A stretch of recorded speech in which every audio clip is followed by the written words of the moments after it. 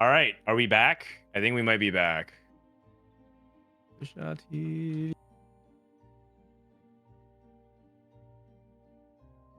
Okay, I think we're back. So, hello everybody.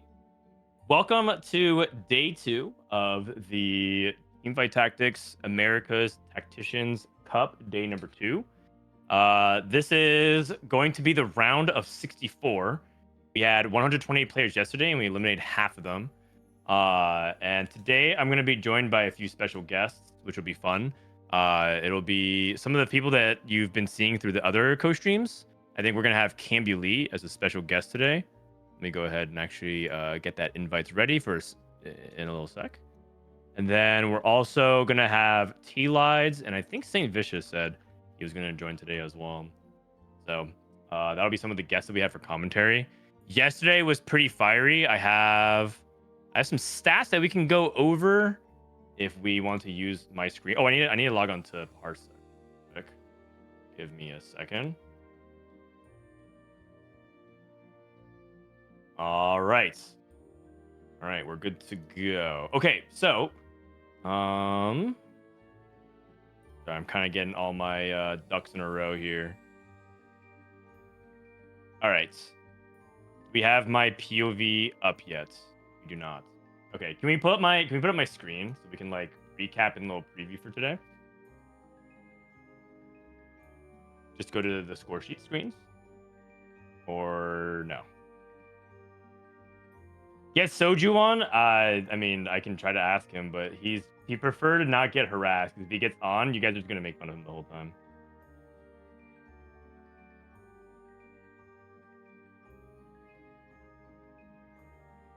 Hello. Let me ask them again. Hello, can we switch to my PC view? Sorry, I'm just waiting. I'm waiting for them to switch to my PC view. Can you coach me? I'm in the middle of something right now, young shonen, but maybe later. Oh wait, I have to stream my view on Discord. Oh, that's right. Here we go. All right, I think we got it now. All right, boom. Okay, so yesterday for day 1 standings, we had 3 players who stood out. We had Keynes, Prestivan, Filup, Tleyds, Vicious, Dishsoap, Keyun, and Degree, Milk, Ramkev, and all these players did well, but 3 players dropped 40 bombs. Keynes, Prestivan, and Filup had a great day. So that's something to pay attention to for today. See if they can keep that momentum. But we also had like a lot of really well-known players continue to advance. So if you follow NA, for example, Aesah is a player who also made a pretty good run alongside Rainplosion. In the top 16, we had some other players from different regions. Like BO has made it to Worlds before. I believe it was last set or the set before that. Vicious was like a LATAM player who's been destroying his own ladder, so it's good to see them do well. Ego Illusions, well considered to be one of the top Brazilian players for basically quite some time now. And then other people that are notable: Rereplay, world champion from set 8. Me, first to Wraith, the winner of the previous cup. So he's back. He doesn't actually have to play in this tournament, but he decided to come back and try his best. We have Darth Noob, top ladder player, who is kind of continued to keep his momentum up. Like, Darth is just a player that people rate very highly because he also played every reroll game. I think he rerolled every single game here except for one. And the one game where he didn't reroll, he went 8th. So we'll see if he busts out more reroll tech. Ramblinnn, a player who was doing kind of weak in the first half. You might know Ramblinnn because he's usually joining me on my co-streams, but he ended up clutching with like a 1-1 at the very end to make it through. Guubums had to clutch the other half of the day as well. Like, his first half was not very good. Let me see who else are some notable names. Spencer from North America. Altenahue, top LATAM player, made it to 3 world championships as well for LATAM. He's kind of actually struggled in the past 2 cups that we've watched him, so good to see him kind of back and advancing through. Wasianiverson from North America made to set 8, set 9, set 11 worlds. So this guy's definitely been crushing it lately overall in competition, but he somewhat been burnt out lately on TFT. So I wasn't sure if he would be able to like kind of get into the form that he wants to be in, but I'm glad that he clutched it out in the last game. Most notably, Wasianiverson yesterday beat a 3-star Olaf with Callista 2 and Rakan 2 in order to clutch out a second place, which ended up being the 1 point difference for him to advance. If you guys remember watching at the end of yesterday, it was pretty crazy. Some names that we lost along the way. We lost Relic, one of LATAM North's best players, if not the best. Toronto Tokyo, Worlds player from set 9. Mbappe, Worlds player from, I believe, set 5. Tleyds, set 9 Worlds player. Babzera, #1 QP earner, Worlds player from set 11. Slooper, Lucas, right? These are all players that I've mentioned who have made it to Worlds before. Kuramex, 2-time World finalist. Kuram actually has a really, really sad sad finish, as he started off really hot with a 1-2, then went 8-5-8-8.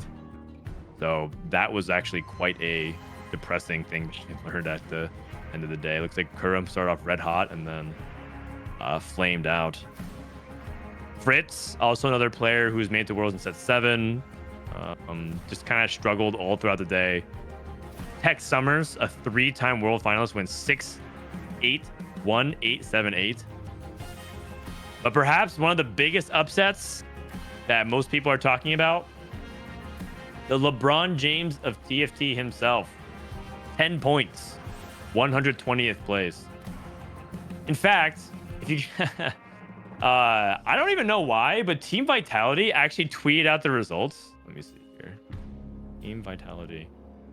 Wait, Noah Lyles is repping 100 Thieves. Okay. Vitality actually tweeted out the results from yesterday. Day 1 of the competition is over for our TFT players. Here's a roundup. Precedent 41, Milk 37, Toronto Tokyo 26, and K3 Soju at 10 points.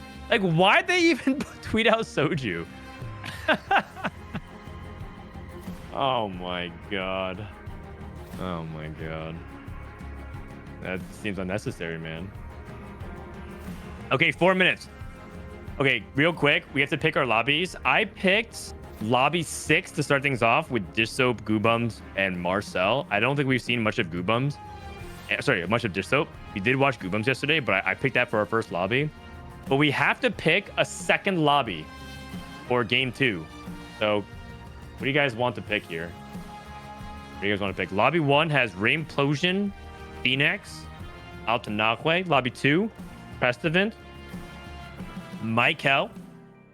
2 of the headliners there. Lobby 3, Filup, Robin, and then some other international stars like Bio and Ego. Lobby 4, Aesah, Wasianiverson.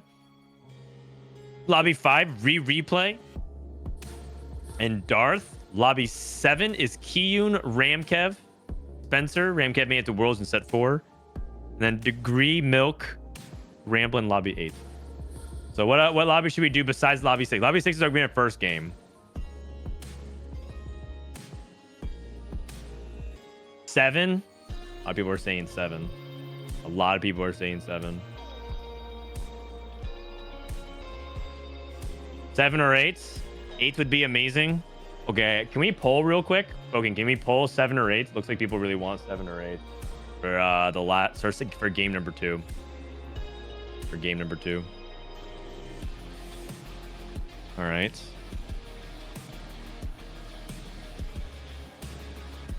In the meantime, let's take a look at some stats. This is the stats from EU. Let me see if I can zoom in real quick. At number 1, we have Fairy Callista at 4.1 average. Whew. 25% pick rate. That means on average 2 people are playing it per lobby, which is lower than I thought it would be.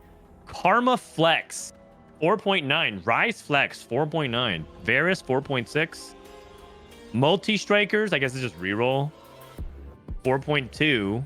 Frost Varus 4.2. Honey 4.4. Blaster reroll 4.6. Frost.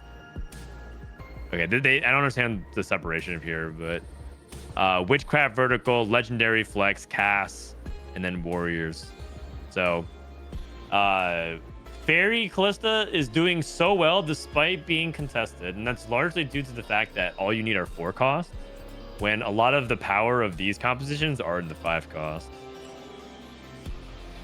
All these games are at once? Yes. Yes. The way tournaments work is that all 8 lobbies are going to be playing at the same time. By the way, the points for the voting, it looks like it's very close between 7 and 8.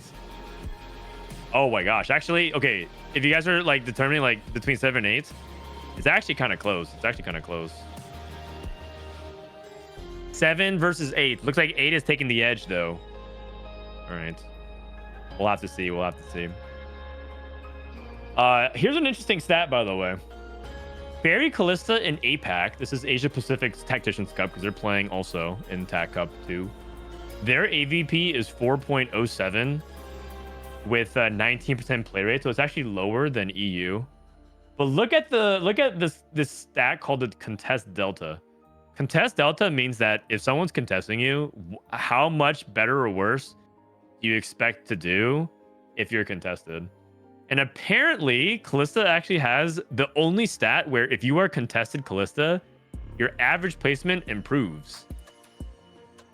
Which is shocking because that literally does not make sense. If you are contested multi-strikers, your average placement lowers by 2. If you're contested Ziggs, your average placement lowers by 3. If you're contested on shapeshifters, your placement drops by 5 placements. Right? Karma Olaf 3. If you contest Callista, your average in placement improves by 1.6. That's that is something. That is something. That is a statistic that boggles my mind. I'm not entirely sure if the stat is even it could be one of those things where the stat is just not correctly calculated, but some food for thought. Some food for thought. Here's a play that I hope you guys appreciate. Oh, wait, are we in game? Wait, what? Hold on, we're in game. What's up? Holy cow. All right.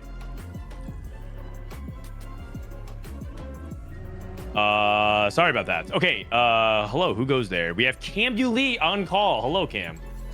Hey. Okay, I'm gonna turn down my sound just a little bit here. All right, so Cambulee, welcome to the call. Glad to have you. Why don't you introduce yourself in case no one has seen you before? I don't know. I'm Cam. I just play TFT. That's it. All right, there it is. Great intro. Okay, since apparently he's too humble to introduce himself, Cambulee's been a long-time competitor. He was one of the top qualifier points earners from last set. Is last set your first regionals? Yeah. Okay, and First so regionals last set. It was his first regionals last set, but he made quite a splash, and so he's been kind of on the ascent. A little bit of a rough Tactician's trials, but we're glad to have you here on the Tactician's Cup. All right, so we're on Golden Finale. Golden Finale is kind of a tame portal for the most part. Like, nothing's really happening. So I think for the most part, this is basically like no portal. Unless I'm missing something and there's like some gold augments you can play for at 4-2. I don't think there is. I feel like, I mean, I always like to stand on the nothing portals. Like I like Golden Finale. I think it's pretty chill. Yeah, Golden Finale, we'll see. Like nothing really, I think nothing really comes up for the most part unless you're trying to play for like a crest or something like that. Taking a look at early game openers. I don't really see a lot of bows or rods. So I wonder if this is going to be one of those situations where people are recognizing that other people don't have good Callista spots and try to play it anyways. Ooh, this will get to Blitzcrank 2. All right, we get Silver start here. Precise planning, really, really strong Silver augments. Oh, Dominus hits a Shyvana 2. This guy's board looks hella good. I think there's a good chance he'll 5 streak. Yeah, I think this Shyvana Nomsy package on stage 2 is actually just so good. Do you need to have Shyvana too? I mean, you definitely don't need Shyvana 2, but I mean, Shyvana 2 is like just insanely tanky. She does like so much damage. Also, like she's probably top damage every fight. Yeah, and I think Like that she also the holds items really well too. yeah, she can kind of hold anything. Like she can low-key hold like melee carry items like BT and stuff. Yeah, I agree. She can hold like melee items. She can hold tank items. I've seen people put like just straight up carry items on her as well. Yeah. Okay, so looking at people start here, we got Band of Thieves, and this is on Twitch. So me first Wraith, just trying to play as much tempo as possible. Most of the time, people here in these silvers can take econ or as much tempo as they can. It's a Nomsy too. Okay, so these openers look pretty good. Dominus has at least 2 as well, so looking really, really good.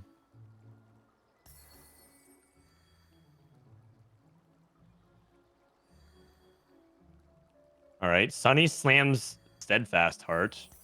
I guess it's just because he's playing Silver Spoon, so he wants to try and streak as much as he can. So Steadfast Heart is not something like an item you're like super excited to slam. It also kind of makes me feel like he leans a little bit more towards AP.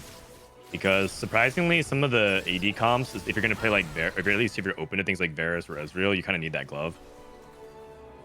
Yeah, I think his spot might get kind of dicey if he faces Dominus and loses, because he's Silver Spoon, so he's level 5, but his board's kind of weak. Like he's just playing Ashe, no synergy, Seraphine, no synergy. I feel like he would lose to Dominus if he fought him. And he's kind of at the mercy of Krugs. Like whatever components he gets, he just has to play it. So Yeah, exactly. Okay, so we got combat bandages. Talk to me about combat bandages. Is it significantly weaker since they nerf it? Because obviously before the B patch it was like insane, and now I still see people taking it at 2-1. And is it like, just talk to me about like whether or not you feel like this is a good pick, or is this like a pick he had to because there's nothing else better? I think it's like a fine pick. I feel like, I mean, I don't actually know the stats, but I'm pretty sure it's like pretty close to a 4.5. So like if you have a strong board, you can definitely take it. Mm-hmm. If you have nothing else to take, it's fine to take it. But it's definitely not like unskippable. Like you could definitely skip it if you have something else to take for sure. Yeah, I also think it makes sense based on like the dynamics of your board. You have upgraded frontline. You can take things like combat bandages, get a little bit more value off of it. Yeah. Okay, Dishsoap on a 2 loss. Trying to get some precise planning value. He has open tier. I know Dishsoap's been playing a little bit more AP. There's a bow on a Hecarim and a Swain. Oh yeah, I'm Bow's kind of instantly expecting him gone. to play Honey here, because I think he had 6 blitzes on 2-1. Oh wow. Okay. Yeah, you're right. He is playing 3 Honey as well at the moment. So what do you think about the Ziggs comp? I honestly do not have that many reps on it, but I've played it like 1 or 2 times, and it feels really strong if you can just like get some good items and hit stuff on tempo, because like Blitz is just really good. Well, maybe he's not playing actually. He's only 3 Blitz. Yeah, he has 3 Blitz. He does have this bow. He has also leveling. Okay, it's probably not Yeah, then. he leveled. Okay. So he levels, so he doesn't have the low level odds anymore. New John's at 50 gold. Holy cow. Wait, how's he at 50 Oh, already? I guess it was a gold opener, but still, that's I mean, crazy. gold opener, iron assets. He's like not playing any units. That's kind of crazy though. Yeah. I mean, he's just holding the anvil, also. I don't hate it. Right. I think this makes me think that he is going to try to angle into Callista, because I feel like the full open with the bow at the moment, the anvil, he's just waiting to see if he gets dropped like a second bow and he doesn't need a third one. But it could be entirely possible he drops like 2 rods and then he takes a second bow. Okay, Dishsoap turns around his loose streak, but he's still getting precise planning value. Takes 30. Someone said, why did Dishsoap pump to 5 off a 3 loss? Is he trying to 7 streak stage 3? So like usually when people 3 loss and they go to 5 on 2-5, it's because they are like scouting their matchups and somebody's open for it. So like since Newjohn's, he's basically full selling his board, and Dishsoap knows that he's like he can't full sell his board because he wants to keep the blitz. He's like just gonna try and win the last 2 rounds. Because like if he keeps a weak board on level 4 and wins 2-5 against Newjohn's, then his stage 2 is gonna be like completely screwed. Yeah, and I think that's a pretty advanced play. I think a lot of people overvalue 5 losing in general and also 4 lossing. If you actually look at the streak, it's 2 to 4. So it's not like he gets anything particularly benefit from getting that 4 loss. So you might as well just try to see if you can win 2. That being said, it does not look like he's winning 2, unfortunately. So kind of a disaster scenario for Dishsoap, but I don't dislike leveling there at 2-5. I mean, he's still making 40. I don't think he lost too much gold from leveling.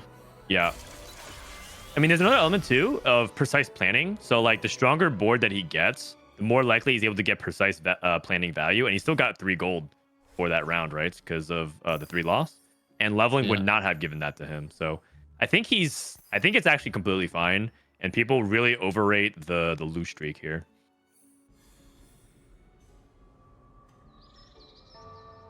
I'm kind of surprised nobody 5 streak. I wonder who Dominus lost to. I guess Lost to Guubums.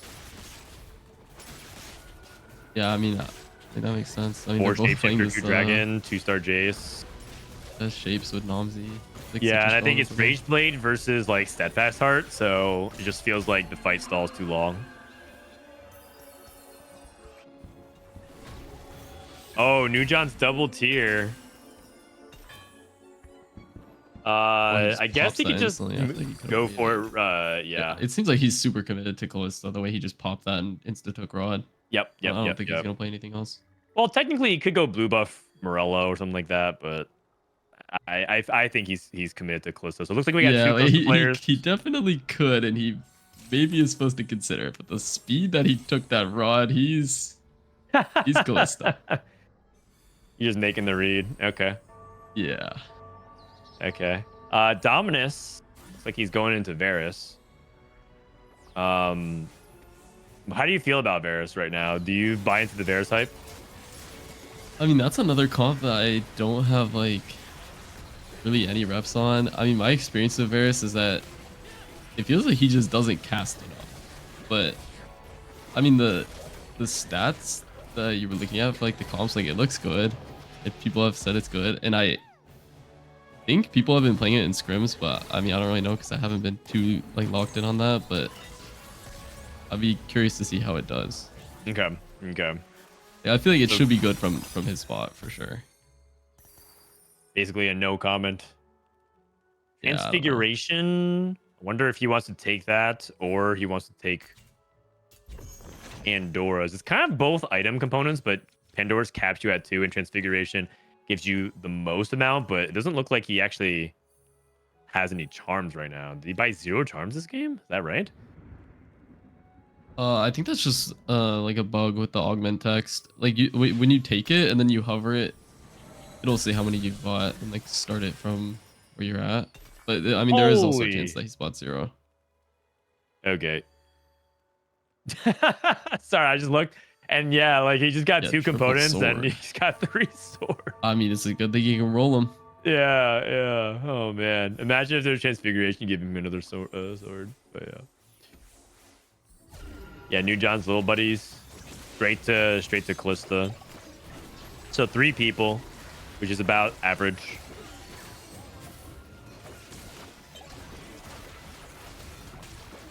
This Zig's doing a lot of damage on the back line. Dishsoap's actually kind of winning a little too hard for what he wants. He actually wants to win by fewer units, but Newjohn's is like basically full open still. Yeah. All right, let's take a quick look at everyone's pick here at 3-2. So we got Avenge the Fallen for Dominus with a lot of upgrades. Kog'Maw 2, Nomsy 2, Shimano 2. Wow. Okay. Me first Wraith, big grab back. Oh, we have 2 Varus players. Look at this. 2 people saying Shojin. Lost Whisper, okay. Guubums with mentorship. Is mentorship actually okay, despite the fact that you're playing around 4 costs for a while, so it's going to be hard to get mentorship value onto Rakan? Yeah, it's kind of. I think in the stats for that comp, it's like solid but not great. I mean, you really just need to hit the 5 costs, and then it becomes good. Like Camille or Morgana for frontline, and then Milio to give mentorship to your Kalista. Yeah. Yeah, that makes sense. But I mean, he's like decently rich. I mean, actually, he's not really that rich, but in combat's combat, I guess. Okay, He might be in a tough takes spot if he Epoch. can't hit anything though. Yeah, and Sunny missed that real quick. No Kalista, no Rakan on Carousel. New John's running a little bit out of time on his HP count, but he's gonna try to stabilize at, around like 25 HP or so. 20 and 25. Yeah, I feel like his. Yeah, I don't know what his board looks like, but he's losing a lot. Yeah, I mean, it's pretty standard for the 10 loss player, because I've seen a lot of people do this, but they usually play it from like double down or some like. Yeah, like double down is like the classic. Yeah. Looking a little bit sus at the moment, but we'll see. As a second bow ready to go. Alonx took branching out, got preserver +1, so this is karma leaning. Yeah. And then Sunny took Archangel's long distance pals. Wow. Yeah, forced into LDP. I'm assuming he just didn't really have any options. He got Zephyr. LDP is just not very good in these comps usually. Yeah, I mean, I would assume he's playing Rise.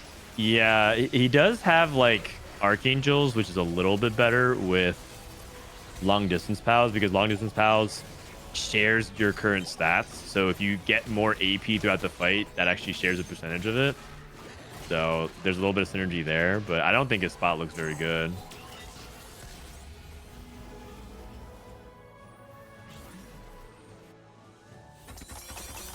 And Dishsoap still kind of threading the needle here. Like, he's still very much between Karma and Rise. I think he's leaning Rise, but his itemization is like so generic. He does have tier. He has tier on his bench right now, so I guess this is like the big decision, right? Yeah. If he skips this, he's probably just looking to play Rise completely.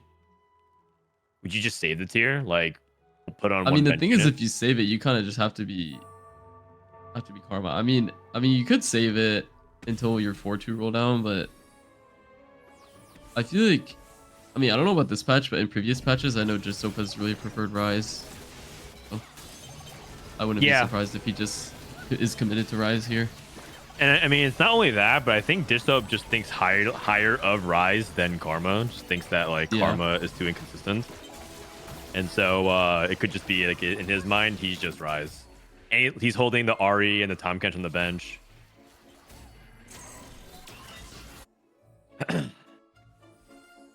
Taking a look at Marcel's spot. This is another Varus player. I actually don't know what Marcel is. Is he going for Varus as well? I think he has to be. I mean, this might end up being a little bit sketchy for like all of the Varus players, because we have 3-way Varus. Is that right? Is that okay? There's. I mean, we're about to see how strong this comp is. There's no way it's good enough for 3. There's no way all 3 of them are gonna hit, and we'll see how it does. Oh my gosh.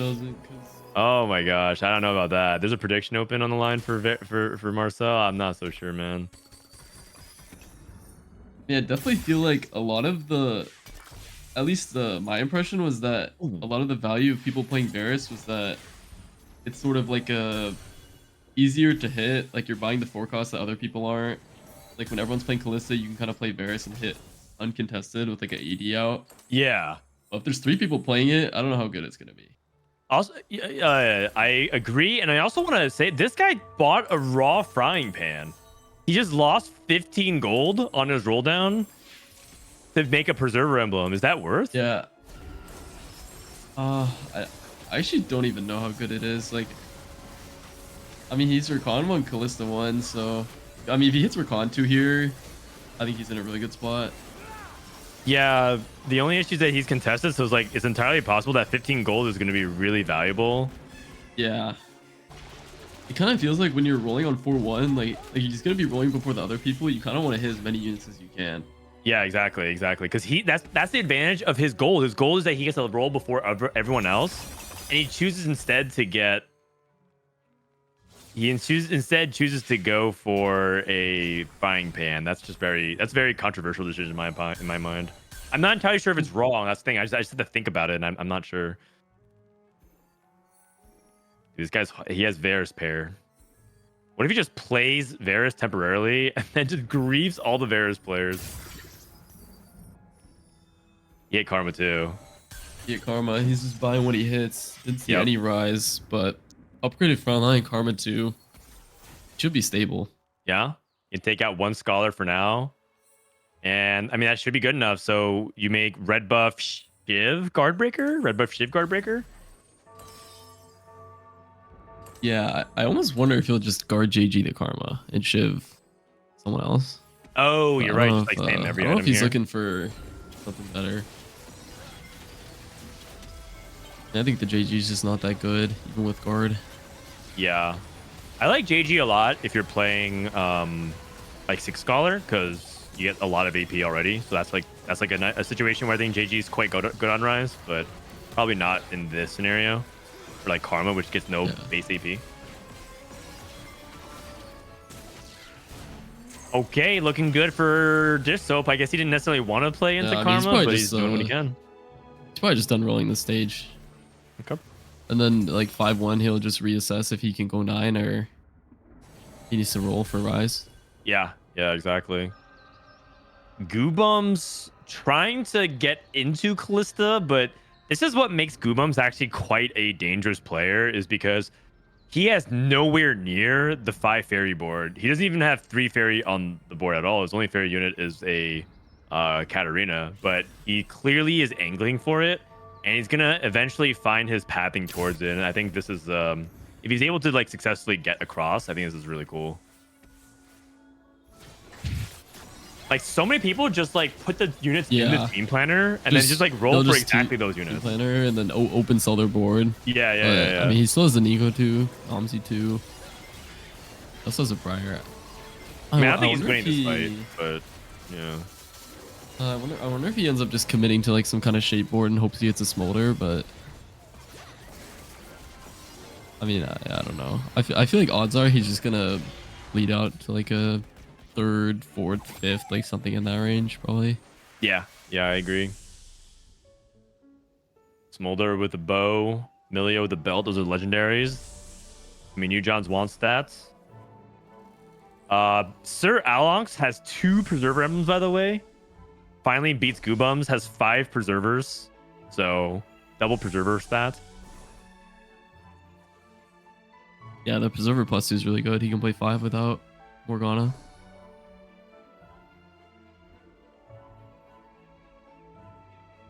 Let's just do like a lobby check and see what's going on New John here. just hit Callista too.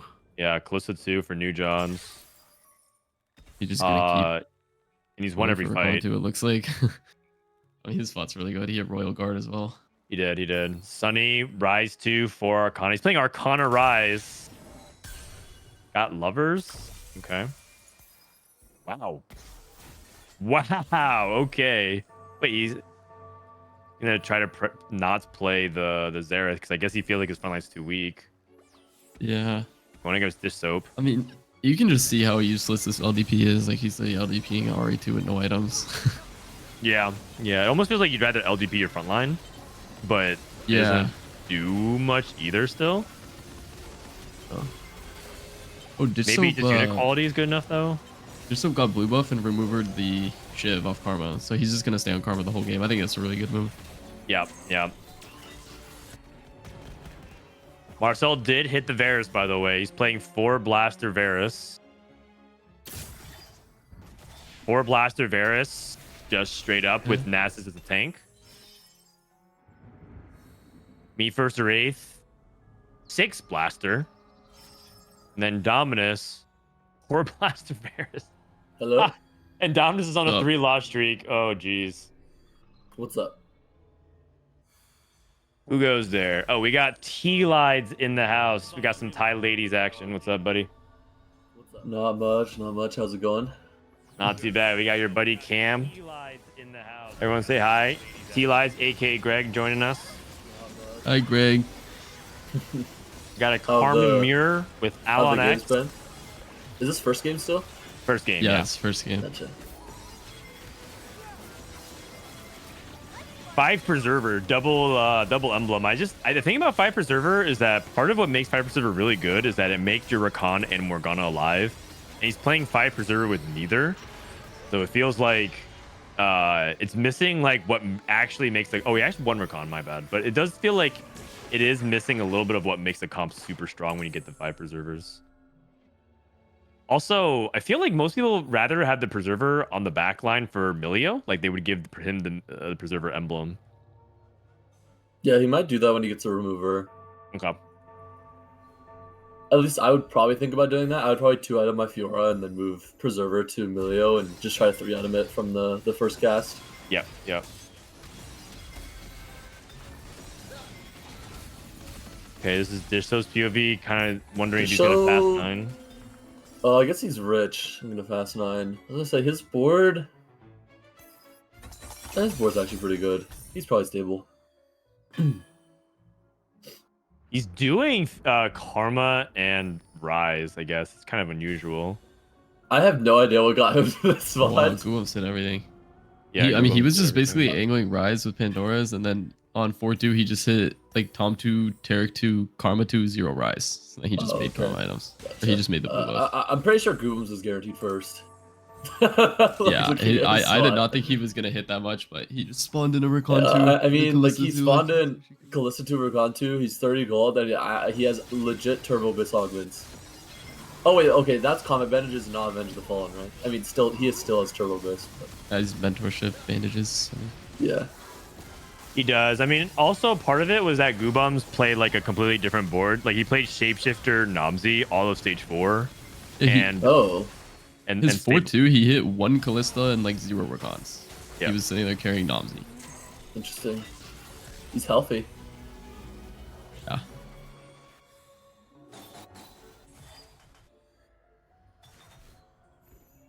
Okay, Dominus still struggling to get this Varus 2 online. Dishsoap looks like he's okay-ish for now. Marcel still rolling down. I feel like 4 Blaster Varus does fall off though without like the Arcana. Like this is, I think, like sort of the low roll version of Varus. Yeah, I think I only like I've seen Marcel play this on ladder. Just like I've just noticed, and he seems to like prioritize playing a lot of blasters. But I only really like playing 4 blasters if you hit a smolder. And then I usually will play more Arcanas if you can. But I mean, I wonder what his reasoning is. Must have just missed. Yeah, I don't know. I mean, he is Ezreal 2 way 2. Probably just wants to play the upgraded units. I don't even know if it's better though. Yeah, I'm thinking his spot is looking pretty bad. I think that the problem with 4 blasters, I think just Ezreal and Hui don't do enough. Yep. And they actually don't even contribute that much more of a damage boost. Yeah. I think like, I mean, 6 blasters such a big spike. You would always play it if you have a +1. I think. But more than often, I feel like you're just supposed to lean more into the Arcana because it's just so much utility. Whether or not you want to give AD or like a lot of HP to your front line to stall for your Varus cast. That makes sense to me. I mean, this is looking pretty good for Dishsoap so far, though. Like, honestly, I'm pretty impressed that he's able to kind of flex between the lines here and still find a way to get into, like, kind of the Rise board that he wanted to. Yeah, I feel like he is just stat checking everyone right now. Like, he has so many upgrades, and it seems like people just can't get through his front line. Yeah. Yeah, Tom Kench too. Arcana, he's Arcanaing the Tom Kench, right? Yeah. HP, yeah. Yeah, so much HP on his board. Like, his Tom Kench is almost always casting twice, which is a big deal. All right, Marcel loses. Sunny's dead. Alan is dead. Marcel's probably gonna bleed out into a 6th tier. I would assume. What is New John's playing? New John's is playing the Callisto board. Oh, okay. He's like 10 lost in the Callisto, I'm pretty sure. Oh, okay. Actually, he might have. I don't know if it was 10. But it was definitely at least. I think it was close to 10, 9. but yeah. It might have been 9 loss. Kind of looks like it's gonna be a Callisto 1-2. Unless Dishsoap can beat either Guubums or New John's. I mean, New John's augments are just insane. He gets a duplicator as well. He's still on level 8 though. The one thing about it is that he needs to actually kind of get to 9, otherwise Guubums will outcap him. Wait, Guubums is still on 8, never mind. Okay, well, if they're not at 9, they're not gonna be able to get to Morgana and cap their board that high. That's a possibility for Dishsoap to outcap them. Yeah.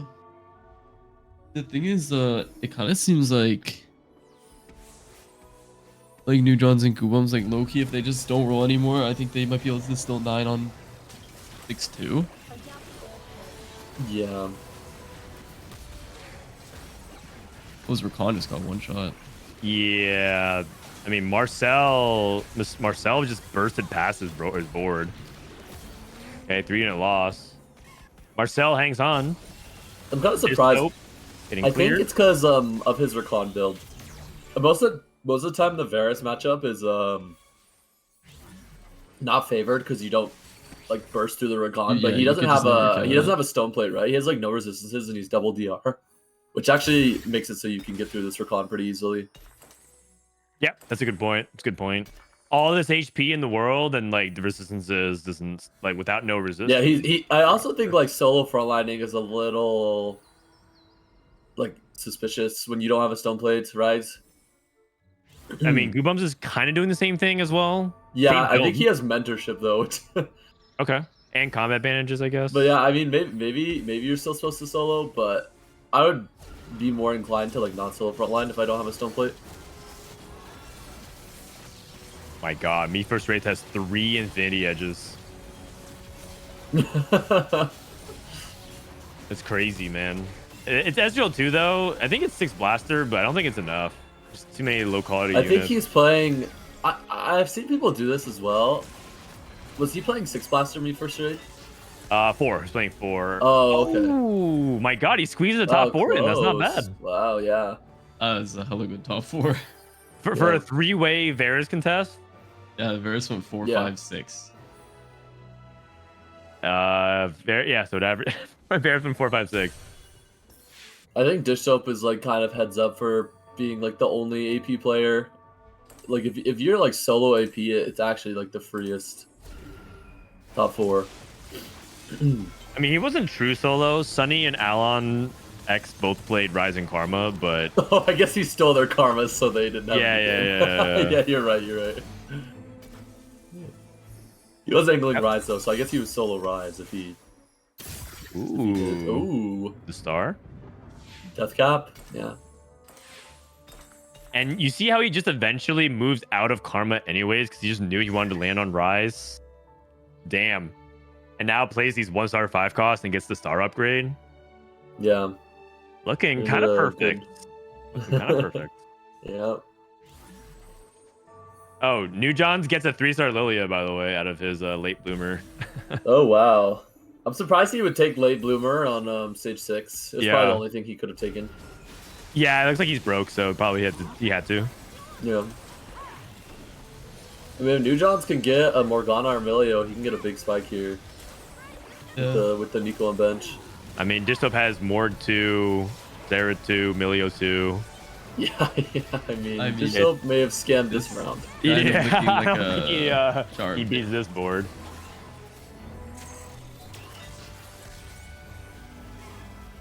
And Guubums on a streak. Guubums finally getting to 9. Next turn, actually, because he's on a streak already. Dishsoap gets Zera 2. I think this Rise matchup actually has it's like a decent 1v1 into the Callista board, because sometimes you can, if you position same side, you can just like kill the Callista before the Rakan. Yeah. Rise is one of the few units that can actually get to the back line. Yeah. It's usually like on second or third cast. Like if you can stall enough for his third cast, he usually will just bypass the Recon and kill the Callista. I mean, he also has Tom Kench stateside, but if you look at a Guubums Tristana, he offset it by 1 so that it's the same distance from Tom, and then it just baited the Tom cast. I think that's really good. Oh. Instead of greeting the mentorship on his Trist, he just wanted to bait. Oh, wow. Just not That's enough very damage. subtle. I mean, that was the diff, really. That's cool. I like that. Just moving the Tristana a little bit off. Okay.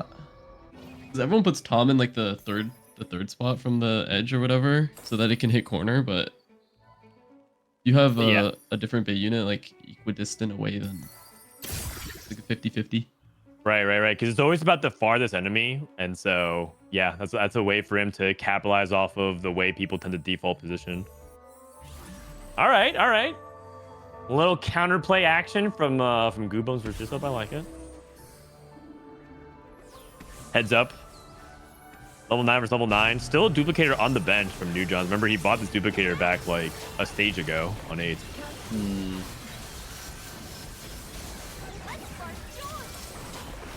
I feel like this Milio Preserver, though, versus Guubums is like stacking so many more items. Yeah, I mean, he has a 3-item Lilia 3 now. He's throwing an animated bench. I don't think Dishsoap actually died to the ghost. Oh, New John. Oh, man. It's a Callisto 1-2, baby. New John, is that a Camille 2 for him? He takes Bramble? Yeah, Camille, Bramble. Yeah. And Bramble not bad in the mirror. It might be worth them. Oh, I think you definitely remove, you probably move Redemption, right? To the Morgana, and then... Ooh, Bramble. I like that. Maybe, you... Or maybe you even Redemption your Lilia, because it's 3-star. Yeah. Earthquake. I mean, if you guys really think about it, though, like, there's only 2 Callista players in the lobby. This is why it's like 3-way Callista is usually what you expect at the minimum. Because 2 players easily could 1-2 in the lobby, for sure.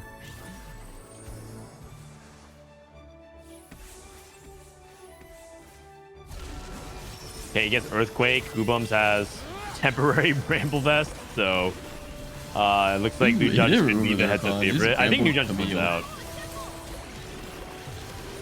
I think New John's combat augments are surprisingly better than Guubums as well. Little Buddy's Royal Guard, yeah, that is also true.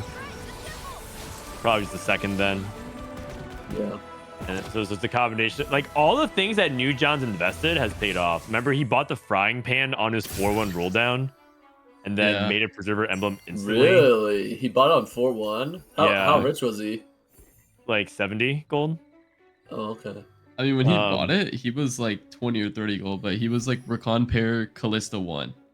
Really? Oh, I would never buy that. He bought it with Coco Bench. Yeah, I mean, okay, it seemed actually, really sketchy, but once he like turned the corner and got his 2-stars, like, yeah, that's why he's winning out.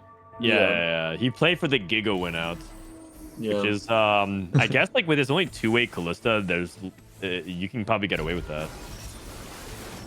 Yeah, I would say it's 2-way Callista and probably 5-way Recon, though. So I'd be worried about hitting Recon, too. Was there a lot of people holding Recons? I guess there was a lot of Varus players. Varus actually doesn't hold Recon. Exactly. I think the 3 Varus players just so happened to, like, really feed into, like, making that play. Yeah, I think it was just him, Guubums, and then Sir Alonx was playing Karma Preservers, but he ended up dying really early. All right. That's the game number 1 to New Johns. Trying to see if I can take a look at the other PC here. Looks like we are watching the we're watching the multi-stream. Let's see if we can catch other people's actions. Can we look at Rainplosion, for example, in the top left and see her game? Okay, so Rainplosion top 2 right now with Phoenix.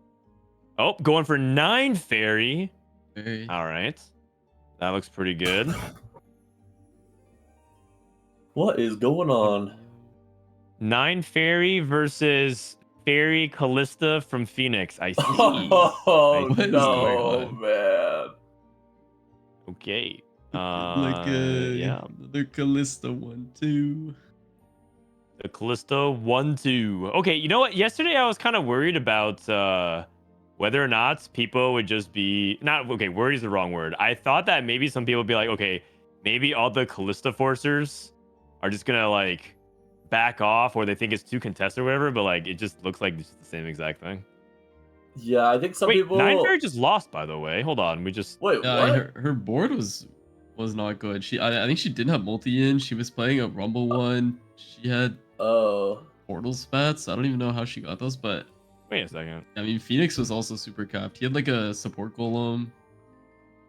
He was really strong as well. Oh, degree with the Wukong Jinx. Okay, Wukong 3, Jinx 3 versus Bard 3. Varus. Milk 3rd. Yeah. Junglebook's is gonna win this game. Fish Bones Varus. Yeah. Oh, Prior wow. to. Kind of unfortunate this- Briar TG for degree. Yeah. I think this board is like significantly better than like the 4 blaster variant, right? You can just play all the good units. I mean, obviously he's level 9, but I think even if you hit any of these 1-star on 8, you can just slot them out for blasters. Looks like Varus went 1-4 in this lobby, and then Witchcraft went 3rd. So Fairy did not top 4 this lobby. Interesting. Okay, good to know. Good to know.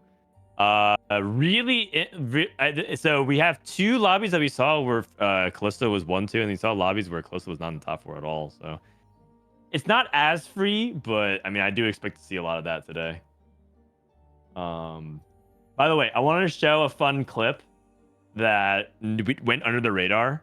I apologize for the resolution ahead of time, but I just want to set the stage. If you thought that 9 Fairy losing was crazy, this is a 9 Fairy setup for one of our players yesterday, Pachu. He's at 4 HP, and he's like, okay, I hit 9 Fairy.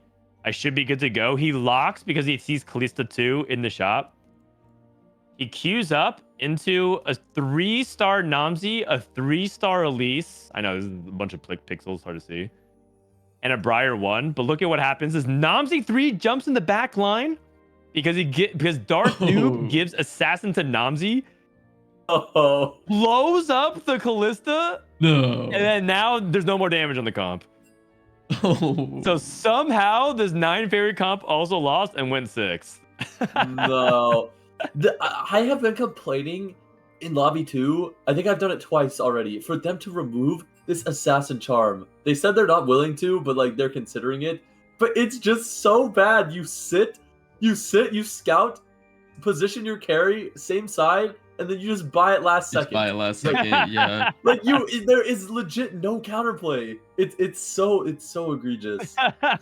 But like in a way, it's like the only way you can deal with Callisto. So isn't it kind of a necessary evil dispatch? Yeah, I guess so. All right. Well, I thought that was funny. I mean, at least. that's actually yesterday. just like a 5 placement dip. Like that is so. Yeah, it's 5 placements for a 2 Wait, gold did charm. he, or did they end up making it to today? Pachu, let me actually check. Please don't tell me it was a 5 placement div. I'm gonna go ahead and Google. Oh, why is that looking like it might be a 5 placement dip? Oh, I mean, yeah. Like if it was, if you got +5 placements, you would have gotten 27, and who knows? And he would have had first tiebreaker. Yeah, maybe. yeah. Who knows? It's actually. I mean, that is Oh unfortunate, man, but that's brutal. I mean, that's 2 nothing gold. that they could have done pretty much. So 2 gold charm diff. GG's. All right. We have stats from day 1. If you guys want to look, this is some stats from day 1 of Man, the cup. whoever said Varus on Don't Talk If You Don't Know was a genius. Oh, thank you. Was it I you? thought Varus was gonna be really. I mean, whoever said Yeah. Callista also is pretty Yeah, smart do too. we Because have that's not a bad pick. we have stats on the Tarek average placement for Filup, or is that one that one's not showing up in the comp data? That one. I mean, Tarek is a little bit hard to parse through this, but yeah. The thing is when like going into a tournament when there's like 2 A-tier comps and 1 S-tier comp, or like maybe 2 S-tier comps, 3 A-tier comps, usually one of the A-tier comps will have the highest average placement just because its play rate is low. And like people will only play it from like good spots. Yeah. Whereas like Callista, I actually think it's impossible for it to have the lowest average placement. Just because people will hard force from bad spots. Yeah, that makes sense. And like if there's 4 people in it, you're gonna have like the 1, 3, 5, 8, and that 8 drags it down like a lot, even if it goes 1, 3, 5, right? So you're right. Because like look at his top 4 rate and his win rate. His win rate's like really high, but his top 4 rate's like barely there. I'm very surprised at the Ziggs reroll stats. Yeah, Ziggs. Oh, yeah, that's actually interesting. I think Ziggs was doing super well in the EMEA stats, if I remember right. Maybe people don't do know have the play EMEA it. stats. This is it. You're right. It's 4.43. Yeah. So significantly worse. Is that because we suck at Ziggs, or is EU like better at Ziggs, or what? I think we might suck at Ziggs. That's what I would guess. We suck at Ziggs. I mean, it could also just be a sample diff. Like, yeah, it could be a sample diff. For sure. Like, there's always layers to these things, and like, the fact that it's like a 1-cost reroll comp means that there's a good chance that on day 1, a lot of the best players will stray away from it. Like, just because like it's kind of a lot of variance. Whereas like if you're Dishsoap and you have a spot to play it, like wouldn't you rather just go with level 8 and play like some AP and just like get your top 4 anyways? Another thing is you're playing against not like you can't really read the other players as well on day 1. And if you think someone might just hard force Ziggs and bully you off of a better spot just because like they don't care. So I think that's like another variable as well, right? Interesting. Well, for what it's worth, by the way, one player in this lobby, Milk, played Ziggs in half his games, and he did very well with it. So we at least have one person who might be going that way. I played Ziggs 1 game yesterday, and I got a 4th. So that's that's pretty good. You brought up the stats. I brought up the average placement. You brought up the average. You did your part. I mean, I think that's what Ziggs does, though. I'm pretty sure Ziggs win rate's like super low, but you just kind of lock in your top 3, top 4, and you get out. Yeah, I mean, I think if you can somehow teleport to 9, you can win with Ziggs. but you need to be 9. Yeah, I mean, I had a pretty insane board. I was playing a ladder game, and I had a pretty insane board, and it was just level 9 4 Arcana Ziggs, and it just cooked me. Like I couldn't even just destroy my front line. If you can get to Xerath duo, like Ziggs snipes backline, Xerath snipes backline, it's mayhem. Or even if because the thing is, even if I did, I actually positioned a way for like my Rise to be the last to die, but it just didn't matter. Like he had so much firepower. Yeah. That's crazy. Okay, Golden Finale, pretty tame again. Start. Looks like people don't want that trainer golems. Silver. Pandora's. Does Degree have any honeys? I would think about like Pandora's honey here. 1 honey. He's got 1 honey. He's a loyal man. Yeah, I would still probably play it if it's untested. I'm a honey believer forever. He also doesn't have any 1-cost upgrades. Like I feel like when you take Pandora's, it's like pretty good to take it when you already have some upgrades on your board. And then you he has pairs though, right? Like he's got to hit 1 surely. Oh, he doesn't have any pairs, actually. No pairs. Pairs. Sorry, I thought the Zillion and Twitch were paired. Yeah, it's all good. It's placebo.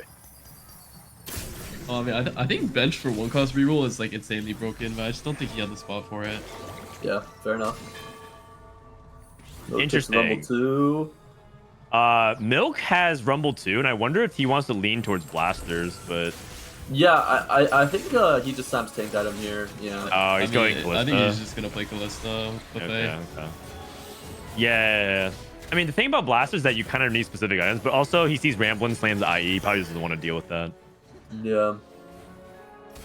I mean, the thing about Buffet is like, you no longer have to give up your HP to like sack for Carousel Prio to play Callista. Right. So he can just play around this Rumble 2.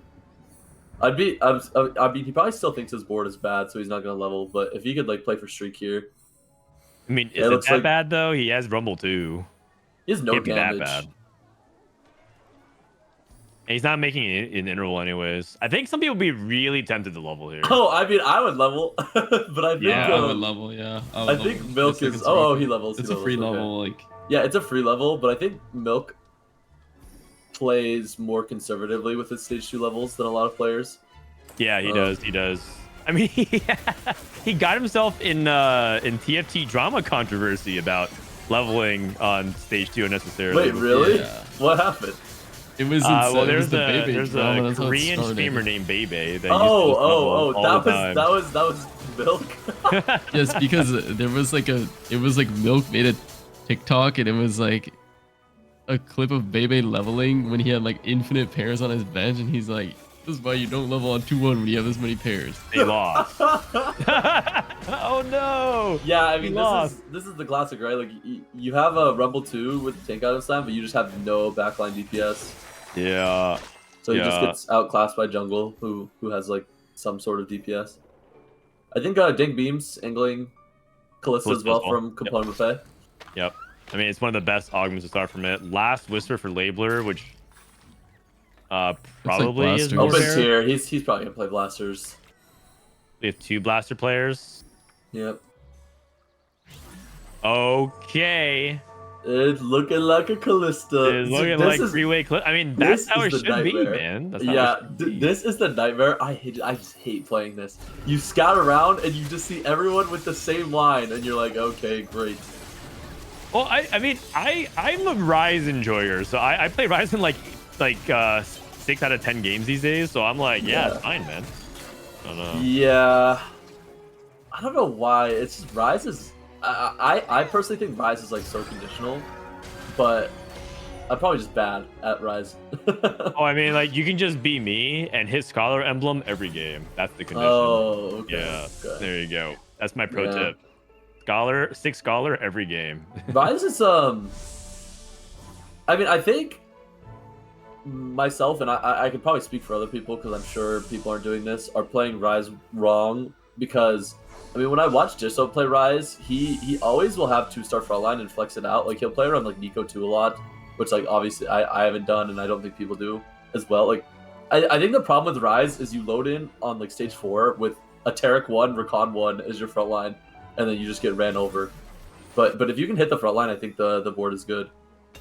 Yeah. I mean, because in the end, what you need to do with Rise to win versus the Callista is isolate the Callista down. Yeah. And they're so willing to, like, a lot of fairy players are willing to play like really cheap 1-star, especially if they play Callista 1 in the back.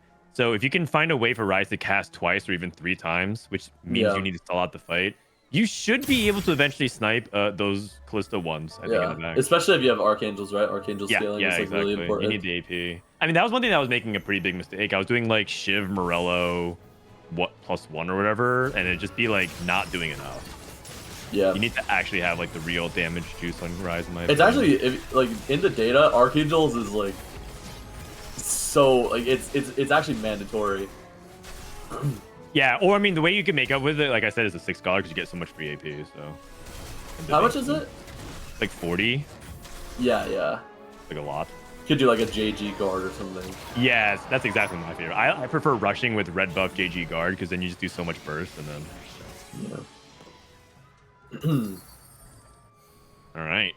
I wonder if Ramblinnn will reroll from his spot. I guess he's pretty high HP. He'll probably just push 8. Yeah, and he's precise planning. Actually, yesterday Ramblinnn played exactly precise planning into Varus, and he cruised into a 4 Arcana Varus first place. Yeah. But granted, he also was high rolling. Like he hit like an early Xerath, and that Xerath gave him the Moon, which improves your 5 cost odds. So then he rolled a bunch on 8 and hit Diana 2 and Xerath on 8, like by the end of stage 5. So Yeah. I mean, an early Xerath is so good. Strictly for those reasons. I had a game exactly like that, where I hit Xerath early, hit the 5 cost charm, and then I had like Smolder 2, Xerath 2, Diana 2 on 8. I mean, 5 costs are just so good in the meta in general right now. They're just Yeah. the thing that I have a hard time evaluating is like, when do you play like a Diana 1 Morgana 1 and you replace some of your 2-stars? Because I see people do that and it feels like it works for them, and then for me it's like 50-50. Oh, really? I'm under the impression that you like never replace Diana 1 unless she has items. I don't think she does anything. Morgana 1 on the other hand, I think could be, like there could be an argument for it because she is like pretty tanky and she does decent damage. She also can like steal units, give you some gold. Like she has utility, whereas like Diana has no utility. I kind of agree with both of those. Like the thing about Diana is like you really want her to get to her second cast for like the chill. But Diana 1, I'm pretty sure she just never cast twice. Yeah, unless you like 3-item her. So then it's like when you invest items, if she doesn't cast twice, then you're actually just like sending these items into the abyss because not getting enough value. I would much rather have like Shen 2 I think or like 2. Yeah, Morgana 1, Briar 1 are both really good. Yeah. Oh, wow. I think Briar, no matter the circumstances, has to be on your board. Like, Yeah, I actually don't care. Yeah. Okay, unless you're playing Kalista, then like you don't need to play Briar, but any other board, I require it. I mean, I do think Briar's pretty insane. So yeah, especially if you have high HP. Like if you have high HP and you hit a Briar, you're just going turbo burst because you can just feed it and turn it into a 2-star Briar anyway. what's like the HP zone you're not feeding her when you hit her like 50s, 40s? No, I'm feeding all the way till 1 life.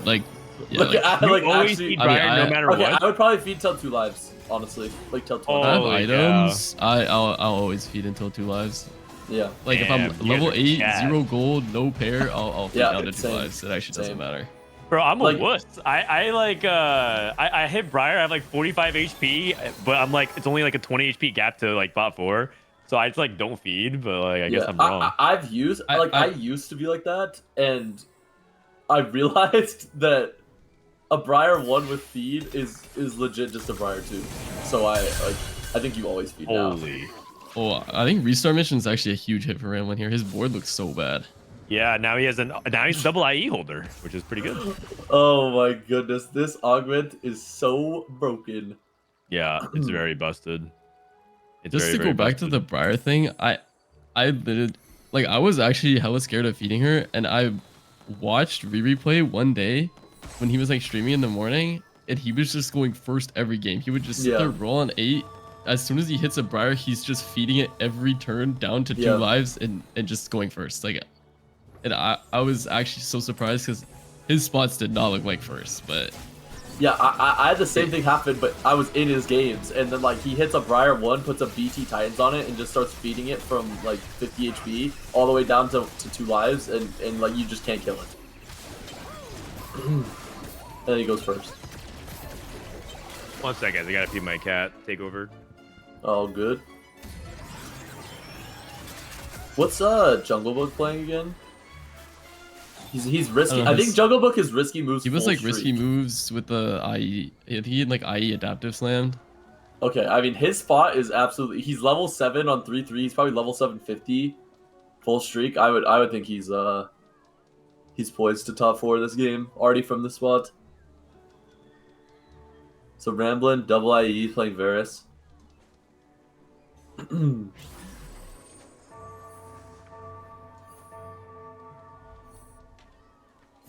Who is Oh no, okay, got it. Is Life's Bad? What is Life's Bad playing? Playing Pyro.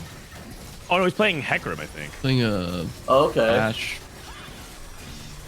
Ash. Wait.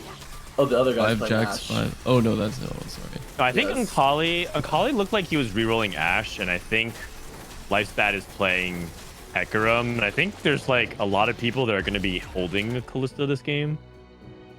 But I don't know if they're playing close to primary. I think this Hecarim line is so strong, but like how I like my read on it was that you're never hitting Hecarim 3, and there's like 4 people playing Kalista, so I feel like it's very hard to lean into this line. Like I would be very nervous to, at least. I would only play it from certain augment conditions, but we'll see how his game goes. If he can hit Kallistas, like his game's very, very good, but it's very hard to hit Kalista nowadays.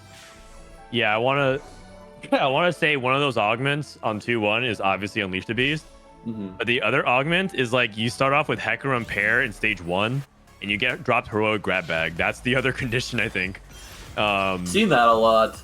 It could, because Heroic Grab Bag actually, I think this might be the first time ever where a reroll comp in the data, Heroic Grab Bag looks good in. In every other reroll comp, it always looks bad. But I think in Hecarim specifically, it looks quite good. I mean, it makes sense. Well, okay, so I think the reason that Heroic Grab Bag is bad in a lot of reroll comps is like you would like Nico your 3 cost and still potentially lose to someone who just had like an insane gold augment, like combat wise. But Hecarim might just be broken enough that like he can't lose if he's 2-starred on stage 2. Yeah, exactly. And has items obviously for it. But... Yeah, obviously. But yeah, I do think that China loves Heroic Grab Bag into like multi-striker, and they like try to lean into either Hecarim or Kassadin. It's like a really common line for them. I haven't played this yet, but I was looking at the data, and apparently BT, Nashor's Titans, Kassadin looks turbo broken. Yeah, Nashor's Titans is like the build plus either like Hodge or BT. Both are good. Yeah. I mean, I'm pretty sure it's like BT. I would not really ever want to build a Hodge just because like BT Titans is so good together. Yeah, it is, but for some reason, I guess maybe it was a low sample size when I was looking at it because it was early patch. But I remember I was watching TSI, and China was they had the choice of BT Hodge, and they kept going Hodge. Really? And I was very surprised, and I looked at the data, and Hodge does look better. So it might just be one of those weird, unintuitive things. Huh? I mean. Like, Kassadin does have some AP scaling, right? Like, he uses AD and AP well. That's why Titans is so good after the change, but... it could also be that, like, if you have BT on Kassadin, you're not... You could use BT on other units, like Hecarim, but you don't really want Hodge on other people, so it's like a way to kill Tyr. Yeah, it's a way to kill Tyr. I mean, Tyr is probably the worst component in the comp, so it makes sense. But I probably would have done the opposite, where I, like, would have Hodged Hecarim and BT Kassadin, but maybe it's just wrong. I mean, I mean, you're a data head, so I mean, feel free to dive into it and get back to me on that. So. Is Junglebook gonna still commit Ballista? Okay, I'm surprised with the Rage Blade Slam because I would have just played Varus. I think he's just tempoing, and he might just like roll for Varus 2 and then like just have a Rage Blade Varus and remove it onto Smolder later. Yeah, exactly. And another glove. Okay. Yeah, Guard Breaker is pretty good. I actually think it looks like he's open to both. Yeah, he's open to both, and I think he'll just roll down here. Both. Which I think is smart. I think playing open is very good. It's a hard roll down though if you're open to both. Yeah. He's just making whatever. It's good so far. It's hitting upgrades, so his bench isn't locked. Yep. Ari. Okay. Skips the Ari. Skipped Rumble. Alright, well. Okay. Callista then, yeah. No multi-striker in. Does he have multi? He gets it in. Nice. Okay, his condition is probably like he had needed to hit Varus too, because Varus 1, as you guys know, is quite impotent on stage 4. So yeah. I think he was probably saying like, I just need to hit this Varus, otherwise I'm Callista. Yeah, he's full streak. He's just trying to play upgrades on his board. He didn't have time to move his fairy item. Yeah, it might cost him. I think probably cost him the round. I think he can win this. Oh, you're right. Yeah, he does. He won. I always believe in the Callista 1v3 when she has a Rage Blade. Oh, Blaster Crest for I think it's an auto take. Yeah. Triple I. Oh my god. No. True Bis Varus.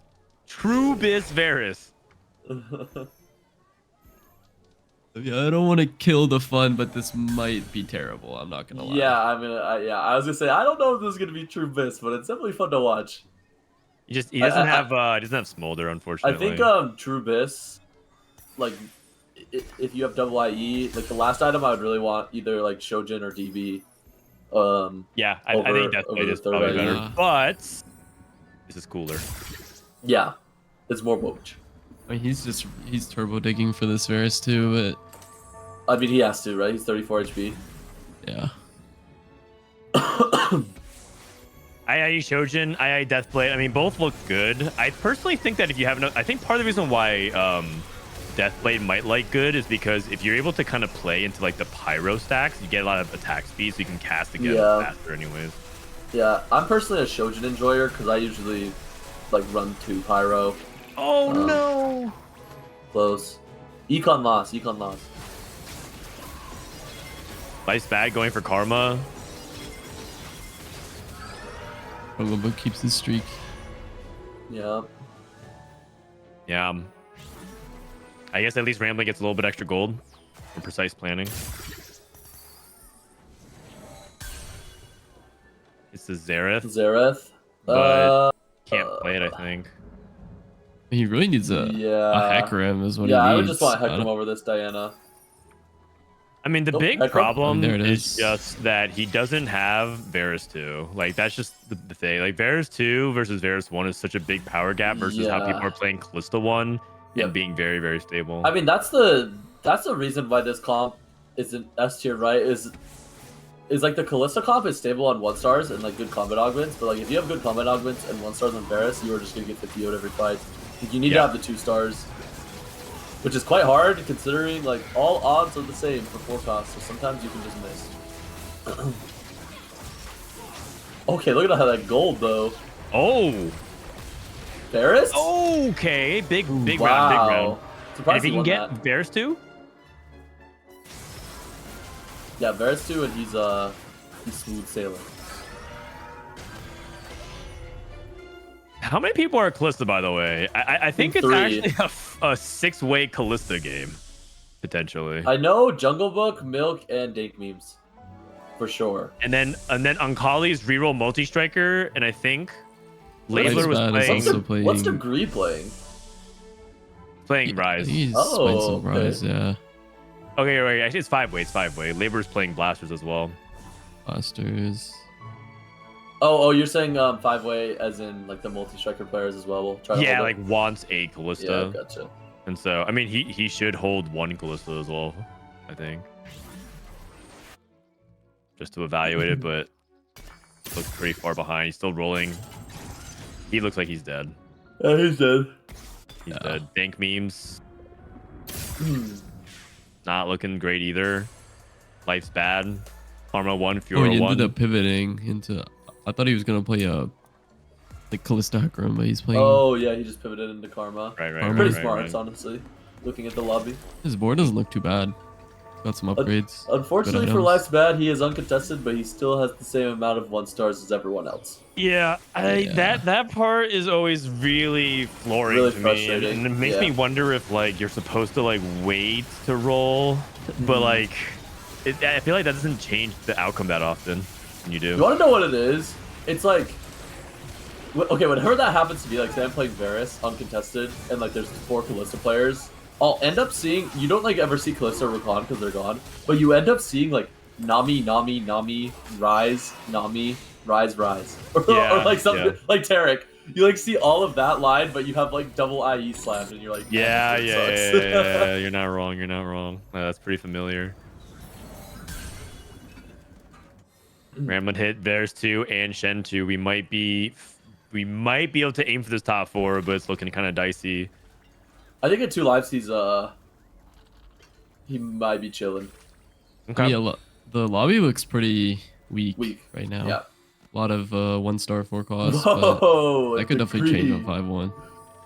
Holy double JG. Rise. Double JG. Whoa, CN Rise? Whoa, the triple I versus double JG. Wait, Ramblinnn third row. Wait, the third row Varus. It's third row, gonna third row. pull the back line here, I think. This Rise is cooked. Oh my. Oh! This whole front line died Oh anyway. my god! Holy fuck. Okay. Holy cow.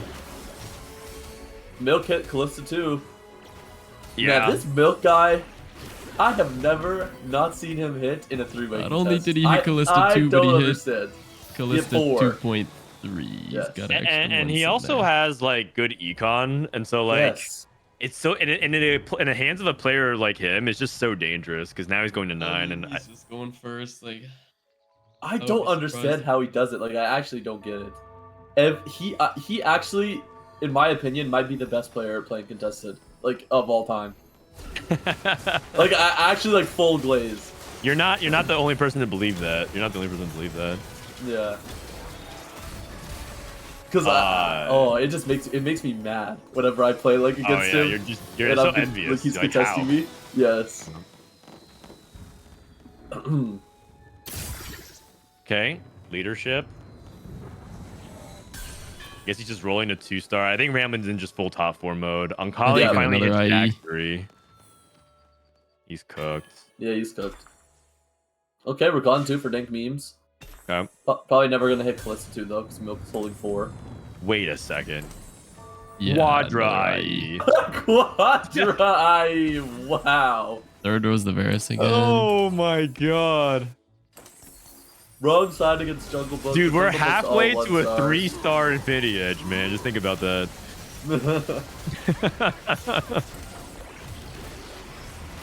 Yeah, Junglebook's going 9. Dude, and Rakan somehow survived the burst. Yeah, see, this is why, like, I'm kind of a Shojin enjoyer. Is this Varus cast so late in the fight?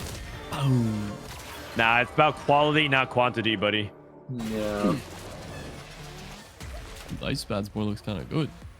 Be it Fiora 2, Karma 2. Yep. He's Yeah, holding that's Callista on bench. Oh no, sorry. He does have Briar on bench. Tleyds is angry.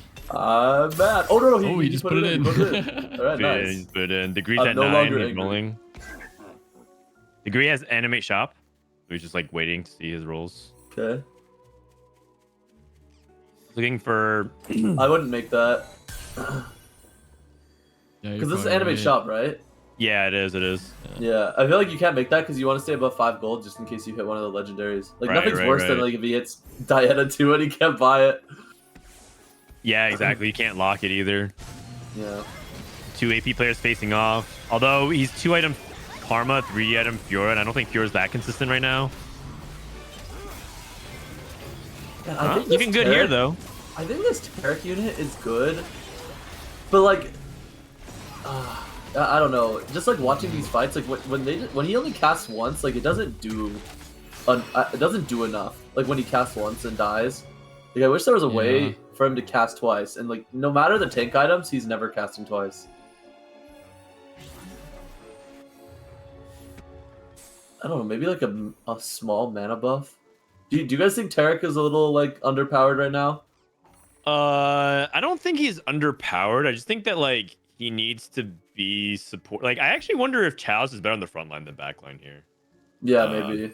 Because like that'll help him with everything that you talked about, and like he can actually play the preserves in the front line. I also think that his rise items are actually like terrible.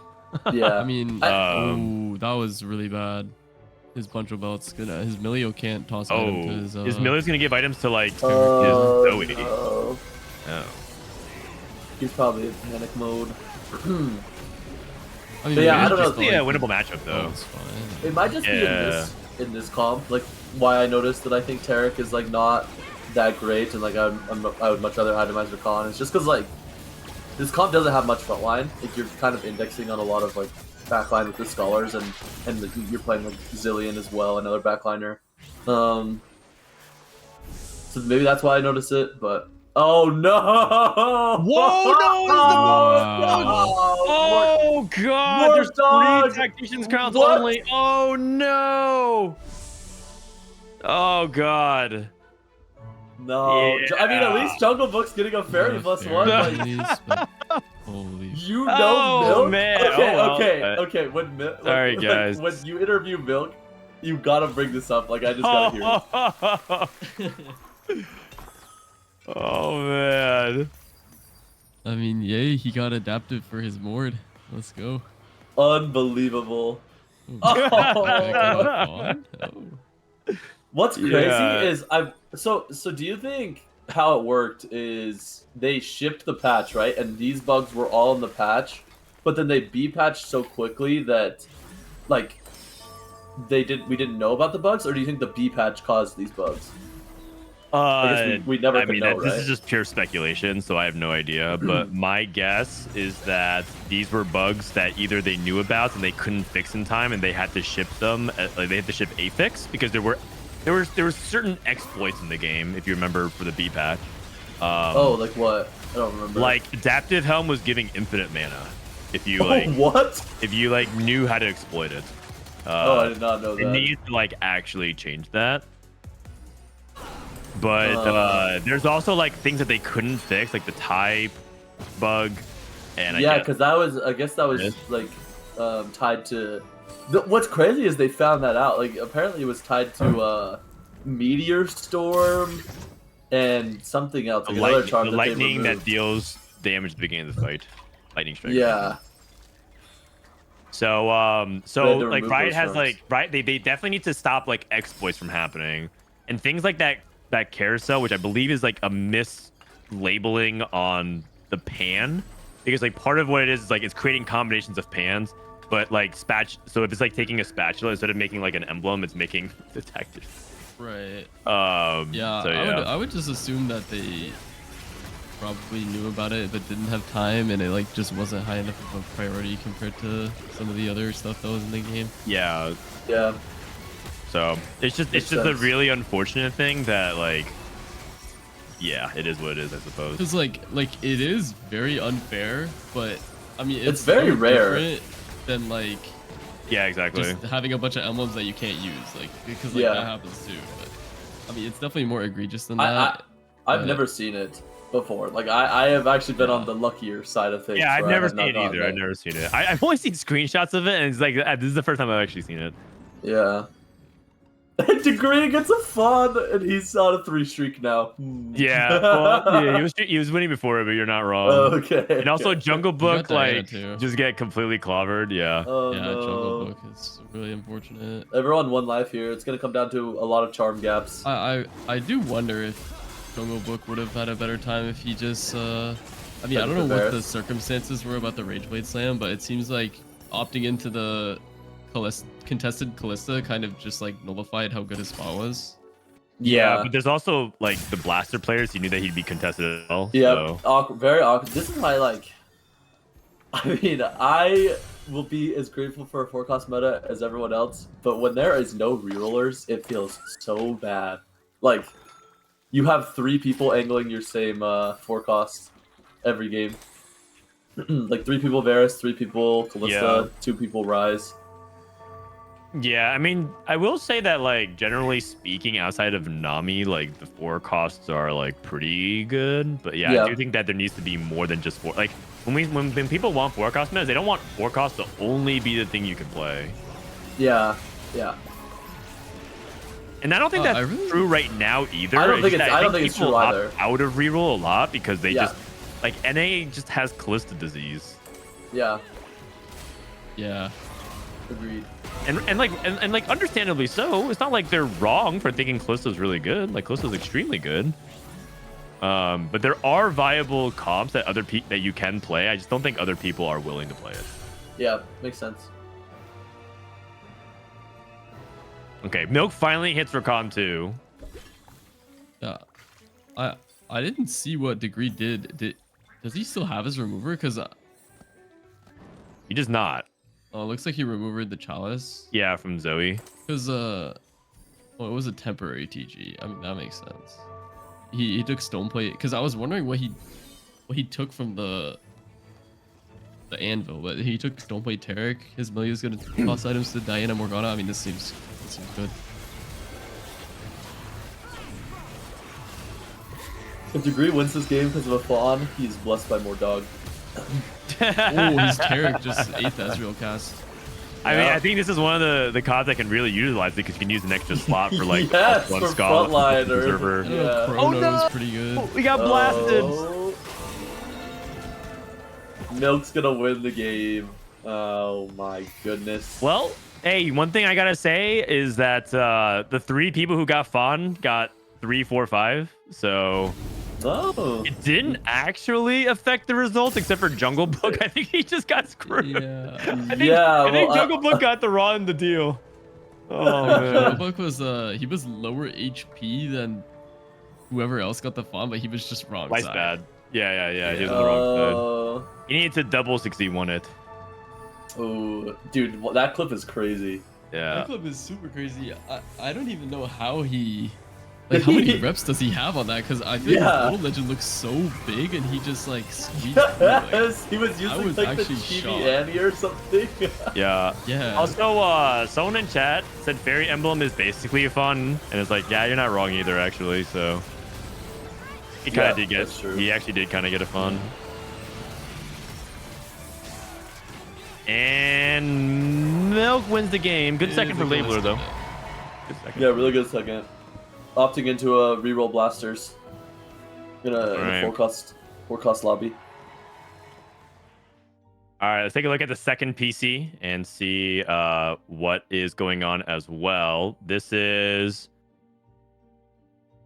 the final two of Aesah and El Golden Versh. Oh, this is Rudyck, sorry. I'm just looking at his POV. We got 7 Fairy, and a lot of people actually say 7 Fairy is bait. Yeah. Looks like we lost the streams for a second temporarily. Why? I mean, in this case, why is 7 Fairy bait, you think? Okay, so I mean I am under that opinion as well, and the reason being is like you're putting an extra fairy item on this Katarina with a Warmog's JG who's probably not doing much late game, and you would much rather just have the 2 items on your main carries, Rakan and Callista, and then just add in utility units such as like Bard and Morgana. Like instead of him playing 7 fairy here, he could be playing 4 Preserver, which is just a lot more healing and mana casting for his backline. So yeah, like I think unless you're playing for Katarina 3, I would never play 7 fairy. Okay. Yeah, I agree with that. Looks like Aesah, by the way, is chasing Taric 3. That's why Rudyck was holding a Taric on his bench. And Aesah gonna win with Rise. By the way, look at the items on our Callista.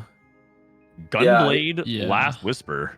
I actually think Preserver... I guess Preserver doesn't do much for that. But like he does have Pumping Up, which is some attack speed. But I mean, it's not enough. You definitely need a Rage Blade. It looks like he must have...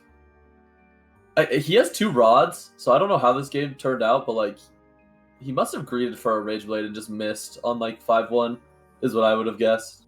Yeah, because like because he did take Fairy Crest on 3-2, so he knew what he needed to play for. Yeah, I mean, I'm assuming he was playing for this on 2-1 from taking Pumping Up. Yeah, that's all good though. Yeah, I mean, I don't know. Without seeing the game, this looks like a strong second. Yeah, like, this looks like strong with second. Callista. Aesah's board Oh is yeah, like second's a pretty lot good. stronger, like a lot stronger. Yeah. Like Omega Abyss Rise, Omega Abyss Diana. Yeah, Omega Abyss Rise, 8 everything. Portal, Diana 2, Nora 2, Taric 2, everything 2. Yeah. And it looks like Roby played Callista, Manchodi played Callista, 2 Varus players, 3 Varus. Okay, I think People got the now we Varus have too many disease. people Yes. overcorrecting for Varus. Yep. Too many people are playing Varus, I think. Yep, I agree. I think people kind of spilled the tech, and people realized they could play anything other than Callista, and now it's overcorrecting. You know who I blame? I blame Tanner. Tanner, for you guys who don't know, he's like CN Frodan. He says, by the way, it seems Varus Flex or Varus 4 Blaster, including Ezreal 3, is rarely being played on NA. On CN server, Varus shares the popularity with 5 Fairy Rakan Callista. It's very top comp. I think NA is sleeping on Varus Kiri. And he tweets a picture of how Varus goes 1, 2, 3, and Callista goes 4, 6, 7, 8. Oh my goodness. And then he tweets a tactics.tool sorting only for NA Challenger of like, okay, oh no, Varus has only played 46 games.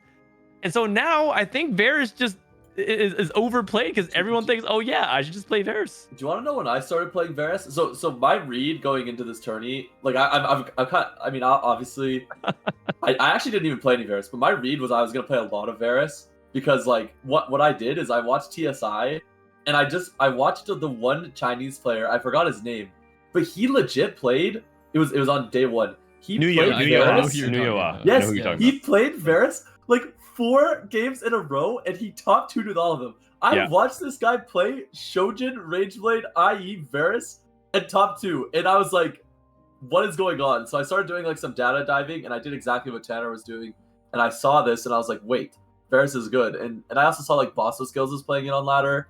So yeah, I think like we were just very behind on catching on to Varus. And ever since like it was whipped out in tournament and people have caught on, yeah, now it looks like it's an overcorrection.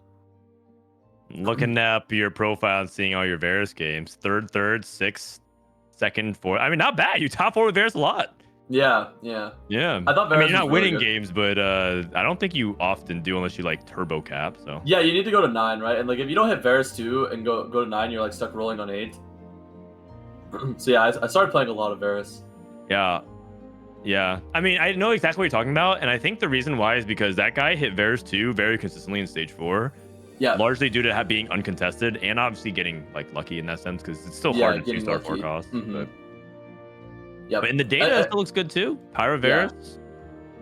If you hit Varus 2 like above tempo, and you can like if you can get to 9 and play for Briar Cap, like your chance of winning the game is very, very high. But it's very hard to get there. Yeah, I agree. I think Econ are actually pretty good for Varus, because I think he uses the legendaries quite well. Sorry, can you say that one more time? Oh, sorry. I just said like I think Econ augments are quite good for Varus because he uses like the legendaries quite well. So if you can get to 9 on like if you can hit Varus too early and go 9, you can cap around like Briar, Diana, Xerath, Smolder if you have items for him. Yeah, I it's agree. Like very, very strong. I agree. That's one thing about the other forecasts. If you're gonna play around Rise, Karma, and Varus, you have to be really good at using the 5 cost. That's like that's what you catch up with Callisto Tooth Paracon too. You need to play it on the 5 cost. Okay, let's go ahead and take a look at other people's profiles while we wait. They're gonna input the scores, and we're going to just look at other people's profiles. So Dishsoap went a third and a second. Looks like he played Varus and Rise, just playing Pyro Varus. Okay, he played Varus with Fiora Gwen. Looks like he just put whatever 2-star on his board. So this was the original Arcana Varus. Yeah, it looks horrible in the data. It looks horrible in the data. You put all these units in, it's like a 4.7, and you're like, what? I think it's actually worse. Like it's close to a 4.9 with like a 2% win rate or something like that. Yeah. It was wild horrible. Because I think I even put Xerath in. It only made like a 4.4 or something like that, which is like bananas. So, good for him. So I guess. Strong second. 5% win rate actually makes sense because those units never win. He said PD cleared all the Callistas. Yes, sir. My goat. 4-6 for Michael. Looks like he played Kassadin reroll. Do either of you guys Kassadin fans? Oh, I am. I haven't played it, but I mean, after seeing the data on it, I'm a Kassadin fan. Okay. I mean, that's definitely one of China's comps they love right now. Yeah, I also think Kassadin is good. Like, I mean, I talked about this last night a little bit, and I mean, I don't know if it's true, but if every single person is forecast brained and you like just play for tempo and play tempo stage 2 to stage 3 and reroll Kassadin, like your HP will be so high that and like you don't really fall off that much that you can easily get a top 4 just rerolling just because you opted in to reroll.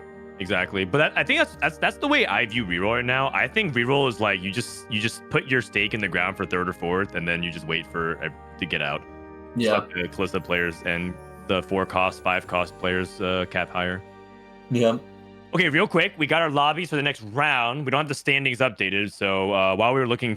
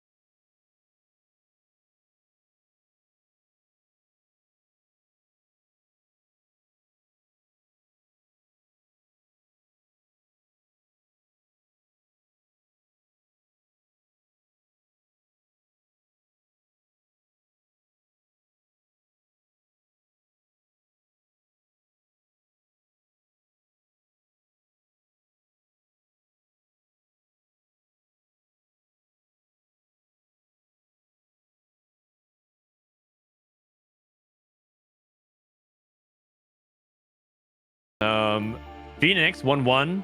We can actually look at his profile. I'll take a look to see if we can glean a look into what Phoenix is playing.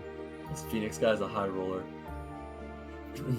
Yeah, I mean, he actually, I don't know if you saw his match history going back to last weekend. He has 9 fairy, but like last weekend, he actually went on a streak of 1-1-1-1-1. And he almost went 1 again, but then he got second on the last place. Yeah, everyone was making fun of him in his first chat. places in a row. And he could have placed a 6 first place in a row, but he got second with he fumbled it. with 9 fairy, yeah. He just played Callista 2 times first, both games. Yeah. Nice. Milk, we saw 3-1. Wasian starting off on the right foot this time, 1-3. Wasian usually clutching it. But look at this, Milk Wasian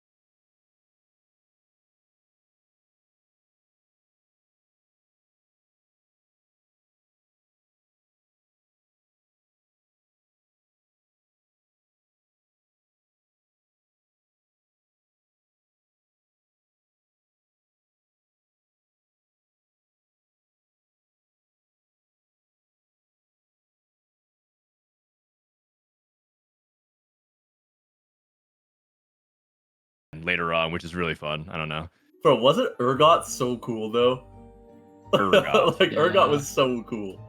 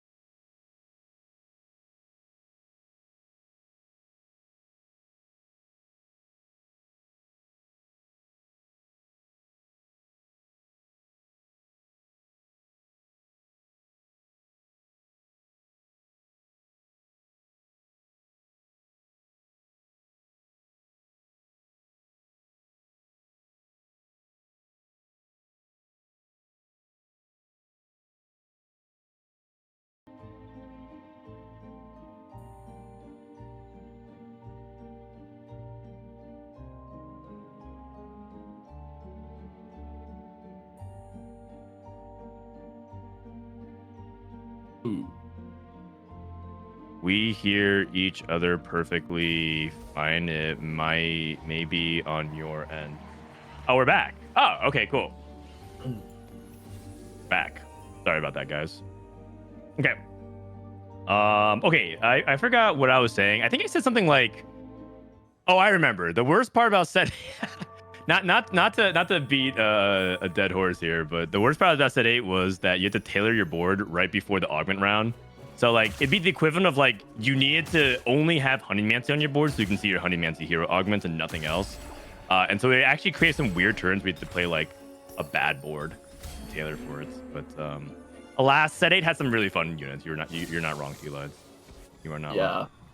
Yeah, I was gonna say it, and then I just instantly got taken back. I think, you know, my favorite unit actually was 8.5 though. Like playing Jhin, that Jhin was so cool. Like actually so cool. That's the Renegade Jhin. Oh no, the Riftwalker Jhin. Riftwalker Yeah, Renegade. yeah. I like that. Dude, if you like that Jhin, you would have loved set 6 Jhin. You never played set 6, huh? Yeah. Okay. I've like seen clips of him. He so basically fun, like man. wounded up, and did he hit corner when he like did his big shot, or?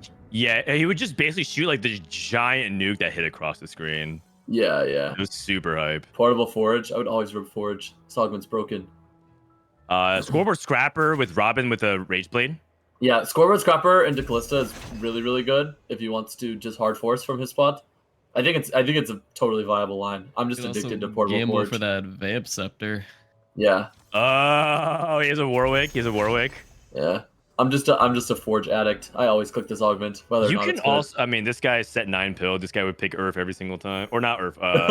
Dude, Ord. I played That's just Ord biggest the fan of entire Ord. set. Ord is so Yes, I fun. remember. Oh my goodness. Do you guys think Warwick is playable without Corrupted Empiric Scepter? I've seen people do that more and more, and I can't tell if they're just bored or if it's actually good. I think they're just bored. Okay. Might just be bored, yeah. No, like they play like rapid fire cannon Warwick, and it's like he kind of goes crazy. They play. I mean, it's obviously much worse than Corrupt Imperial Scepter, but like, I guess it's. Oh, what I'm trying to say is there's more outs, maybe. I think. Oh, maybe. Is this item payout? This looks like item payout. Yeah. Okay.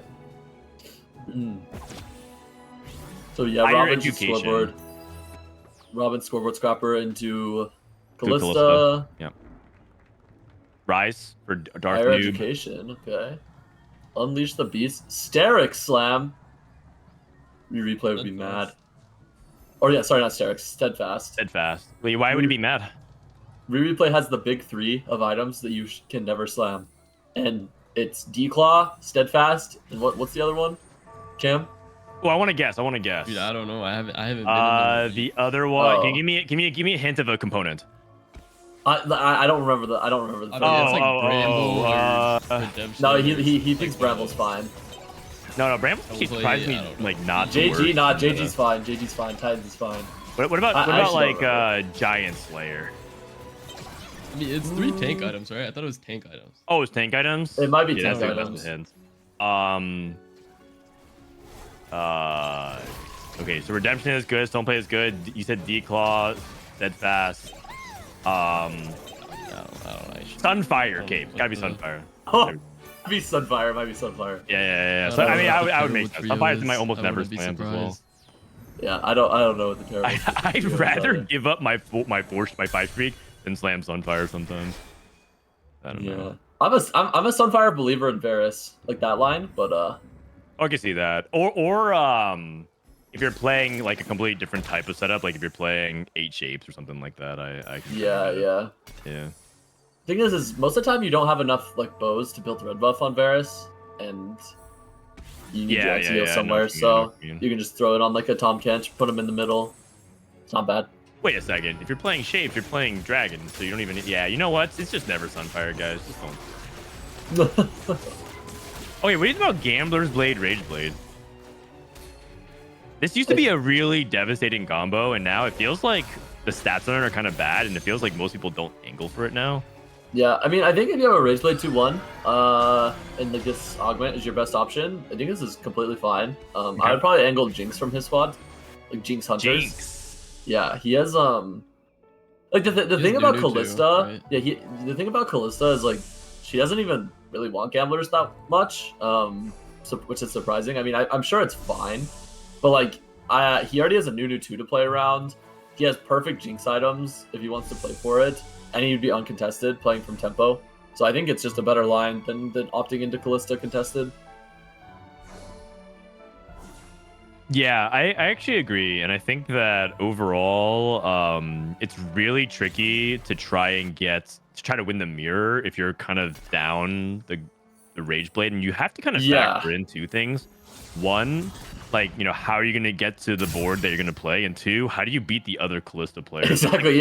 Yeah.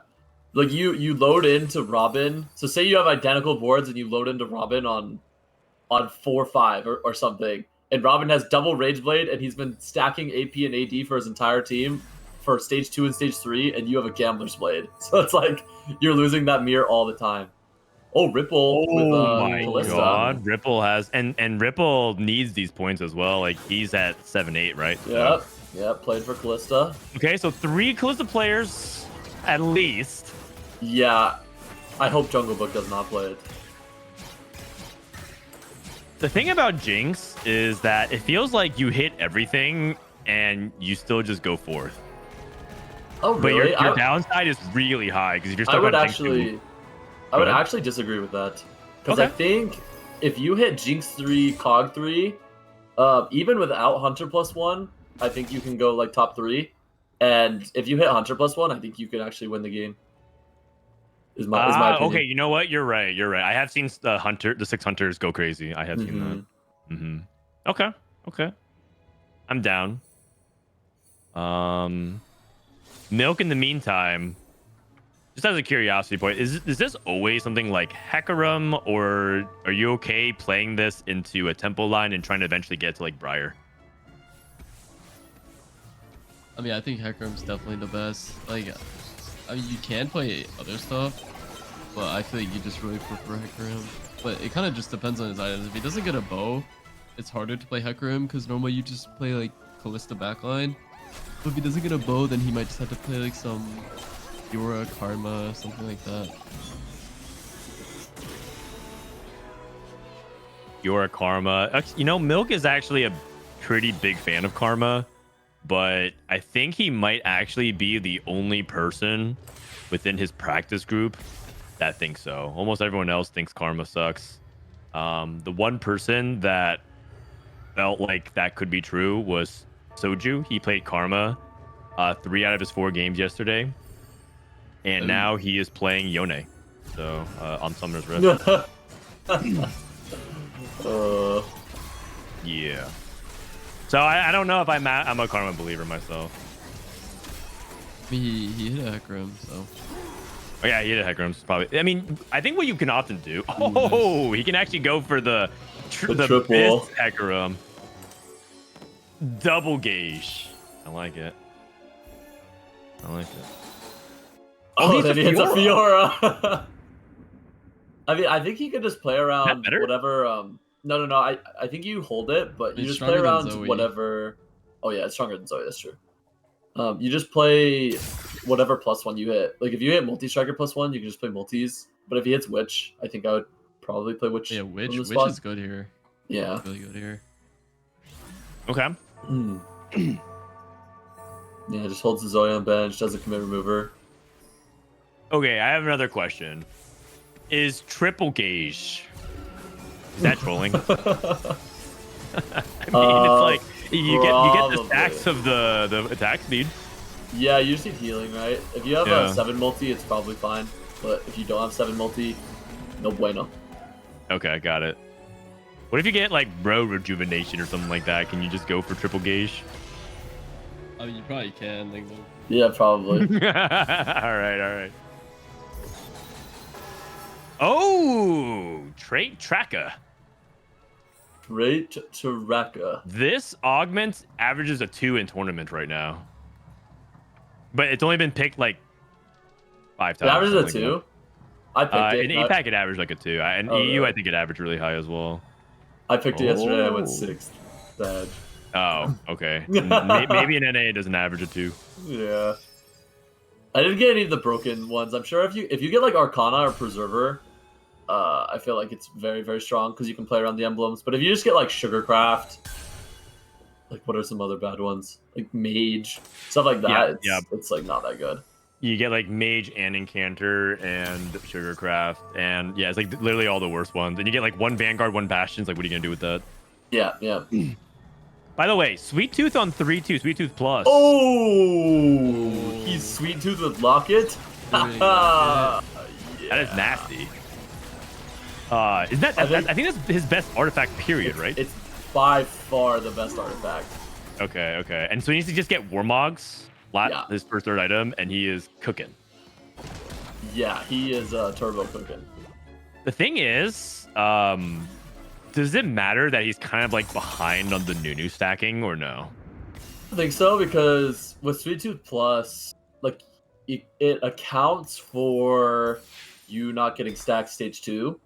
So it actually gives you extra HP compared to like the 2-1-1. Okay. Yeah. All right. Oh, yep, Junglebook I think is going Jinx. For it, by the way. Look at this. Jinx. Yep. Items are really good. Yeah, perfect items.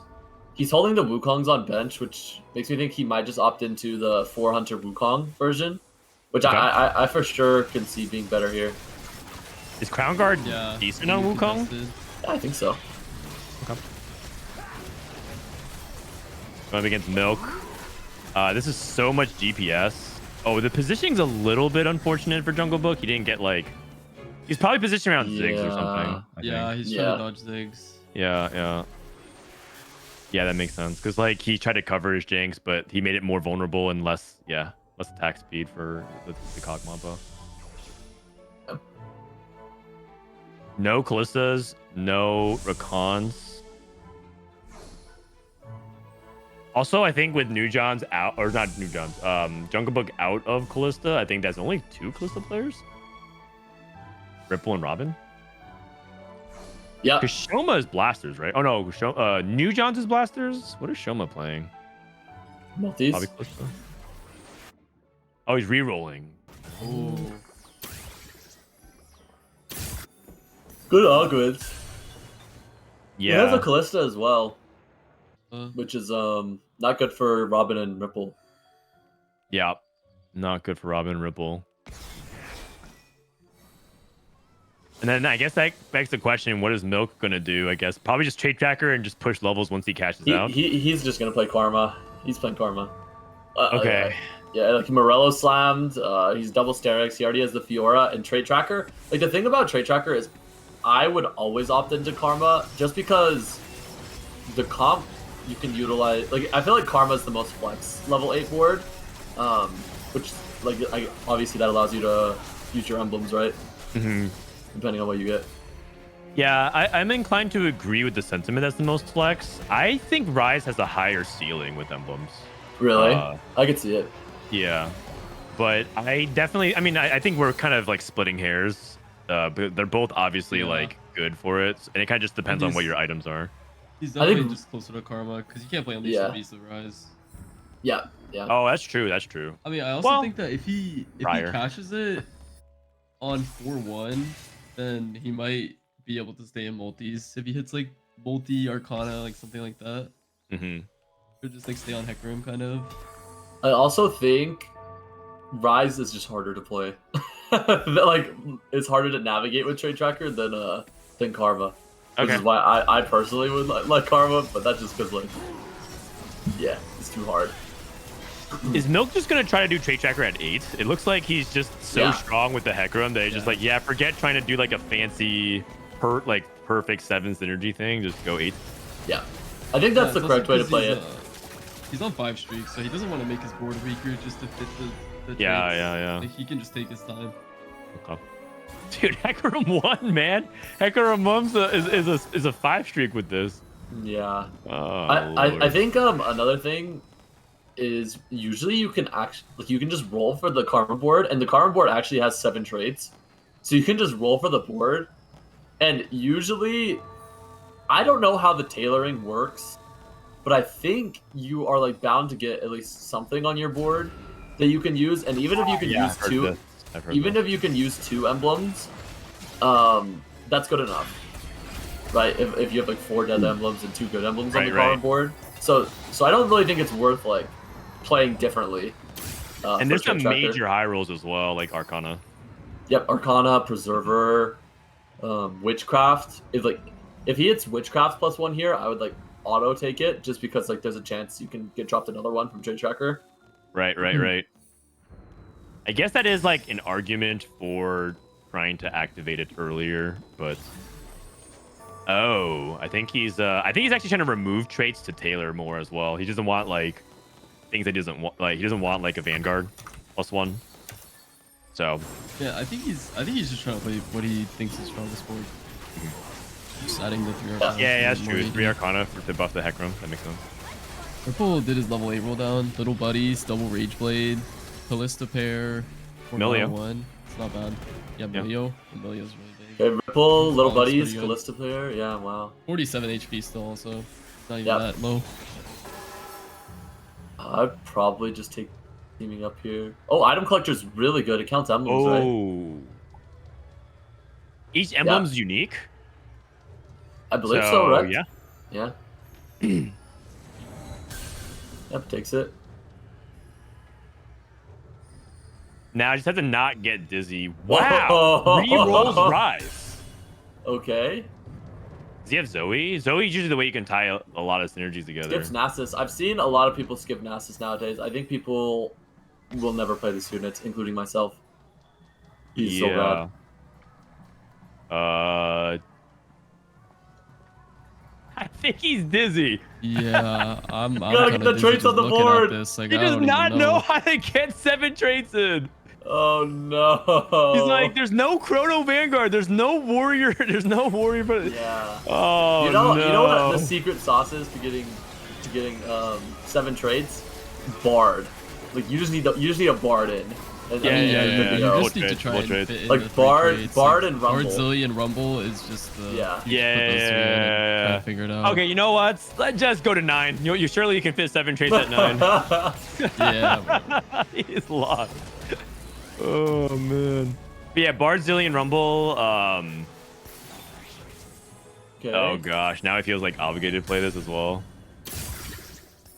2 gold. Man, that charm is so good. Like the 2 gold for 1 HP. Yeah, yeah. Well, Ziggs he's- 3, Cassio 3, naked. Yeah. Are we able to see how much HP is this Sweet Tooth has farmed? 280. Not much. Yeah, 280. Yeah, it's not too much, but it's not. I mean, for stage 3, it's not horrible, right? Because he's getting the. Yeah, I don't true. think it shows the extra HP gained. I might be wrong though. Either way, you still kind of estimate based off his total HP anyways, so Yeah. it does seem like it's a little bit behind. He's a little behind on Nunu as well, which is Yeah, kinda 5 scary, minutes. but I think even with this item, it does not matter. You could have 0 stacks. Do you think like Cassio 3 no items is like a waste of gold potentially because like that's gold that he's not getting towards Yeah, Nunu? I think so. Yeah, Oh, he wait, doesn't hold have on a second. items. Oh. Wow, close. He doesn't have enough items, right? He has 1 item Ziggs, 3, so the rest of his components are just gonna go to making Ziggs 3. I don't think he can get Cassio items until like way later in the game. Okay, let's take this pan so we can just get a 7th trade in. What do you think? What say you? Deal. I'm in. Oh man. Oh, Robin's God. 11 HP. That And is just to scary. clarify, mythic traits don't count, right? Like Briar's Ravenous, they count. No, they don't. Oh lord.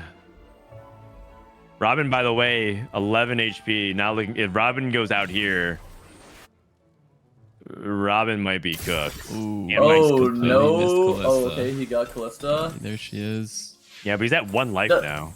I don't think it matters. He's Yo, dead. Yeah, he's dead. Because I mean, has good the thing is, combats, he has to but be careful it's about just winning too the little, too mirror. late. Yeah.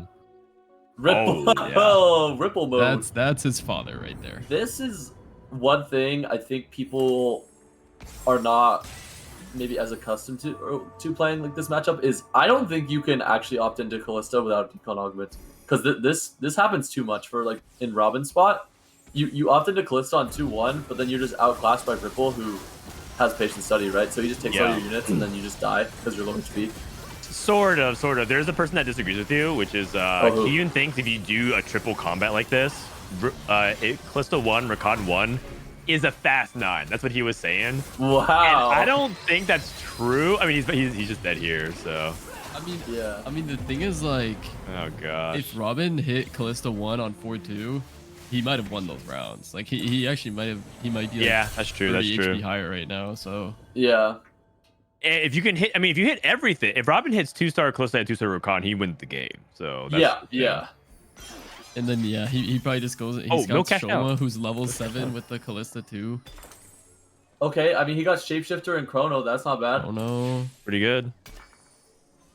playing around Rise This right now. this trade tracker is not very good. This is you know I actually had this exact trade tracker. I got Sugarcraft, Portal, Frost, and Shapeshifter in my trade tracker yesterday in Tourney. And Vanguard. Yeah. Just triple stack of Reforge though, you know.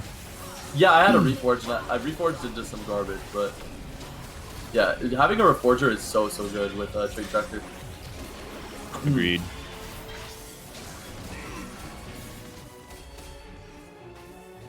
Okay. I think milk is cooked. Yeah. And he's probably gonna blame Rise, thinking Rise is Well, the terrible. thing is if he hits Karma, right, he can drop the Rise. Yeah, and play I mean, full Chrono Chrono. +1 makes you feel like you want to play into Chrono. He has a Jax Yeah. right here. Yeah. He sells the TK, he just gets rid of the Vanguard +1. Man, this is a spot. He can play any Briar he hits for shape. Yeah, Briar would be good as well. No Reforger. No BT. Shojin. Shiv. Yeah. Shiv. Oh, he's go Shiv. Yeah, he has no Yeah. Shred. If he wants to get into Karma, Oh. Okay. Maybe he wants to Hodge Fiora. I don't know. I feel like I would GA. Oh, Tinker. Oh, Wow. okay. Rip it. And do it. I don't think he can do it right now. Okay. He has like no time. He'll Hodge. Bro, Bebe was right. APM diff. What's going on, man? This guy did 2 things. He made 1 item on Rise and rolled 1 time and bought a charm. Like, come on, man.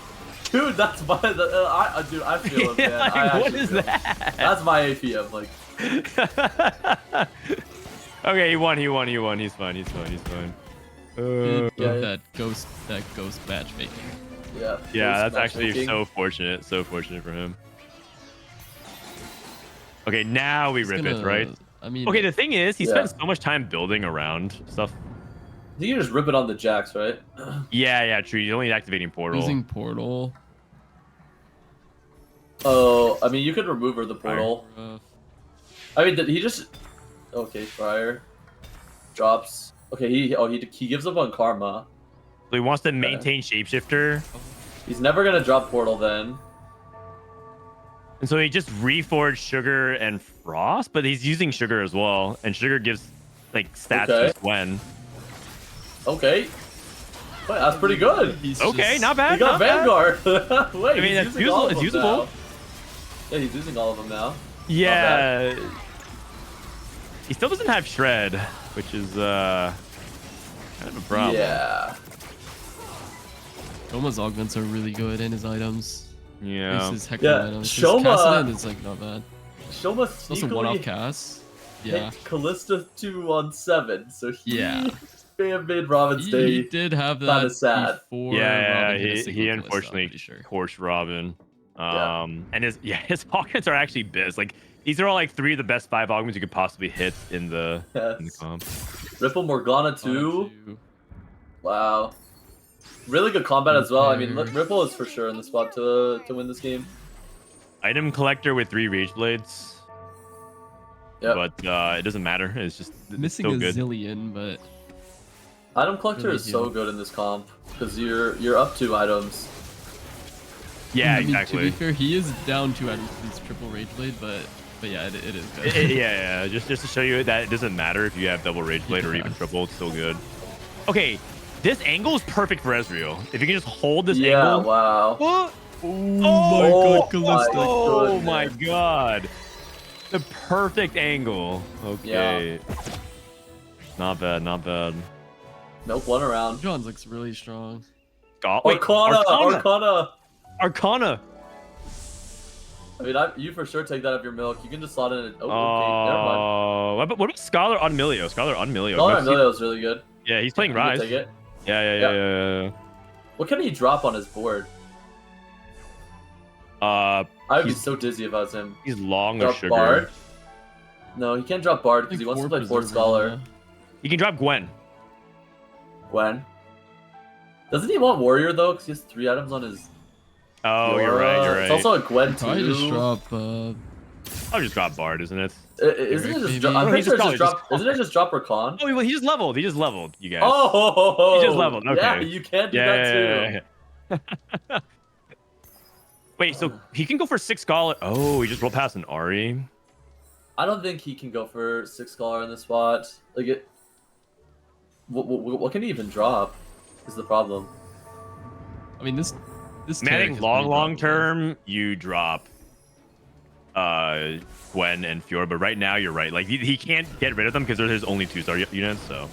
I mean, the problem is that I mean, he just sold his Briar one, and the thing is, like, at his HP, it actually just doesn't make sense to feed Briar. So it's like, it's just you need to hit Briar 2, and then even then you can't even beat it. So it's like it's actually so far away from becoming stronger than this Fiora that like he's probably just gonna be yeah.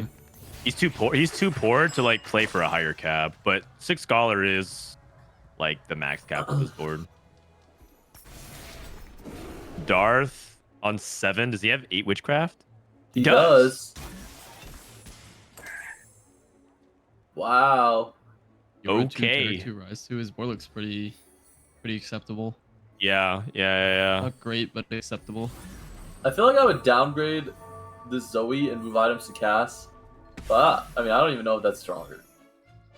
This is Hunter, Wukong 3, Jinx 3. This angle for the Olaf. Oh, he got stunned. Never mind. Oh. Oh, dead. he's dead. He's dead. Oh, This Darth can is- cast and rise. Did he stun the Jinx at all? Oh, he stuns. Cast again. Oh, the heal. Oh, So close. close. All right, it's a 5th. Junglebook's really strong. Yeah. And it looks like Junglebook should be 3rd based off the HP at least. He might even do better. Oh, who did Milk lose to? I thought Milk was gonna win the game once. Just lost to Ripple. Oh, Ripple. Okay. Yeah. Oh, I mean, no, it's between- I forgot Ripple was in the lobby. yeah. So we have Ezreal 3, we have a Jinx 3, we have Callista, and we have Rise. Okay. These boards all look very good. I feel like Milk might just be 4th though. Junglebook actually having a very good performance this set. Yeah, I I think, watched some of his gameplay. I think he's improved a lot for sure. I actually watch his stream sometimes. He's he's gotten a lot better. Okay, he needs to open like a Shiv or a Spark. I think the lack thereof is a really big deal here for Milk. Oh, we get Shiv. What a beast! Pago. Oh my gosh, Yeah. that's actually so clutch. Yeah.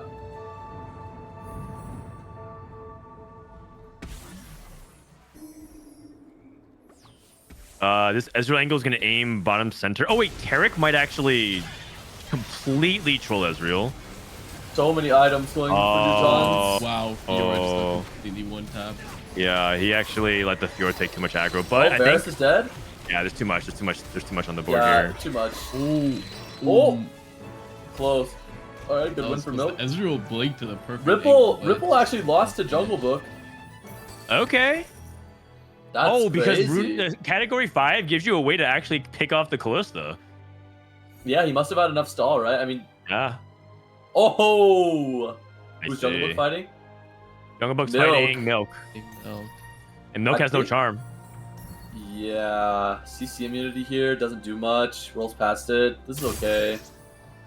Yeah. Yeah. You know back row star win rate is lower than no charm.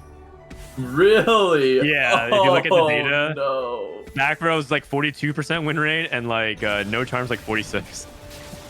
What? So That's not good. that's not good. It's because I think like back row star ends up baiting people into some bad positioning at times. Yeah, it could be. Oh, the zillion's done. Gwen? Not enough.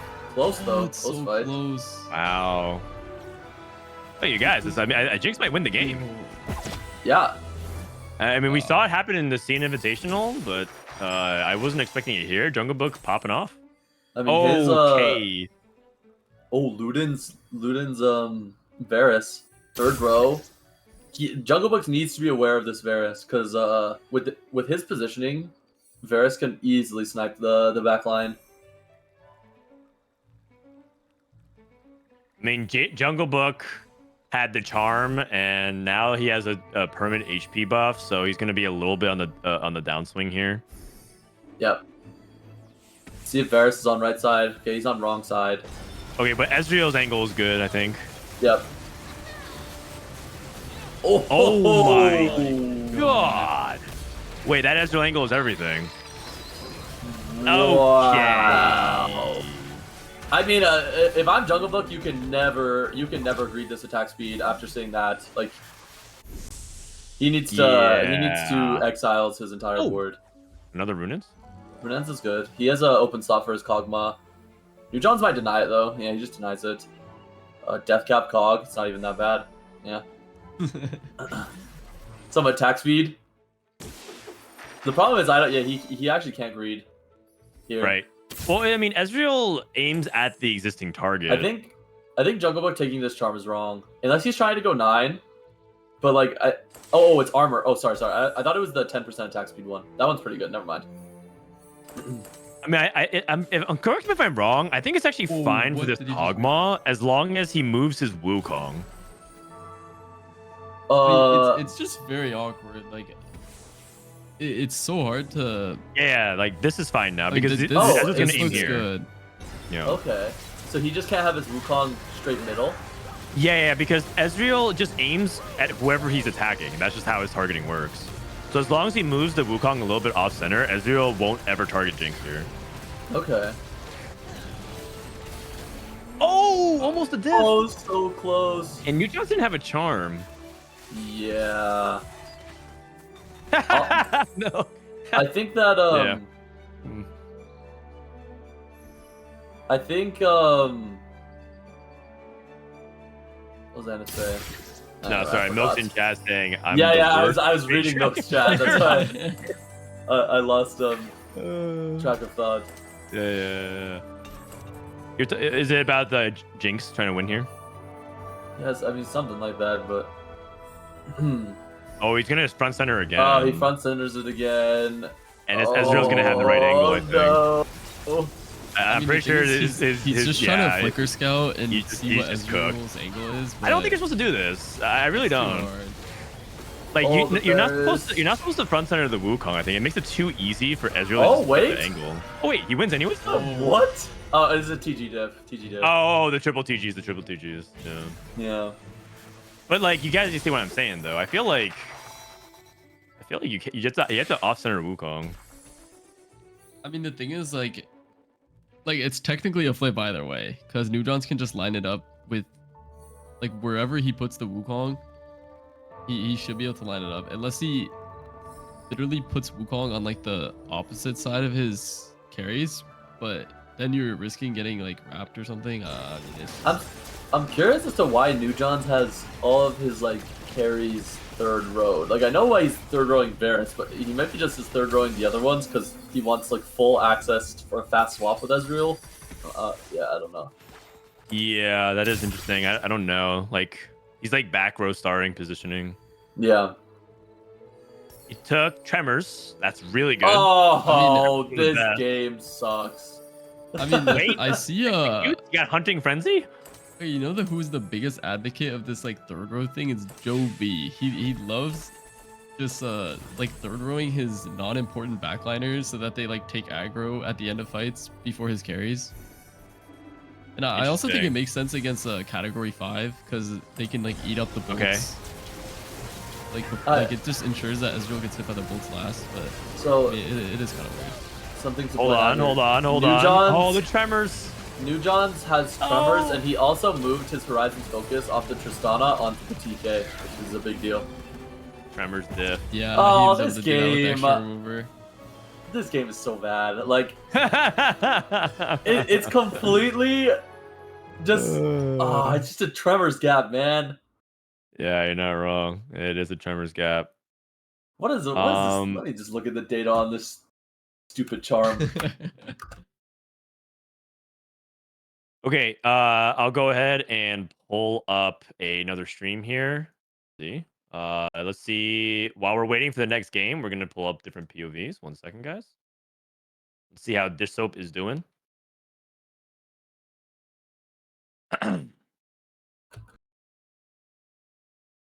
I mean, Tremors is, by the way, not even the strongest, highest win rates. I'm pretty sure the highest win rate is. Pretty sure the highest win rate is is death.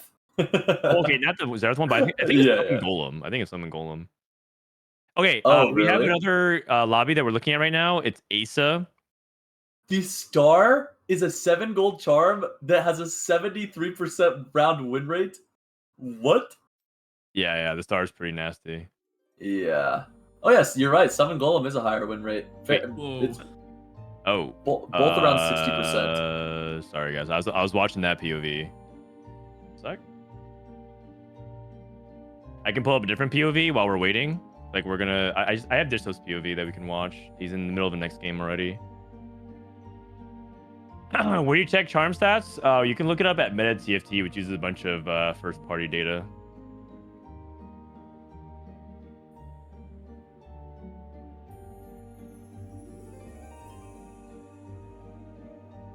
I'm asking, why did we swap? Sorry about that. Okay, We're back on the other POV. Sorry, guys. A little bit of a technical error. All right, so we're tuning into another lobby. This is actually, I think, the other lobby we're going to eventually watch. This is Rereplay and Aesah and Spencer, I think, are the people that we're following. Aesah spot looks insane. He's 50 gold, zap attack. He missed connections, but he's Poppy 3, Blitz 3. He's only 1 off Sigs with the little Nico. Okay, I see. Warmogs, Shojin. His spot's insane. Got it. This is game 3, by the way. Looks like they're pretty behind, so we'll probably join this lobby after they're done.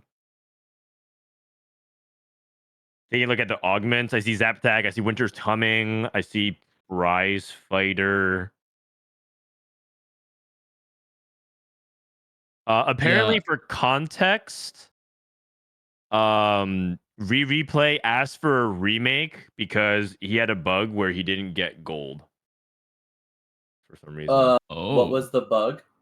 I think it's like is it item? I think he did a polymorph. Was it it was the Dishsoap bug. Yeah, the Dishsoap bug. Thing. Yeah, so over-encumbered. Over-encumbered polymorph. Yeah, the over-encumbered polymorph didn't give him the gold. So Rereplay asked for a remake, and so they that's did not why give it? we're behind. Oh, like they did give it. Oh, so Dishsoap got the short end of the stick because I don't think they no, they didn't remake Dishsoap, for him. right? Yeah. No. But like, it might be one of those things where like without using the little Nico. That's high rolling. What? Yeah, he's looking pretty good. What do you think about that? After the bug happened before, like they might have learned or something. Decided, yeah, they might have just learned. Like, I feel like a remake for that is kind of crazy, but I don't know. Maybe what actually is in the minority. So basically, what happens is if you have over-encumbered and you polymorph, you just lose the two gold. Because you like lose the unit, or you're basically minus 1 gold. Yeah, you know, like restart mission, how it just removes the unit and you don't get the gold. Basically that. Oh. Wait, so you don't get the upgraded unit, or? Yeah. Like, so say you have a unit on bench, right? And like on the far left slot, you hit the polymorph, and it takes one of the units off your board and turns it into a 2-star. That now, like, or maybe it's on your bench. If it's on your bench, if it turns it into a 2-star, that just disappears and you don't get the gold. By the way, speaking of 2-star, this guy has Callista 2 through a duplicator. He also took Prize Fighter into Callista, which is a little bit unusual because you don't really need that many items for it. So yeah, it seems like he didn't do too much prize fighting. Not too many prizes. Yeah, he also has a blue 29 HP. It looks like he's won only 1 fight. So yeah, it looks like he took Prize Fighter for 2 components. Okay, here's the thing though. If you take Prize Fighter and only win 4 rounds, which he did, right? Because he would be on a 10 loss, so you run 4 rounds, got an extra component. It's basically Buried Treasures 3. Like, it's not even that bad. Okay. Oh, okay. I mean, if you say it's so. not even guaranteed that he won 4 rounds. Like, he could have been on 3 loss, won a round, and then lost lost true. Like, you're right. 29 HP. I'm pretty sure he won. He just skipped Camille? Like 1 or 2 rounds. Yeah, you're right. See that, but that's good. Wait, I think he's skipped Camille. But he, I mean, at least we have 2 or Callista 2, and yeah, at least we have Callista 2 Recon 2. That's pretty good. He's gonna have even Shroud. He can slam even Shroud for an even Shroud. Yeah. You ever pull out the Cam Titans Callista?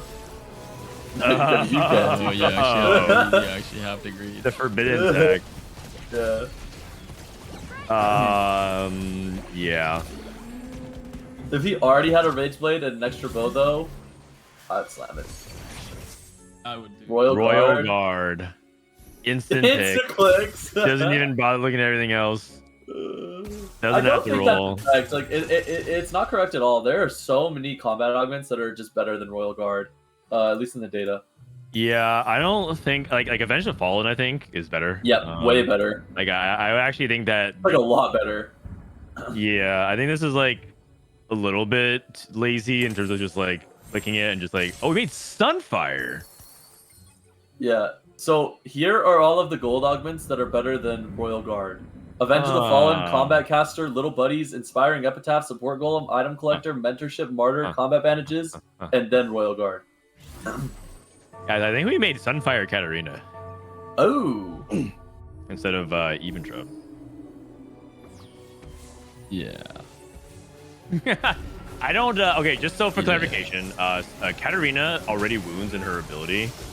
And also, if you argue that you still want, like, you know, because it only lasts for a few seconds, Katarina is the most likely unit to die because she dives it, and then she jumps and she gets targeted. So,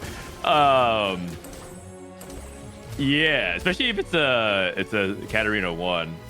So you just gotta be careful about that. You just gotta be careful about that. I think Manchodi might be in trouble. Can we look at other people? I'm not controlling the observer on this. Can we look at some other people's POVs? Let's look at Rereplay and Spencer and check them out. I'm gonna ask the Oms. And we look at... Yeah, I saw Aesah. I think he just fought Aesah, who's playing the Zap attack with Ziggs, and he had LDP on 4-2, which is like one of the best things you can hit. Okay. Spencer, double Rage Blade, Seraphine, yeah. Tale of Two Callista games. Going up against Manchodi. If you're Spencer, do you just take this guy's rod? Like your items are done. Yeah, I think you can. I feel like Manchodi will fall off really hard if he's stuck on this and he doesn't find rod for the rest of the game. Yeah, and I mean, Spencer's only hope is that he finds a Callista 1 and can stabilize, and then hope that Manchodi dies. Out, and then yeah. Oh, it's not looking good. Looks like Spencer's going 8th. Yeah, you know what? Just Spencer it one time. Rod on your way out. One cost rod. I think he's supposed on Manchodi's side. To reforge sword here. Sword's pretty bad in this comp. He gets Morgana. Oh, he takes. I mean, he I would takes just take Shogun. Never mind. Yeah, I feel like I wouldn't take the rod, but I don't know. Yeah, it makes sense. The thing is, Manchodi's 2 lives. The odds he gets the Rage Blade on 5-1 is like not even that low. Yeah. Okay, Rereplay, by the way, is on Varus Frost. He's contested Varus by Black Sheep. Double IE Varus. No Olaf. Rough. But he does have Diana. Okay. Feeding Briar. Briar every round. Or feeding Briar every round.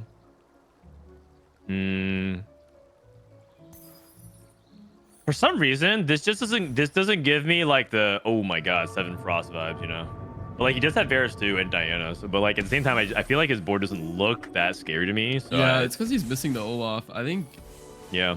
The Olaf is like low-key just the main carry of this comp, but I mean this Briar, it looks like he's better. Yeah. Also, can you even beat Callista without Olaf? I feel like if you're dependent purely on Varus, he's just never gonna kill the Rakan. And like, how else do you ever get to the Callista if you don't have Olaf? Oh man, Chody got thrown a Rage Blade from Emilio. Yeah. Oh man. Why do people build double IE on blasters, Tleyds? Oh, I mean, because blasters give so much damage amp that you really want like raw AD when you're casting, and most of the time when you have like an AD caster, for example, like Kaisa last set, they usually want IE because just the way the math works out is the spell crit on their ability is the most effective damage, and then you're amplifying it with damage amp. That's kind of the reason. Yeah, and then you compound onto the fact that Varus is the type of ability that he has, he wants to kill in one shot. Same thing with Varus. If you have to use multiple casts to get the job done, it's pretty inefficient. And so you'd rather like kind of overkill than slightly underkill. It's like a really big deal to slightly underkill because you're so like you're only going to cast twice in a fight on average. So you want to make sure that that one cast is high quality. And then the autos can probably clean it up. Anything else you're remaining there. But yeah.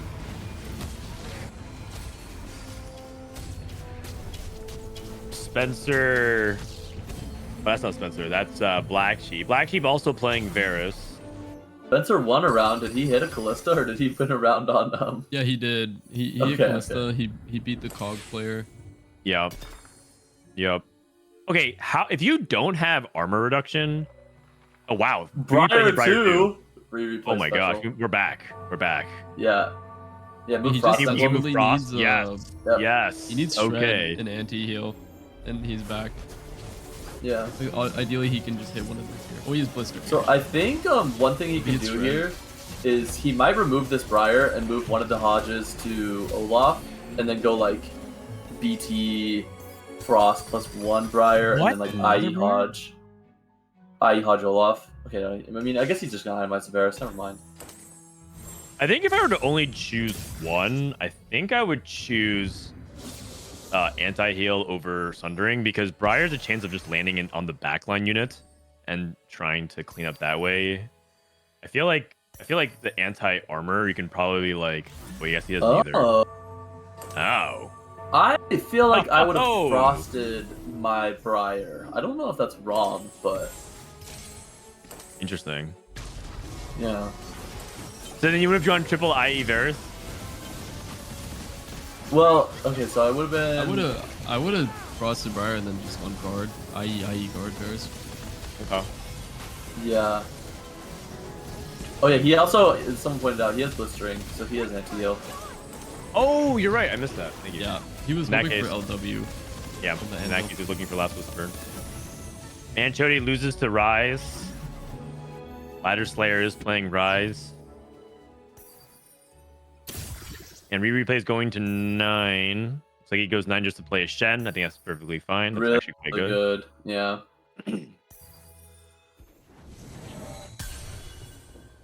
Manchody ended up settling on Giant Slayer, but with no armor reduction, I feel like this comp actually struggles like a lot. So it's actually kind of sad. I think if Manchody made a couple of small decisions differently, he actually could be a favorite to win the lobby, but I think he just dies here in bot 4.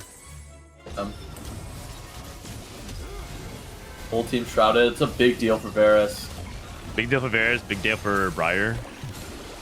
Oh my god, this Varus is never casting, huh? Oh my goodness. I mean, so he just has Briar 2, level 9, 7 Frost, so yeah it doesn't matter, but.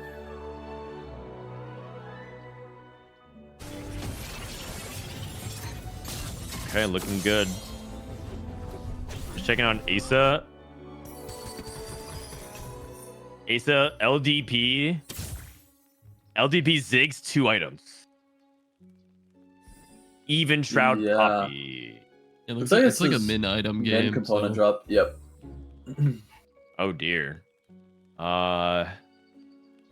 Okay, and then the positioning with puzzle with long distance pal. I feel like with when this happens, you just can't really get the Ziggs stuff going. Yeah, you just play front to back.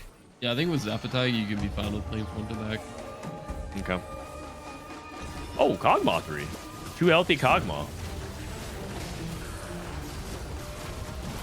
So do you guys have you guys jammed any Kog'Maw lately on the patch? I think it's pretty good. I don't think why too does no one healthy. play it? Yeah, I don't know. I don't think too healthy is like that good for it, but I'm trying to think of some of the augments. My favorite start with Kog'Maw is actually either pumping up or prize fighter because you kind of want a bunch of items, and I think prize fighter kind of feeds exactly into the tempo of Cog. Yeah, those are 2 starts I really like with Kog'Maw. Yeah, I think the game I played it, I actually went first with the Kog'Maw game in scrims. I took the Prismatic Hunter +1, and I had like 2 Kog'Maws or something, and it gives a Cog plus Runons, so I was like able to get a Kog'Maw 2 plus like Shojin Runons. It was like a crazy start. I see. Yeah, I once see. you can hit 6 Hunter, the comp's really good. Right. I mean, even if you get the 4 Hunter on a reasonable tempo and get like Diana, it's really good. Replay got another Frost Emblem. Yeah. Okay. I mean, who let this guy get it? Yeah. That is crazy. And now he has 9 I think Frost. there's no way you don't BT this Briar. Yeah. I know he wants to keep the IE Hodge together, but there's it's by far the best item you can have on her. Yeah, I agree. I think you just go BTIE. It's fine. Is Infinity Edge like that good on Briar? No, I don't think so. No. Because, I mean, it doesn't even work on her cast, I believe, and then it's just her autos, but it's more damage, I think, than Hodge. You know what? Actually, you might change my mind. It might actually just be double healing in the spot. Like, just double healing the Briar. Yeah, I mean, I'm pretty sure he wins the game. Frost, I think it's BT Hodge because I'm down. You just want her to stay alive. You have enough damage with the Frost. With the Frost. Yeah. This is crazy. So Rereplay is gonna top 4 for sure. He's probably gonna win the game unless something else crazy happens. Like I see Ladder chasing Rise 3. Also worth noting, the Callisto players went 6, 7, 8 this lobby. Yeah. I mean, I don't think that should have happened though. I'm pretty sure the only person that should have bought, or based off what we saw, I'm pretty sure Spencer was guaranteed bot 4, but I don't think Manchodi should have. Yeah. This is another thing with Spencer, like taking triple combat and opting into Ballista with someone who had Econ, right? Yeah. Manchodi, I think, had. No, he had Price Study. No. he had Rolling for Days. Yeah, Rolling for Days, but yeah. But I mean, that's not that big of a deal. You're right. Like he didn't have a gold Econ. Right. He must have just he actually had Prize Fighter and he got his streak snapped, I think. He was only a 6 loss going into 3-6. So yeah.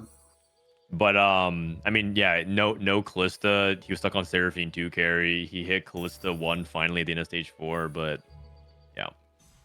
It's just man, it feels so bad when you contest and don't hit your carry because someone else just has it.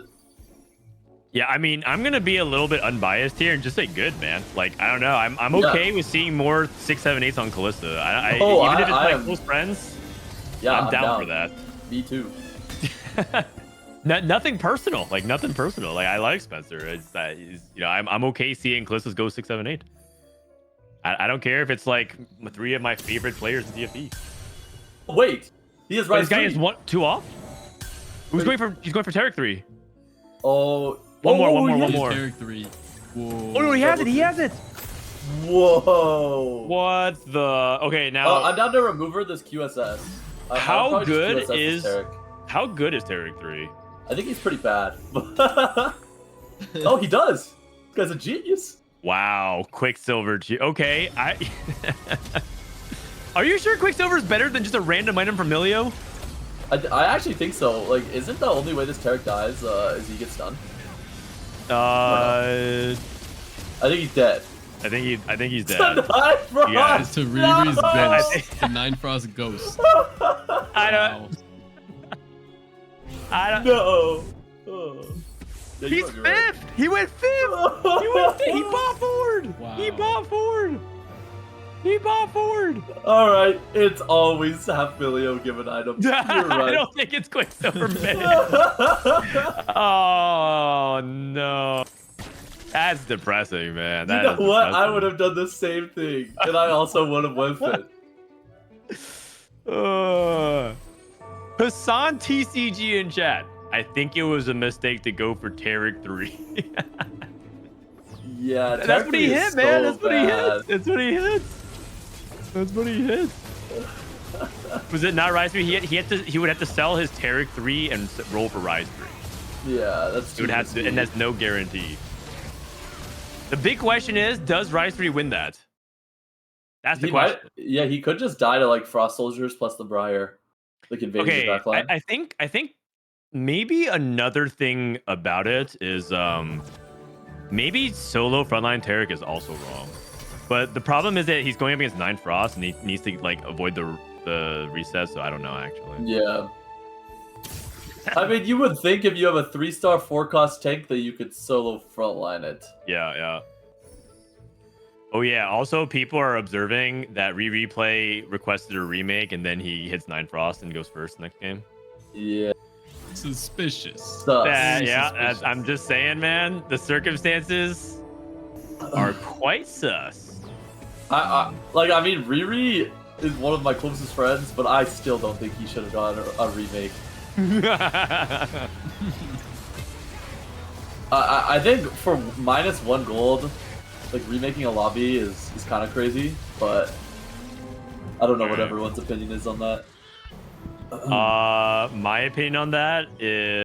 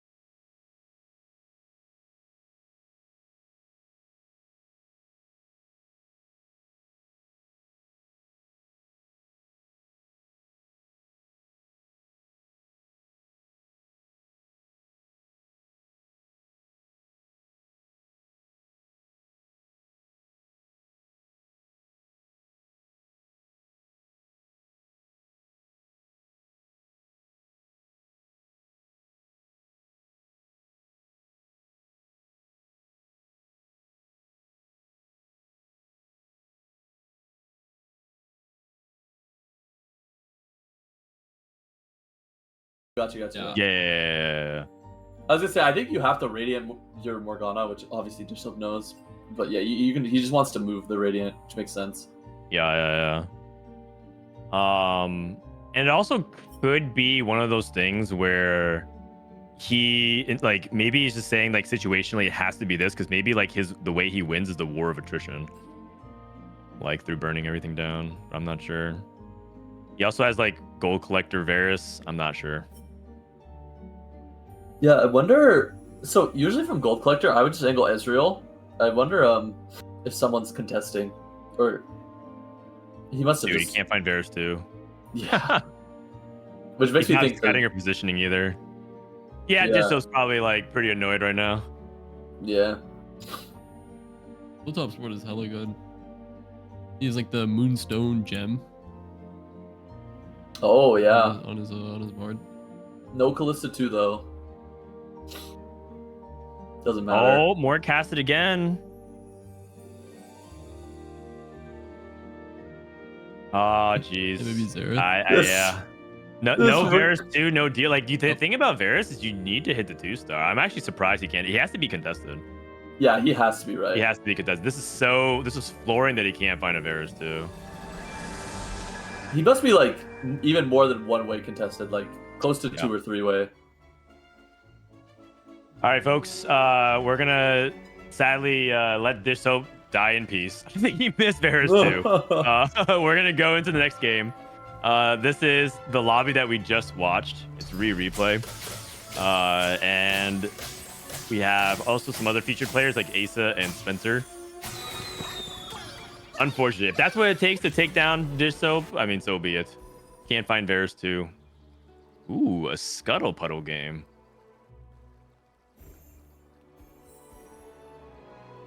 Remake.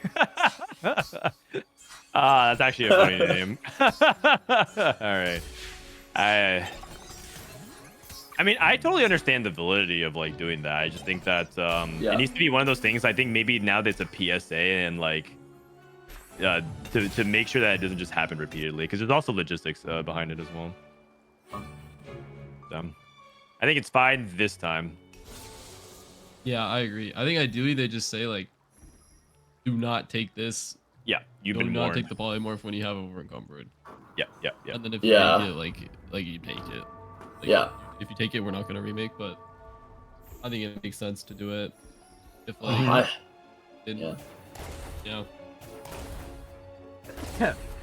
Feels very bad if you're like another player who has a really good spot, right? And then you have to remake.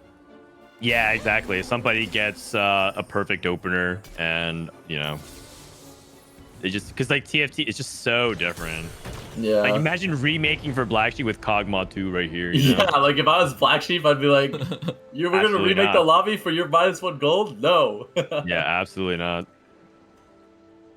I wonder if he's gonna try to lean into this in some way. I mean, okay, he has Kog'Maw 2. I think he's gonna have to.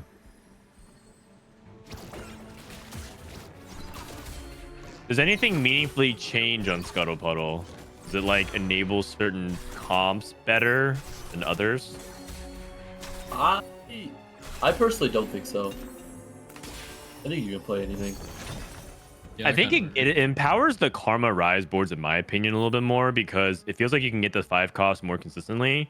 And while the Callisto player does get more gold, they don't really utilize the like few extra components and items nearly as well. So I think it helps the Karma Rise just like ever so slightly, because you need to get those 5 costs. Yeah, I think you're right, but we have to assume that the Callisto player is also going 9, right? Because yeah. Like the Callisto can actually use quite a bit of items, which is contrary, but you can use like Milio, Morgana, and Camille items, right? If you can go 9. It's just like if you're stuck on 8, you can't use the items that well. So.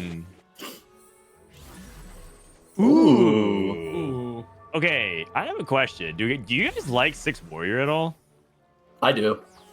I've never played it, but it looks really strong. Like the data makes it look really good, but the problem is there's 2 things about Warriors that always is problematic. One is that I feel like you need infinite items, which actually in Scuttle Puddle you can kind of get away with. And then the second thing is it feels like you can't get Katarina 3 anymore because of all the Callisto players.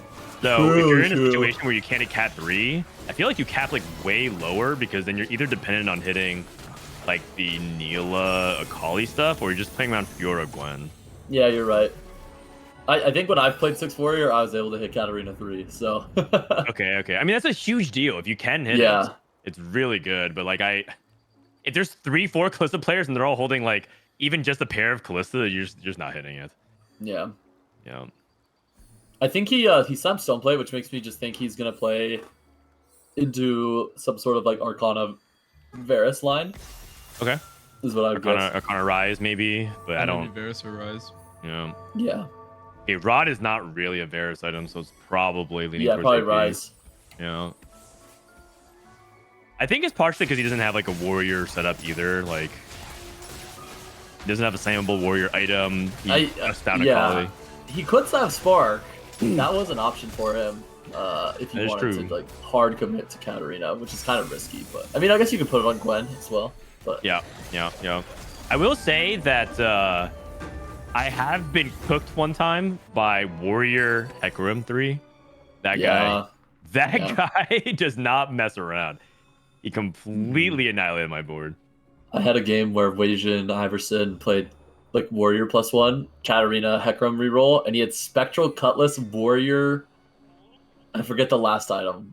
A Hecarim, and he was just sending that thing to my backline, and I could not deal with it. It was so strong. I had a tuber game. By the way, this is terrible, Eldritch. So he's gonna go for blasters. So, I had a Hecarim game where one time I did that, and the blaster player kept trying to full clump to stop my Hecarim, but he forgot that Smolder doesn't stop it. Like Smolder counts as a missing hex. turf or something. So he Oh. put Smolder like in the back center, like right where this No. where this Cassiopeia is, and I put my Hecarim here, and he just TPs right next to the carry and just one shot through everything. Oh, I would be. Yeah, I forgot that too. I would have done the same thing. Yeah. So just if you're ever trying to use Smolder to counter the Spectral Colorless, it doesn't work. Heads up. Someone said that Eldritch did really well this morning. Interesting. So 7 Eldritch. I'd be interested if that ends up being the line we played, but yeah, maybe with the free +1 from Wandering Trainer, you can get it. Yeah, it's a good tempo option, I think. Like if you're able to 5-10 streak off of it, you could probably easily top 4 with 7 Eldritch, but I don't think you can play from behind. Okay, I will say though, also Scuttle Puddle would be one of the portals you could hit 10 Eldritch in. You get a ton of extra loot. You might get that golden orb in the spatula, and you might get that +1. And like, if there was a portal you can do it in, I think this is one of them. So we'll see. Keep an eye out for that. And I feel like Manchodi is I'm just getting the vibes. He's a 10 Eldritch kind of guy. Okay. Yep, your right ladder slayer opts into the Rise, Arcana Rise. Yeah. Part of me is just not very inclined to play Arcana Rise anymore over like the Preserver variant, because the Preserver variant is just so much stronger. Yeah. But surely, you know, if you have 5 Arcana Rise, it's gonna be pretty good. So yeah, that's the thing where I'm at. Is like if you hit 5 Arcana, that's actually quite good. Because it's a massive jump. It goes from well, not this, but specifically the other bonuses from 4 to 5. It's really, really huge.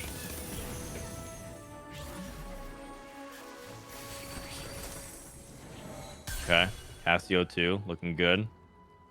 Spencer with 2 tanky. Yep. Do you guys think that? Oh, he rolled here. Interesting. Oh, because he he's 1 off charm. Do you guys think that Honeymancy emblem is bait in 2 tanky? Yes. Because you're always wanting to play like double Nunu, double Blitz, double Cog, ideally. Mm-hmm. And then I guess you can try to go level 8. It's probably like okay on 8. But you usually just want to fit in TK Hecarim anyway, which is like your 7 and 8. I think it's very hard to fit 5 honey. Yeah, I agree. I feel like it encourages you to not play more honey, like the double 2 tanky value stuff. So yeah. All right, Black Sheep. No one on 5 win streak. Man, Chody playing the spoiler here. Black Sheep out. Spencer makes that Nunu 2. And replay on that 5 loss. I think he's the only person that streaked. I guess technically. Wait a second. Wait just a second here. Josie QT. Wow. He's re-rolling Namzi. Yeah. I have a very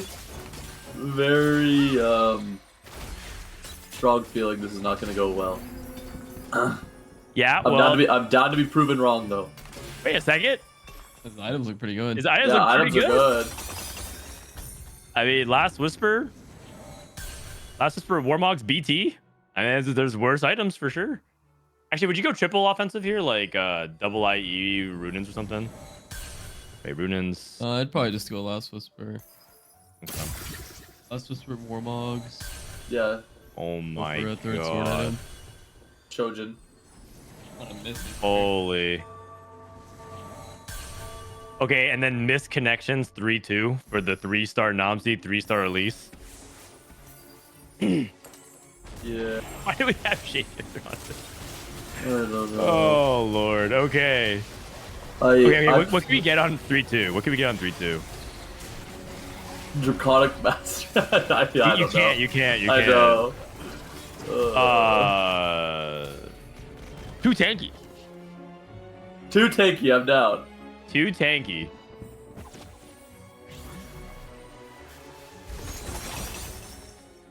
Late game specialist. Late game specialist. I mean, I think the misconnections here is actually quite good. Oh, Oh. beast mode. Hold on one What? second. Hold on. Yeah. What? Now, does he remember? I bet he know. He hits the Oh lease. my, He hits the lease.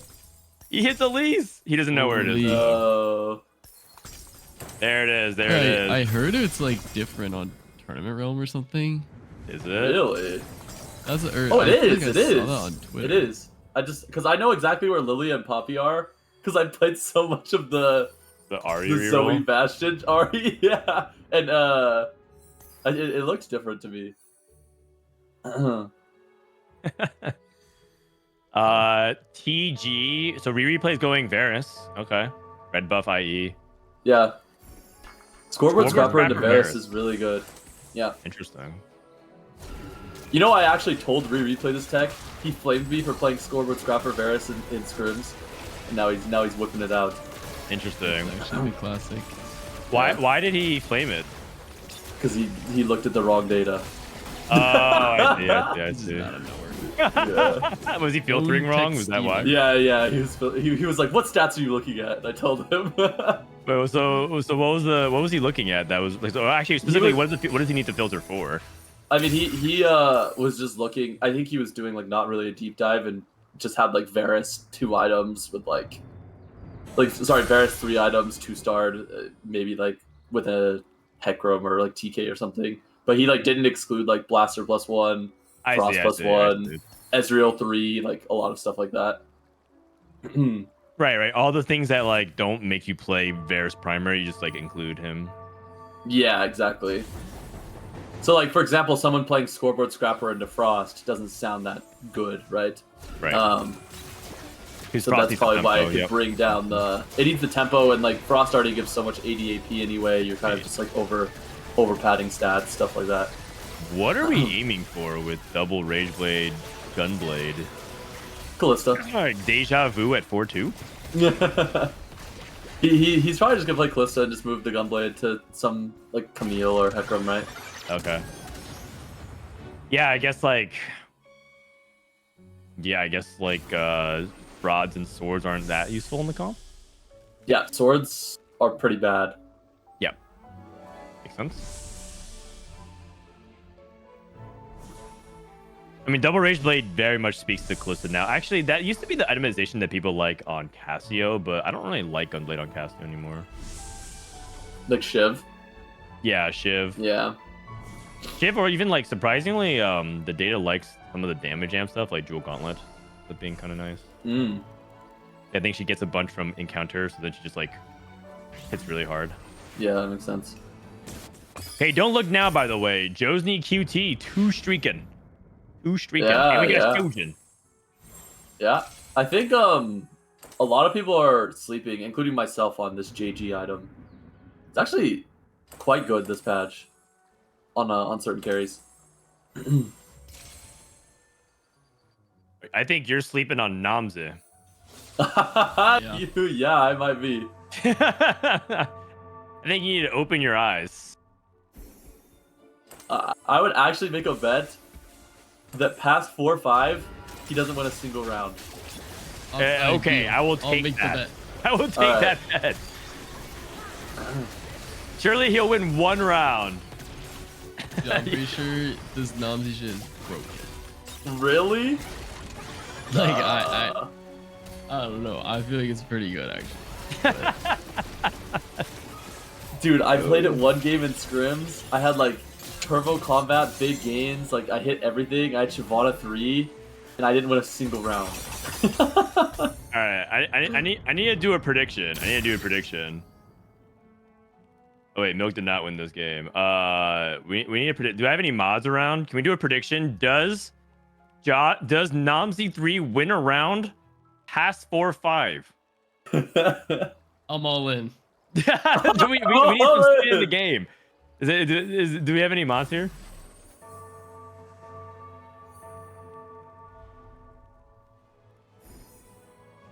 All right. Want to watch this next fight here? We have Spencer with the Ziggs 3.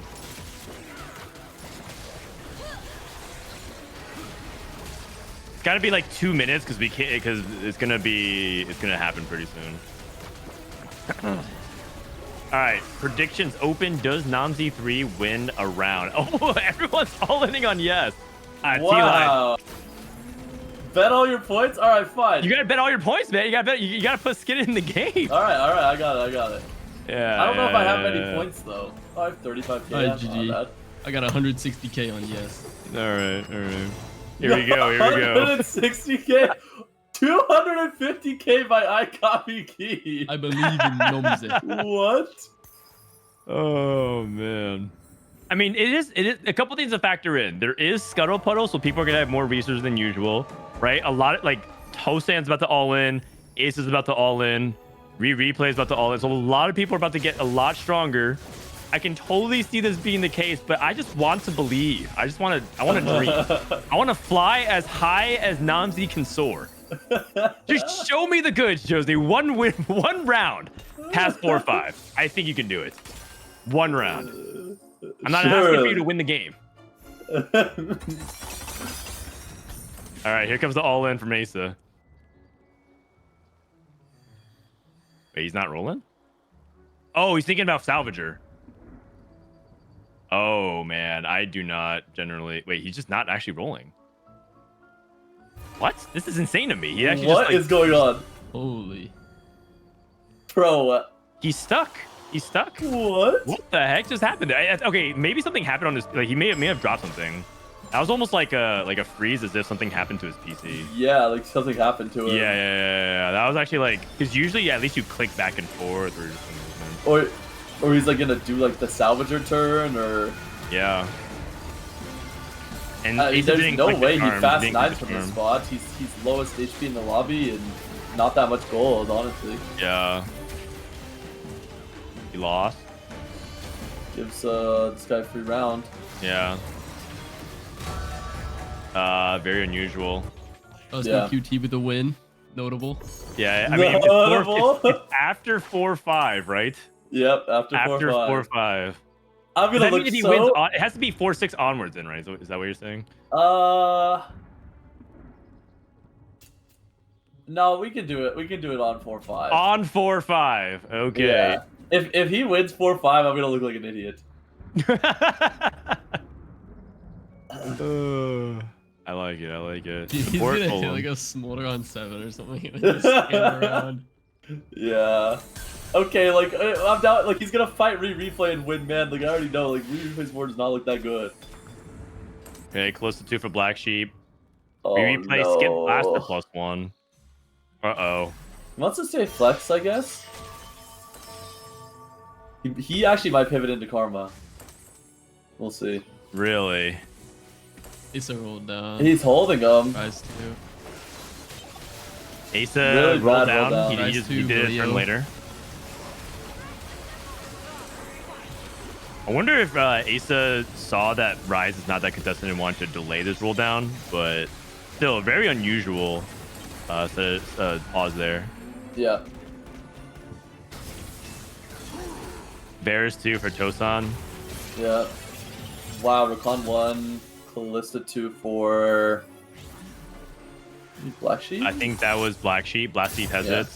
Ladder Slayer on Rise 2. Spencer still rolling for 3-star Honeys. Yeah, he picked Honeymancy +1, by the way.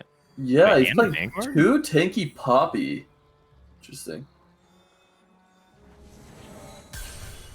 Okay. He's got free shop rerolls here.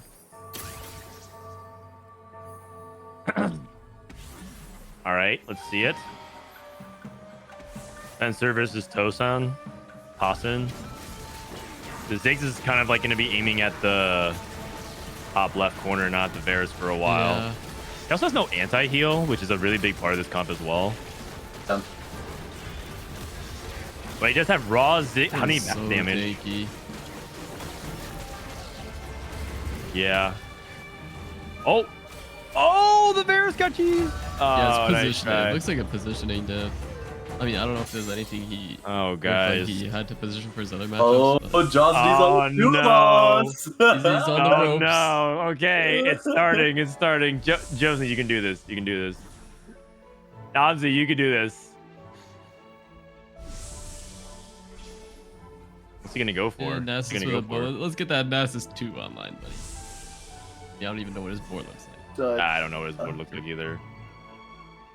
It's 6 shape, I think. Yeah, 6 shapeshifter. That's correct. He's going shapeshifter Olaf. I think he wants to replace that. Okay, Diana 2 on 8. No, Diana 2. Come on, Diana 2 on 8. no. Roll it. No. You got it. What the Joe, hell? you got it. We cannot do this. Ooh, Oh, he hit the What's smolder. that? Look at this. Okay. Oh, he this hit the is smolder. unjust. Okay. It's actually unjust, man. Hold on. Is that all? Is that Bro, all? this smolder is the biggest spike. Like, what? Is that all? Hold on one second. All right. Come on, Rereplay. We want to see you, buddy. He's going up his Aesah. He's going up Okay, Aesah. Aesah. Oh, But he has Milio too. Oh, but that front line looks Namzi clears that kind of front thin. line. No. buddy, No. No, yeah. Oh, wait. We can't kill a Tarek 1? What's going on here? Dude, this is a smolder dip if he loses. Wait. Okay, he lost. No! Oh no, that's not That's not a okay. good sign. There we go. That is It's not a looking good good. sign. It's looking good. Oh no. He just lost to Shiv Morello 2-item rise. Okay, he gets a Cash component. me out. Cash me Okay. out. Wait, no. Oh, yeah. Okay. IE Smolder, I guess. Fuck. IE Smolder. I feel like I would 3 out of this Elise. Yeah, you I might feel just like go adaptive adaptive. Elise. Okay. Yeah. Tank makes sense. Yeah. Let's win this round. Heal. Strongest this round. He's No, so Diana no. weird. Good roll. Oh wait. Diana I Fair. think he just thinks he can't play it, right? Yeah, I guess, Ooh. but He can only play it on 9. oh no! Spencer, The Ziggs line what now. The are Ziggs we is gonna doing? be aiming for this Namzi. Okay, like Spencer's board is not that good, man. He can actually win this fight because he doesn't have 2-star front or 3-star front. No. Are you Oh, sure, the man? I Ziggs. feel like this Namzi. Oh, he dodged it. No! What is that? No! Namzi! Ziggs! She's moving. Oh! Oh no, I'm pretty Oh sure no, the Spencer. Smolder! I'm pretty The sure Smolder! Spencer. The Ziggs No, keeps no. missing! He just keeps missing! Oh! Matchmaking div. Oh! That's a Oh, matchmaking man. div, man. Spencer let us down. Like, what is that board? Oh job, my Namzi, great god. job. How many points is Well that? done. Holy cow, 10 million points in the pool. Holy cow. Insane This game performance. sucks. If Spencer had 3-star frontline, he clears it. But like, look at his board, man. That's just Oh man. You know what I should have Three bombs in a said? row. I should have said 5-1. Like 4-5 Yeah, he was just too, did 5-1. too, But to be fair, there's a pretty good chance he might have died at like by 5-1 too. yeah.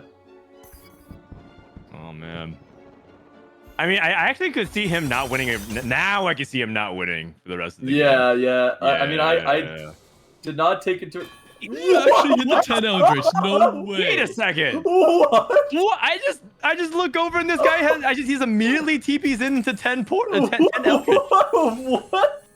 Boy. I How knew it, did this man. I happen? knew it. I had the hard read. I said, Ow. man, Chody seems like a 10 Eldritch kind of guy. That was actually a crazy read. Wow. In all my games I played this set, I've never seen 10 Eldritch once. Oh, okay. Well, you're about to see it today. You're gonna learn today. What just happened? Boom! He just jumps in. 10,000 HP. Oh, What? Why couldn't this happen on 4-6, man? Like, come on. Josie just got completely No! No! Oh my god. That's crazy, man. Yeah, wow. I did not expect that to happen at all. 10 Eldritch, it's the strongest thing in the game, right? What can anything even beat 10 Eldritch? I think it loses. I think it 3-star legendary loses, right? I think some of the 3-star legendaries can, right? Or is it none of them? Xerath I've only. seen it beat 3-star legendary. Xerath 3. Oh right, Xerath has like a kill everything charm. Yeah. Okay. Beast Legendary with Quicksilver. Okay. I mean, he's feeding. He's so confident. Just looking purely off the stats, it looks like about half the 3-star legendaries are better than 10 Eldritch. But it's Okay. like 1.07 versus 1.05. Like Okay. it's like guaranteed wins. Like Hey, you know what we need to do? We need to consult the Oracle. r/Teamfight Tactics. They know everything Yeah. about 3-star 5 cost versus 3-star 5 cost. Or China's TikTok. They have that shit down pat. I have no clue, man. I have no clue. Ladder Slayer with Arcana Rise. Oh, wait, what? Oh, he had it on the. Never mind. Riri with a Nashor's Briar. Yeah, replay winning out. I mean, probably not, but The classic Rereplay Briar 1 into feed into win every round. in Yeah, Nashor's Briar. into dodge 10 Eldritch. Yeah, into that one also, but that like yeah. I feel like with Manchodi feeding the Briar, I feel like he's doing like the one thing that could potentially cost him. Because it's like, if something happens where like Volibear doesn't travel with you, because I think a while ago, I'm not sure if it's still in the game, but there's a bug where like the Eldritch just wouldn't summon sometimes. Yeah. I feel like that's like the one possible way he's costing himself. Oh, What Spencer does lost feeding to Briar Spencer lost to Riri's replay's Ghost. But that's actually a crucial loss because there is a possibility that Spencer gets 10 Eldritch back in his pool, and then he just goes straight. Yeah. Yeah, and Riri just fought him. Yeah. He can beat anyone else. He's Hold on. Spencer for sure. Oh, Spencer might be able to pull a 7 honey. Yeah, he has it He already. has it. Yeah, already he has can just it. drop it. Oh, he already has it. And he lost to replay's lost Ghost. 3, What? yeah. That's crazy. He also lost against Arcana Rise as well. He's just losing against everyone. Spencer might just be the 5th strongest person in this lobby, which is wild. 3 Honeymancy emblems. Yeah, into a 5th. I feel like wait, how many 2 Tinkies does he have? He has 1. Oh. 1. He's got 1. Got 1 2 tanky on his Blitzcrank. That's He kind of can't awkward. play Manchodi, by the way. Manchodi is playing a guarantee of Ladder Slayer and Black Sheep. Okay. Going against Arcana Rise. He lost previously.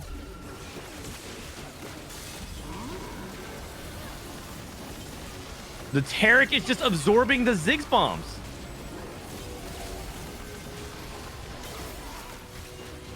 Okay, but now that the Blitzcrank is juiced up, and 7 Honeymancy is ramped up. The bees. Yeah, this is too much bee damage. Yeah. Oh, but Rereplay also won. Wow. Okay. Who is Manchodi fighting? Manchodi's fighting Either Spencer or Ladder Ladder Slayer. Okay. And Ladder Slayer is fighting Manchodi or Rereplay. And Spencer has 3 people in his pool, based off what we're estimating. Oh, he took Busy Bees. That's pretty bad. Actually, Yeah, I don't know, is Busy Bees better with 7 honey? I mean, maybe. I was looking It at the should data be. though, and it's the worst performing charm on stage 5. Yeah. Like the worst performing one. Okay, he got Black Sheep. Rereplay got Ladder Slayer. Okay. Wait, so Manchodi's fighting Ghost? Manchodi is fighting Ghost. That's correct. And obliterating it.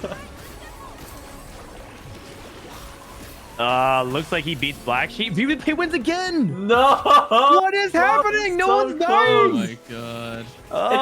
It's just a pray you don't fight Manchodi angle. Oh my god, Manchodi is the Grim Reaper. Yes.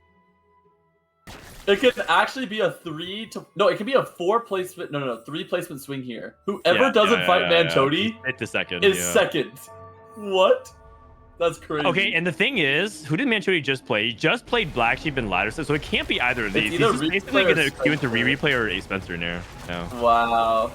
And based off the likelihood, I think it's 50-50. Or it might be guaranteed, actually. Oh, 07 to Spencer. Unless Rereplay also gets the ghost. Oh. Spencer's cooked. And that is it. That is it. So Rereplay gets back. Okay, the only way that's possible is if Rereplay gets 100 0'd and Spencer kills 1 unit. No, 2 units. I don't know if that's possible. Probably not. Yeah, he's level 10 now. Oh man, it's Volibear versus the bear versus the honey. Oh, yeah, I've watched this cartoon before. They always get the honey. God. Yeah. And Rereplay win. Oh, Black Sheep dead. Lava Slayer died. Oh, he played against the Ghost of Manchoni. What? Rereplay with a 3 placement swing.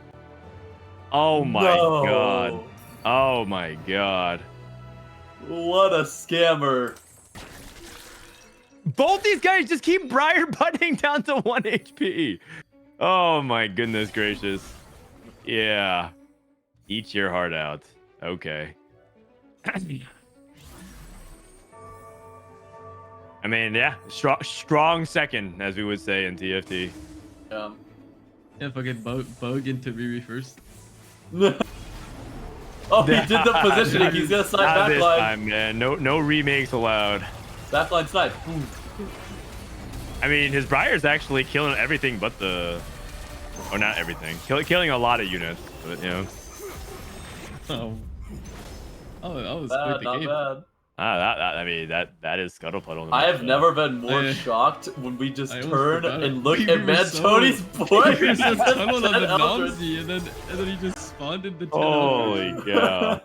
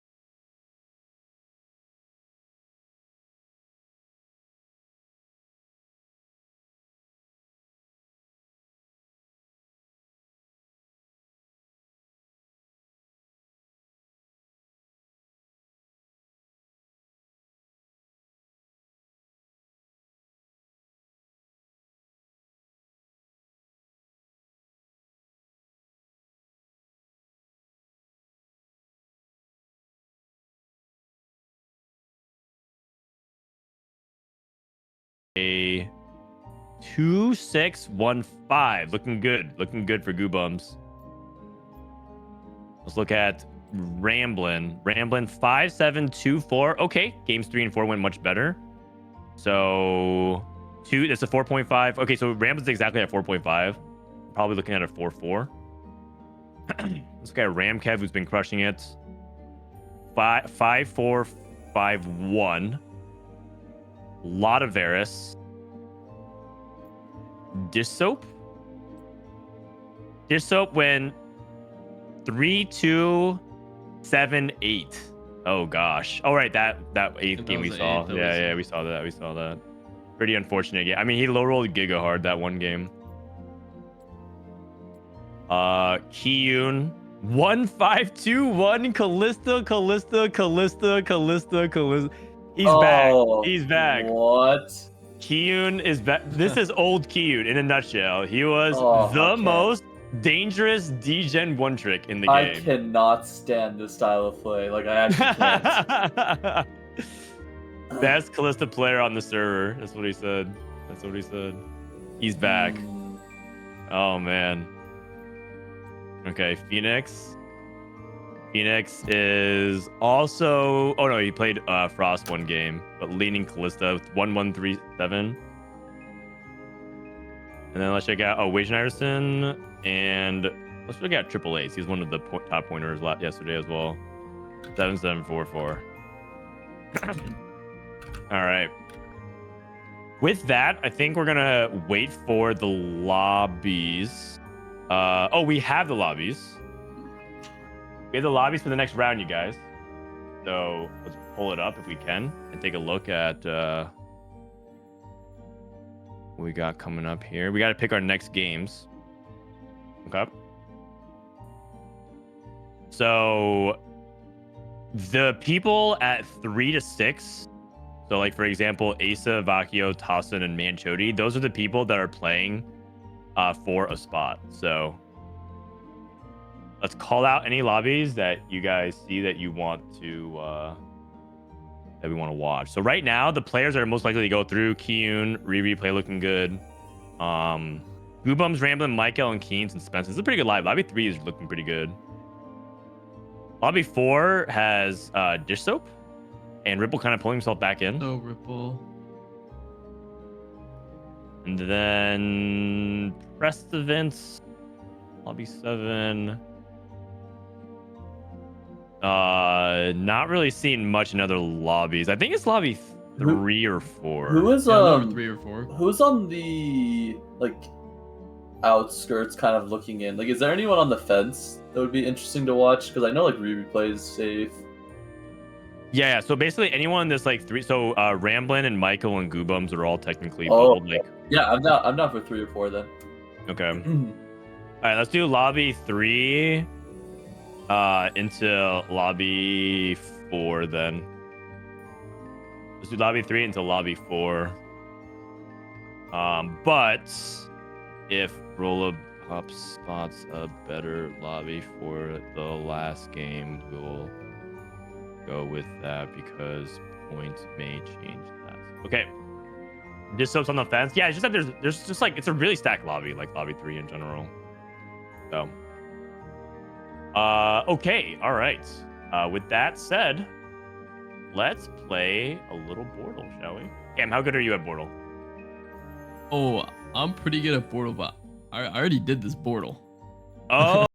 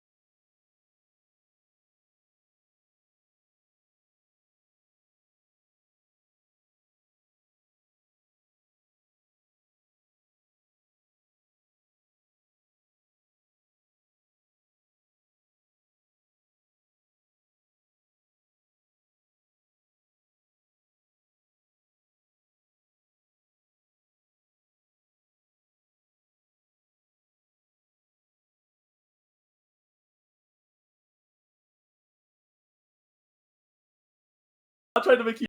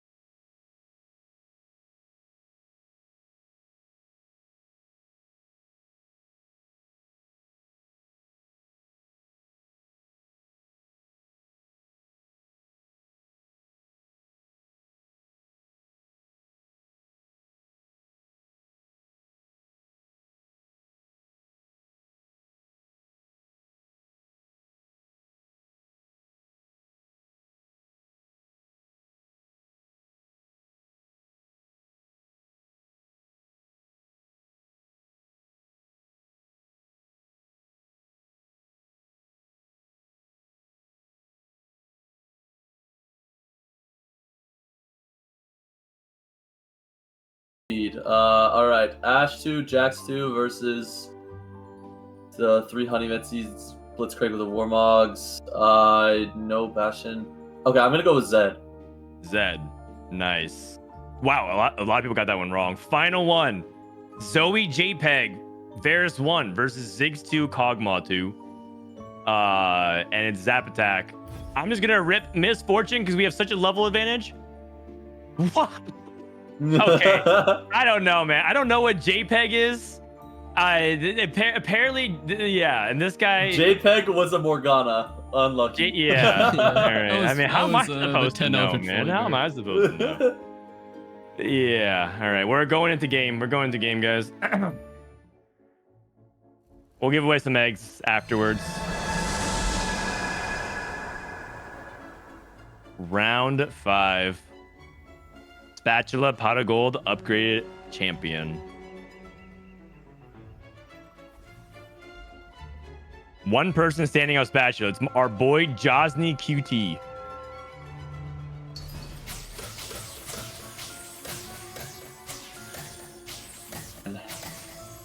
Spatula. All right, upgraded champion. I'm surprised they stand on upgraded champion versus Pot of Gold. I guess people like still like enjoy having that direction, and it feels like you have like an early game at least. Yeah. It is kind of a blitz. If you were, yeah, if you were wanting like the lowest variance, it would definitely be Pot of Gold, but it just feels nice to have that. Have upgrade. Yeah. It's like I said, it's like you can't have like a completely. You have 2 stars. There's something you could probably do with it. That's what you think about it, at least. Is there a 1 cost upgrade that you just like don't want though, no matter what? I think there's a couple. I think it's Soraka. Soraka and like Ash, I think is pretty useless if you don't have a bow. True.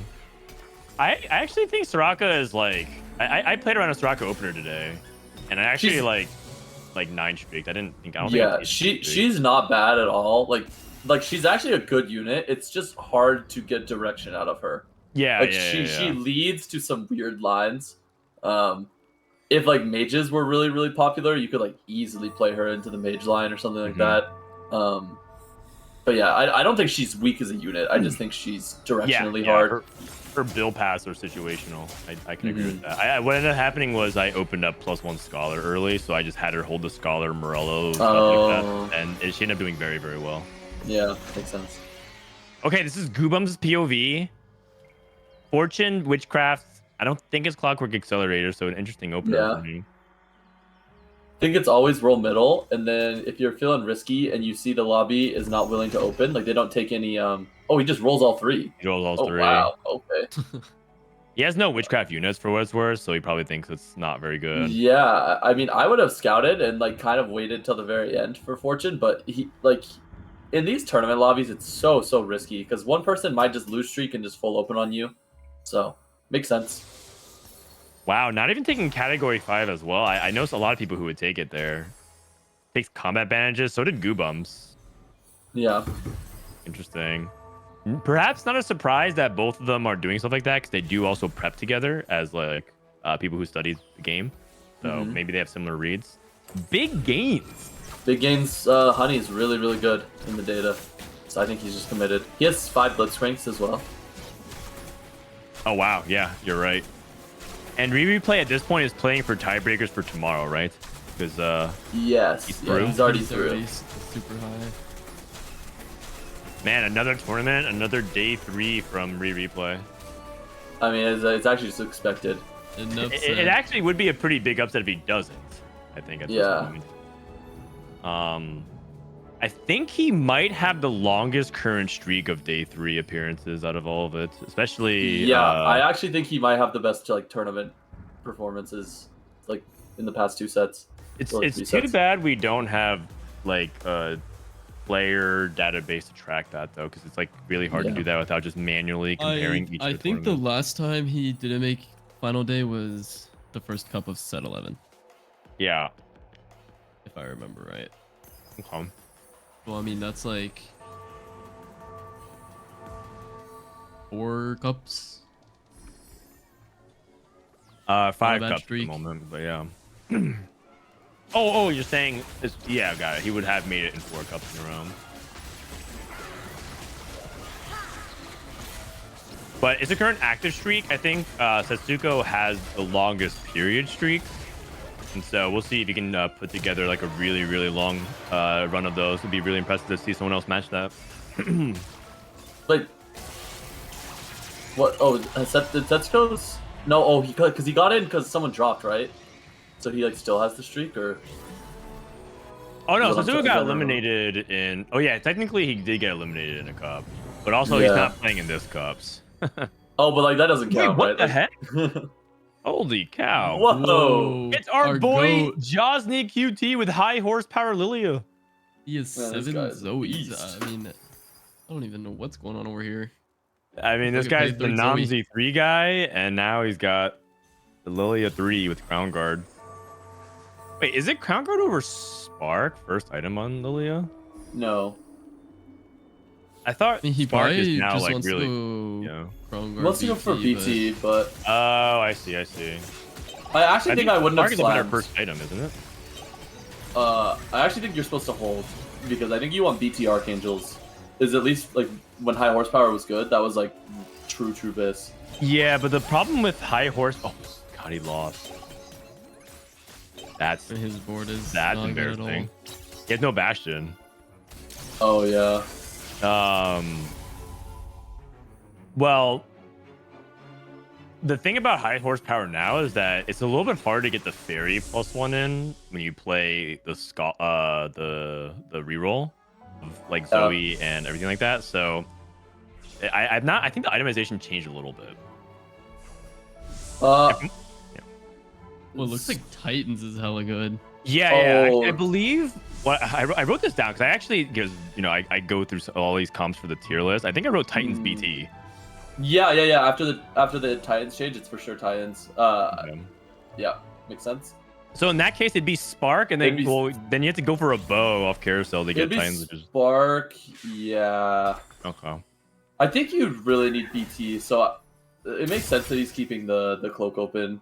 Okay, got it. Okay, yeah, fair enough. I mean, he thinks like he can probably get at least multiple items with the cloak, but with the vest, it's only Titans. If he's not Spark. Speaking of Crown Guards on Lilia, Crown Guarded. This used to be a Vagar line. I would still play Vygar. from like on this current patch from Crown Guarded. I don't know.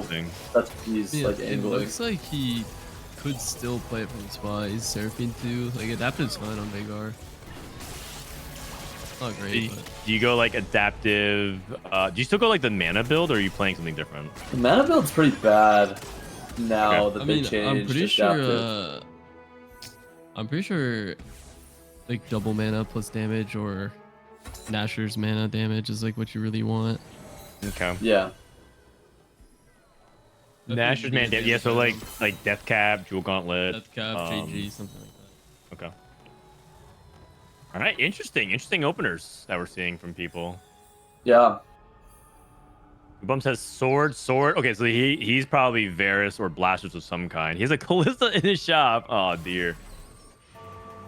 And Keen's has Gold Collector, which I think is also really powerful on Ezreal, and he has the Ezreal pair, so I think we at least have the two of these guys going Blasters. Yep, he's for sure playing Ezreal reroll. Okay. Spot's really good for it. He has upgraded Galio 2 already, upgraded Warwick. Yeah. Playing around Gold Collector, he has half an IE as well. Yeah. Really strong start. What's the other items you want with Gold Collector? So it's IE, Gold Collector, and then what's the last one you want? Is it Shojin? I think it's Hodge. Hodge? Yeah. Double IE? A double IE is fine. I think any crit item is completely acceptable. I'm starting to think it's just like whenever you think of what are the last two items plus this, it's just double IE for all these blaster units. Oh man. I think healing is significantly underrated on Ezreal though. I think Hodge is like really good. Plus Hodge gives starting mana, so it helps him like with his first cast if you don't frontline him. Okay, you're not just saying that, right? Because I was arguing with my chat for a really long time about healing on Ezreal. I think is actually quite good. Oh, really? You were there in chat listening to that, right? Because No, I did not. that. I played an Ezreal game where I built healing on Ezreal when I could have gone for like more damage, and they kept saying like that's wrong. Yeah. Okay. And I was like, no. I Man, think it's actually quite BT good. is significantly worse, and the reason I think Hodge is good is because Ezreal's first hit right after the rework, his first hit does extra magic damage. Right, he has AP scaling now, so whether or not you roll AP or AD, you actually hit pretty hard on the first ult. Like you can't miss on the rolls, and then you also get extra healing. So like I think Hodge is just better stats. What I also like about healing on Ezreal is that the way the fight dynamics play out is that a lot of times when you rely on Ezreal, he ends up being the last unit alive because he stays safe, and sometimes he has to like go up against a wave of like 3 to 4 units, and that healing will sometimes let him win that fight, or actually a lot of times win that fight, because he's able to sustain and kind of drain tank. So it kind of like functions a little bit like that frontline Ezreal that everyone talks about and loves. So I think it works really well on both ends. Like it allows you to frontline him in the beginning of the fight, and it kind of helps him win the end of the fight. But I'm a little bit biased towards it because I played a lot of frontline Ezreal. I think it's so fun. Okay, let's take a look at these augments and see what happens on 3-2. So this is TFT Rex. Taking, what, Transfiguration, I guess, for the items. Oh. He slammed Sterig's Gauge, though. So I guess he's like playing that for the front line and then maybe commit to the back line with AP items. Ooh, trade tracker. Okay. Trade tracker, quite interesting to follow that. We'll see if he knows how to fit in 7 traits. It might be kind of hard. Oh, yay. Crown guarded high horsepower Lilia. No healing Lilia? I was gonna ask about this because I saw Riri slam Shiv on 2-5. Is he allowed to do that in this comp? Or like, do you need to greed for mana plus red buff or something? You're saying for Ziggs? Yeah, because I think he took. I don't remember if he took tier above Carousel, but he was Stoneplate Slam and then he slammed the Shiv. But I was under the impression that you need to greed for a mana item. I don't know. I don't think mana item is as important as Shred and Anti-Heal, but as far as I know, I think Shiv is actually totally fine item on Ziggs. So I'd be surprised if it was like a Shojin slam over Shiv. I think both are important. Because like the way the fight dynamics play out is Ziggs really wants to either snipe the corner unit or get past the front line as fast as they can so that you can snipe the corner unit. And I think Shiv does that a lot better than just a raw mana item. But I'm not a complete Honeymancy expert, so I only talked to a couple like CN players who've played it a lot, and that was like all my Ziggs knowledge. I'm not entirely sure.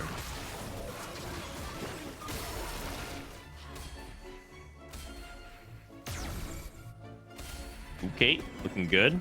I mean, so far it looks okay. Like I think the Shiv is quite decent, and now Rereplay can go for a red buff. The awkward thing is he has a sorting glove, so those are like kind of bad components.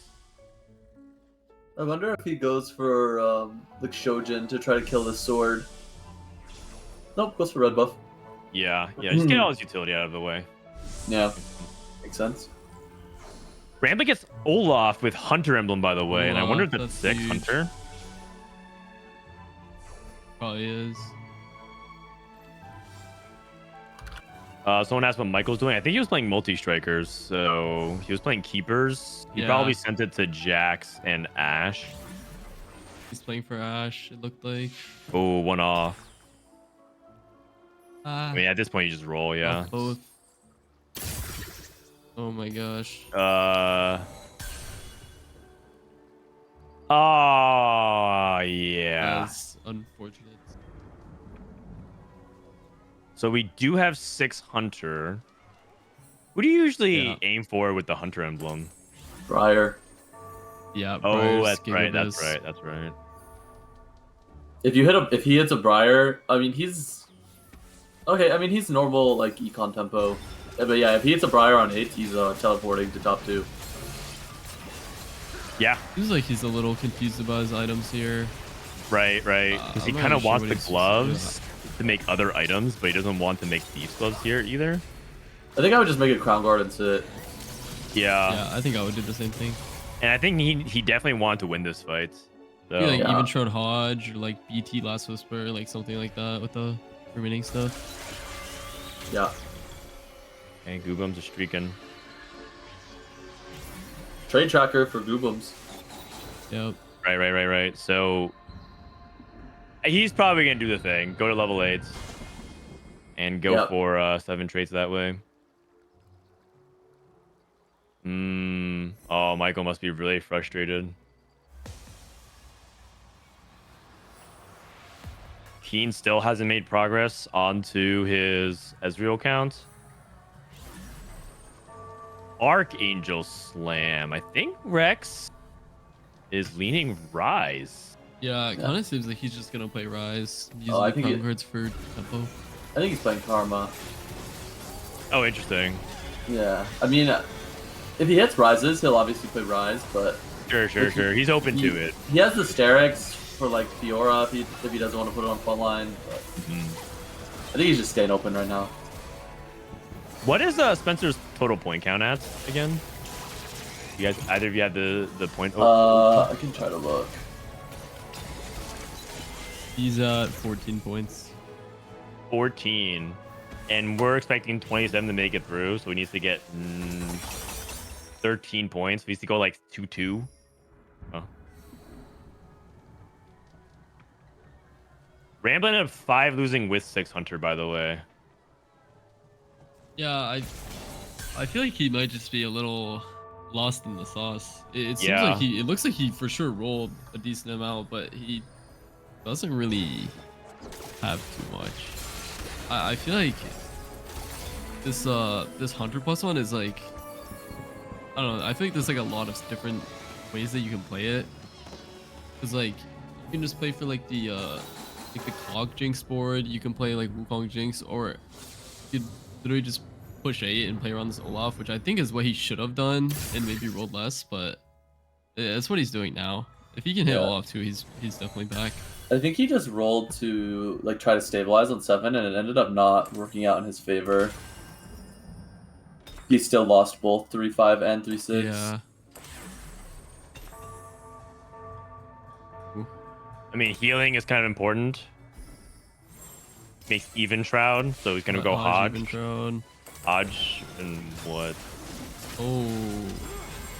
Redemption? Redemption. I feel like healing is kind of important. I feel like that's supposed to be Hodge and then Sunfire. Shroud, Sunfire, Hodge, healing, Shred, anti-heal. He doesn't need the anti-heal like right this fight because he has Dragon, so probably something he's thinking about. But yeah, it takes another narrow loss. I mean, that's yeah. I think the Hodge was like very mandatory though. Yeah, I'm surprised he didn't go for third item Olaf there. But we'll see if he gets an item here as well. Forge into Death's Defiance. Okay. Yeah, Well, and I mean, he's been struggling on so much on his items. How good is Little Buddies and Hunters? Probably pretty good. He's playing Twitch, Namzi, and Cog. I mean, the problem is that he's just not carrying 4 costs. It's only Olaf. Yeah. I think I like bandages, but I don't know if that's right. Okay. Like his main tank is a 3 cost right now. Yeah, makes sense. Just Keen's rolling for his blaster board. He took Heroic Grab Bag, and he only has 3 Ezreals. I'm surprised. Okay, I've been seeing this get popularity, like the Wait, playing what? Hecarim Shen over 4 Vanguard, but when I looked at it in the data, like 4 Vanguard looked a lot better. So I don't know. Okay. Was Ramblinnn hit it- Olaf too. Oh, that's good. Rereplay went Vanguard. Oh, Yeah. I think. He is friends, so he's playing 5 Honey. Inspiring. He's playing around Vagar. We're getting Liliad. I mean, he is. I mean, I Joslin's think kind he's, of going crazy with the yeah. high horsepower right now. Okay. Spencer ends up hitting a very good board. He probably could start pushing 9 if he hasn't already made up his mind. sensor spot's really good. Oh, Rex ended up going for the rise and playing Yeah, duo. I think you're right Gwen about him being open to flexing here. Yeah. with the crown guarded. Okay. Okay. And Guubums still carrying Tleyds. He's carrying. Okay, but he's Wait, got what? his. He's got finally his he's got the traits. 7. He Oh, finally he's getting got it. seven traded. Yeah, got it. We finally got it. Okay. I mean, he's 71 HP. Depending on what he gets, he might be in a really good spot. If he gets like Right. Frost, is really good. Blaster. Yeah. Pyro is fine as well. Like, there's a lot of different things you could get. Yeah. Okay. And Ramblinnn should be in a much better spot. What is he holding out for this? He's looking for a sword for Edge of Oh, Night? he wants GA, yeah. Okay. Is Olaf without GA like just that much worse? It's his best item by far. I mean, he does get healing like innately. It's not really enough. But I think if you have GA, you don't need to be able to heal healing.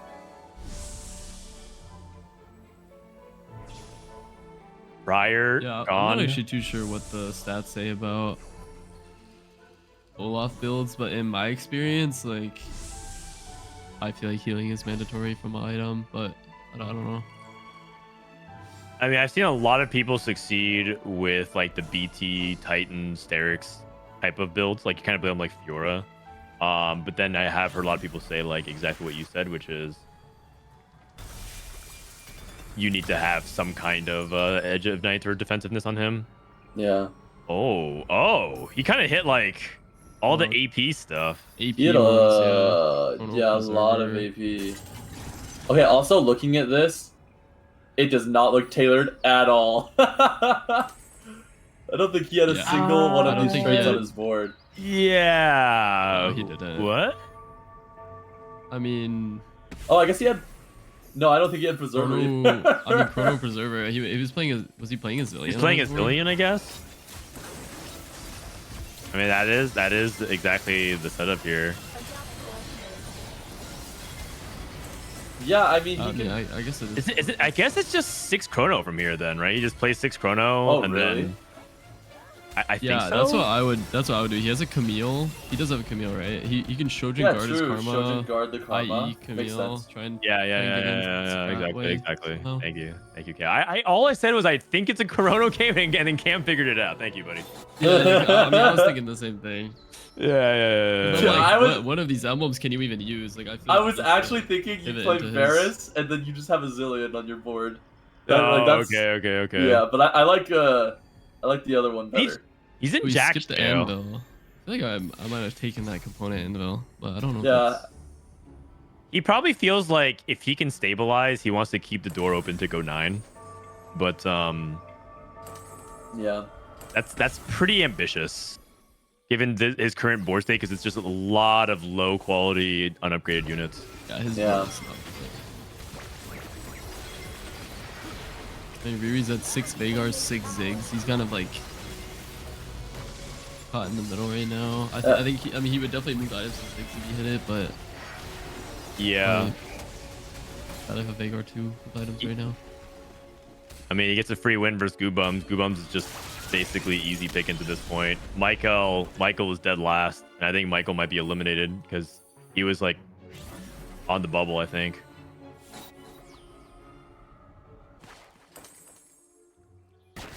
He Damn. took Portable Whoa! Forge into Talisman. That must have been a bad forge. Yeah, and I'm also surprised about having to take Forge at 4-2. That's usually much more of a desperation play. So Yeah, like the thing is he has this Hodge on Hecarim, and he very well could just put Hodge on Ash, right? Like, so he doesn't need an item. Oh, Prismatic Orbs. Oh. Prismatic Orbs. What do we get? What do we get? Items and Masterwork upgrade. What did Guubums get? He got 2 artifacts. Blinding Jewel. Here it comes. Oh, you're right. Oh my gosh. Yeah, I mean, he really wants to roll so he can get a board, but it's actually so tough. His bench is just so cluttered right now. Takes a spatula? What? Bro, this is the hardest turn in TFT history. What is he doing, man? Oh, This oh, is the eight. hardest Look turn for- ever. 8 Witch, 8 Witch. Yeah, he's gonna look for Witch from the... Winter. Winter. Cutlass. Force. Oh, it's Morello. Oh my gosh. Did he miss Witch? Yeah. He left the bench. He left his Morel's at home. His Morel's at home. Oh god.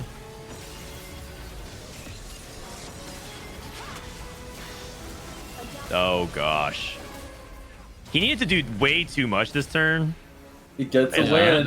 That prismatic orb like really made his turn so hard. Yeah, big It was time. already turn. early Oh, on. never mind. And like he lost. it's just the Morel at home. Michael's dead. Replay lost. Spencer streaking. Ramblinnn Radiant GA for his Olaf. Okay. He also got Hunter on Briar. It's a big deal. Hunter He's That's also a really, straight to really big 9. deal. I mean, he's turbo win streaking. He made it to 9. Like that's the power of this line. Yep. And Rex, what did he get? Got support items. He got Moonstone. Replay hit Ziggs 3. Got a radiant stone plate. Okay. Is that's interesting. I think my instinct says Radiant Shiv is actually quite good on Ziggs, but I'm not sure. I trust Rereplay to actually know the data. But like We talked about this. If you look at the Radiants in this comp, all of the like frontline ones look a lot better than the backline ones. Got it. Is that like even considering Zap Attack not being in the comp? Yeah. Okay, got it. I mean, I guess if you think about it, like a lot of the damage is just baked into the bees. So like Yeah. getting an item isn't gonna like the Okay. stats from the item aren't gonna impact that versus Yeah. like the tankiness just stalling. mean- Okay, that's good. I like that. One thing we discussed is like early game items might be biased because you just take like a Radiant Relics and play it from early game and it like streaks you and stuff. But Uh-huh. I mean, you can never know, right? Yeah. Yeah, exactly. And He Do you just move these items sold back his now? Galio. Oh, what? what? Oh my No, god. No, replay. He's in full panic mode, counting man. for a naked Vagar. He is in panic mode. You can tell. Holy cow. What is And going this is on? against Keens, the loser of this. Oh no! Oh, Oh god! It's Oh backline. no! Oh dear. Wow. He is okay. cooked. And Guubums hit Karma too. Guubums definitely did not lose this fight. That's good. That's okay. That's okay. 6 chrono. You can tell Rereplay was very dizzy this game. Yeah, yeah. By the way, Spencer was streaking, but he took a pretty big loss. There's a bunch Very of spat. There's a bunch of spats. There's a bunch of spats. Guubums goes for a Someone went frost. Frost on Recon. Oh, I guess he's just 2 out of 3. I guess he doesn't like any of those items. I mean, I feel like PG would seem good, but maybe. I wonder I mean, if this is there's a also chance he's, like, Recon denying pair. Recon. Yeah, I wonder if it's denying Recon / picking up Recon. We'll have to see. That is Recon 2. Okay. Yeah. He's Plus, running out of Frost. item slots. Move Tarek items. That's what he's gonna do. Yeah, yeah, yeah. He actually Okay. got to a really good board here. Yeah, 6 Chrono. 6 Chrono Morgana. Oh, wow. Yeah. He eventually got there, yeah. And He- Spencer, go ahead. He has Crown Shield. Where did he get that? He must have reforged it, right? You mean Seeker's Arm Guard? Oh yeah, sorry, the Here's- arm guard. Yeah, because he had Infinity Force plus. No, Oh I no, think he got it from Charm. Yeah, Oh, he must have bought it, yeah. yeah, because he had Eternal Winter and Infinity He Force took too. Winter Force. Yeah. He also has a support. Oh, did he get the Sun? Did he get an He artifact got and the a Sun? sun. This That's guy. insane. Yeah. Oh. Does he win? It's looking like He lost. Guubums lost. Wow. And looks like he's Lich dead. Bane Zillion. Oh, he's live. He's live. He's live. He's live by 2 HP. Okay. Crazy. He put the tank items back on Recon and then just put the even or the on Tarek and then. even Oh, on I feel like I would have Recon. just That's triple actually items by better. Recon. Yeah. Yeah, I think I would have done that too. For Preserver, I would think that that's tankier. Well, I mean, he does have Preserver on Peric, but yeah. I just think Recon is like just outmatches Tarek as a tank. This Yeah, patch. yeah. I don't think Tarek's actually Yeah. like a real true tank. I think he's like a utility tank. Yeah. He like attracts projectiles and then does a little bit of damage.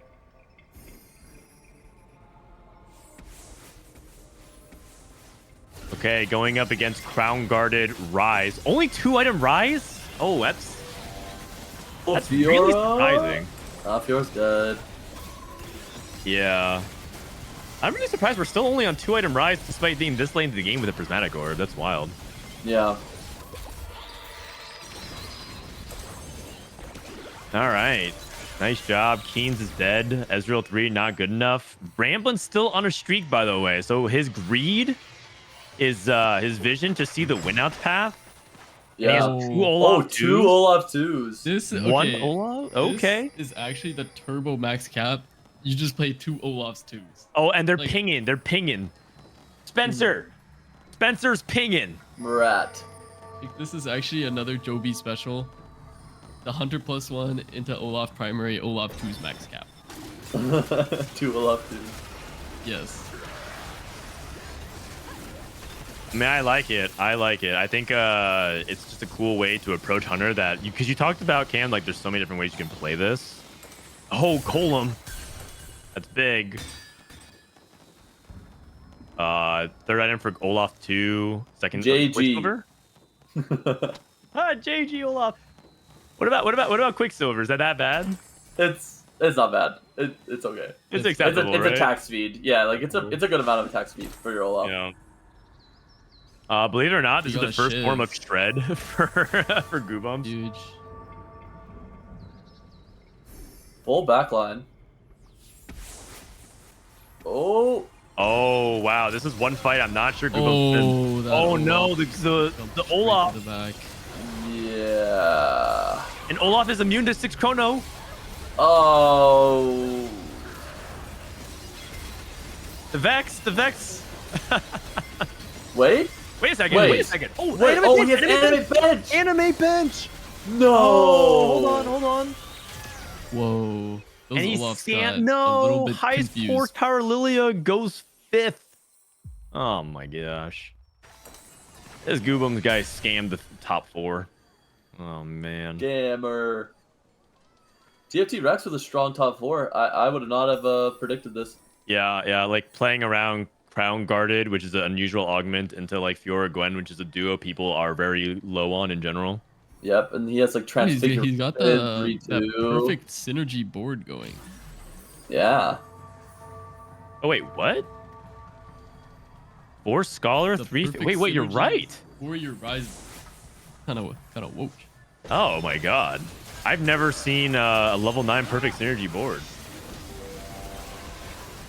I bet TFT Rex knows the trade tracker web very well.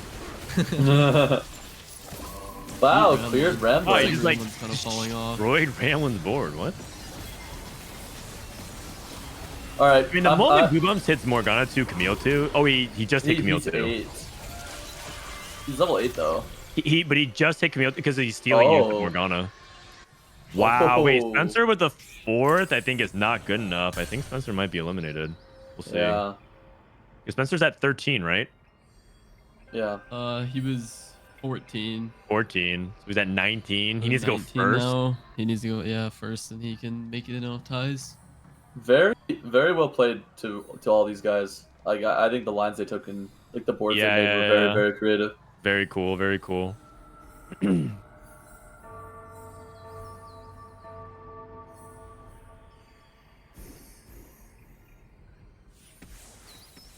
Okay. Now, I guess if Guubums gets Morgana 2, it's 100% over, but I'm pretty sure this Camille 2 with 6 Chronos already, like, very, very devastating to deal with. Yeah. Because basically anyone she latches onto dies immediately. And so Guubums first, which is huge because I think that seals him for tomorrow. And, oh, did Rex take Desperate Plea? I think he did. Oh, Desperate Plea.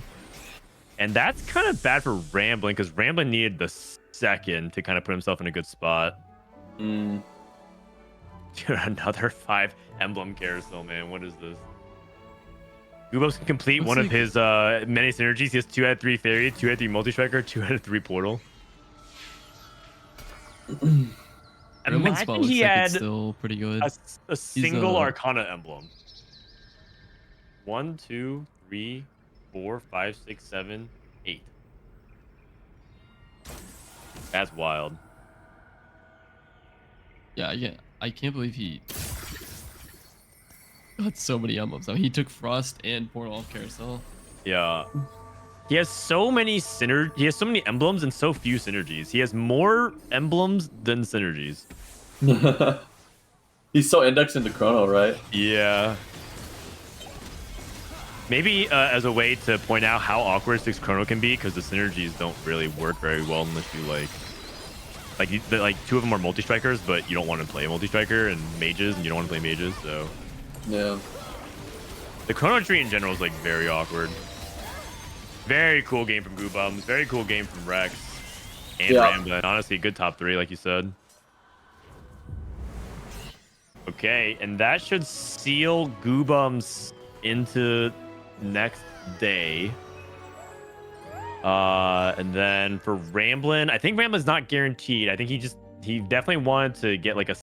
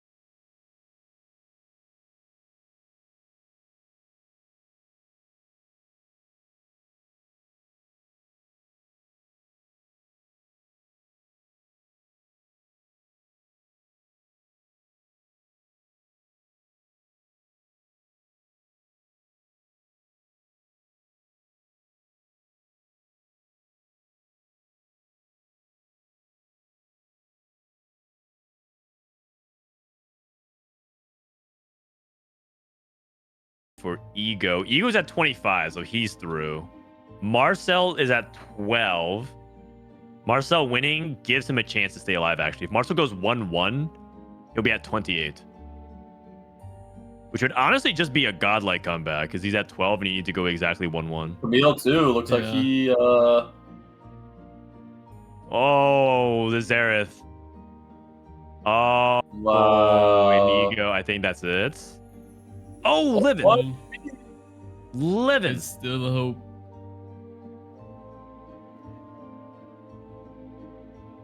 Wasian is in. Okay, cool. Like a lot of NA's top players are in. Rereplay is in. Milk's in. Wasian is in. Have to see how Dishsoap is doing because he's in the middle of his game. I heard Robin actually was popping off and got Tom Kench 3. Oh. So I think Robin got first. Robin also at 13. So if he went first, he needs a second or better. He's at 21, and 28 is going to be the projected cutoff. Or rather, 27 is the projected cutoff, with 20 should be in.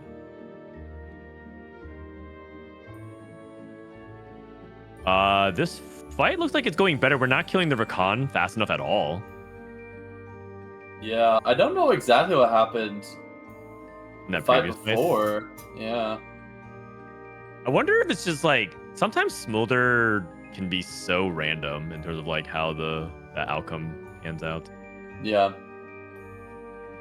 He's going JG, deny. I'm wondering if Ego can improve his board significantly. I think. Do you guys think Nasus is bait here for even though he has Pyro? Oh, he's actually gonna lean into Briar instead. Okay. Okay, I can get behind that. And then itemize. Okay, that's why he took JG to itemize the Xerath. I like it. Oh, I like it a lot actually. And it goes back to some of the stuff we were talking about. Moves Hodge. Okay. I think he should DB, right? For the reason you were saying where like the execute isn't that good. So you just double IE DB and then you can collect her Briar. Okay. I mean, I guess Briar still gets the execute from Pyro, so it's kind of awkward either way. Yeah. I mean, this is the last fight. Potentially, if you can end it here. I think Marcel just went 9 and got. Oh, we're giving it away. Okay. All right. Well, I would argue that Marcel wins that game. Yeah. And Marcel basically needs to win that game. Eagle Illusion's already in the tournament. Like, I'm a big fan of the Briar version, but I think in that matchup specifically, like Briar can get stuck on Rakan after like she ults in, gets stuck on Rakan, Kalista just kills her. Like I think there's a chance that Smolder's just better for the matchup that he's in. Yep. Can one of you guys do me a favor? I did not expect us to move into the game. I guess we were ready for the final lobby. One of you guys track and see what ends up happening at the end of that game. Is Ego streaming? He is. I think it's Ego. I think it's Ego stream. Thank you. we don't know who won. Sorry, guys. It was actually kind of dramatic. I want to see if the Bears could do it, but let's see. Dishsoap going into this game or going into game 5 was at 16. Does anyone know how he did in game 5?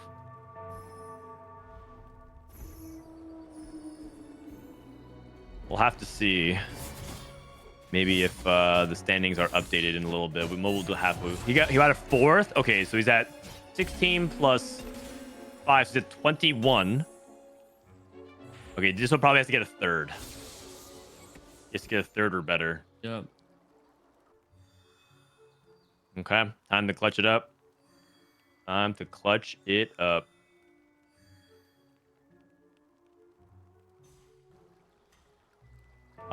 This is item payout, by the way. High econ. A lot of people are gonna be super rich, and once we get like the point standing updates, because they're inputting everything from game number 5, we'll update you on who needs to do well versus not.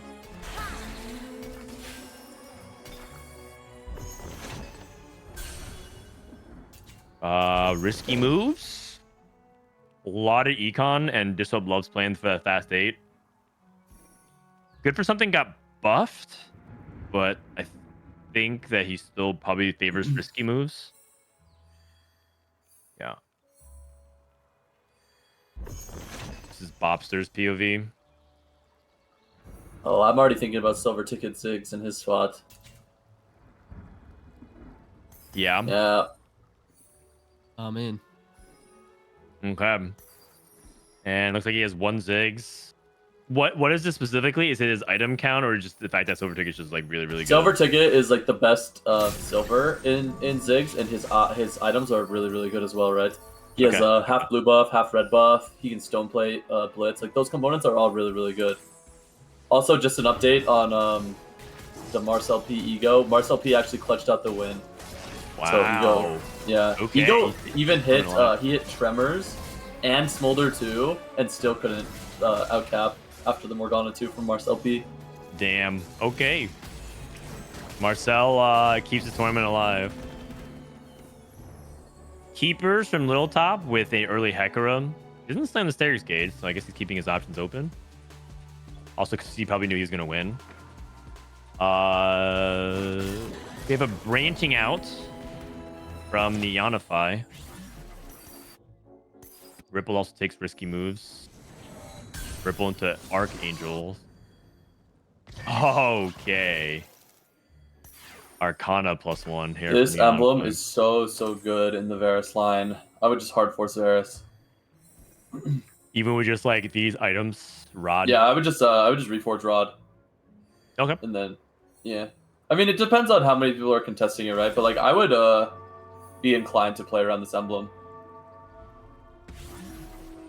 Ramkev took Silver Veil and slammed JG. Oh wow. Oh, he's just hard committed Cassidon. He's just committing Cassidon. And is JG Cassidon good? I don't think so. Yeah, that's fascinating. Dude, Ramkev's actually a beast. Ramkev, yeah, he's back in set 4 when he made it to the World Championship. He actually got very far, and he was our best shot at winning set 4 Worlds. Yeah. And he did it through like re-rolling like a lot. Ramkev's actually a big. He's a big re-roller. Yeah. So he does some weird stuff a lot of times. So I guess he just has a fascination with certain units. Most probably set 5 Udyr. I think in my games, because I had him in some of my lobbies, he re-rolled like every single lobby and did significantly well. Okay. Rageblade Hodge. That's interesting. With like an open Reforger. So he could have reforged. And he has component buff. Okay. Yeah, buffet. I don't know how he ended up with a Hodge, but yeah, I would either. expect he's just gonna play Callista, so I don't know. Same. Yeah, it's very surprising.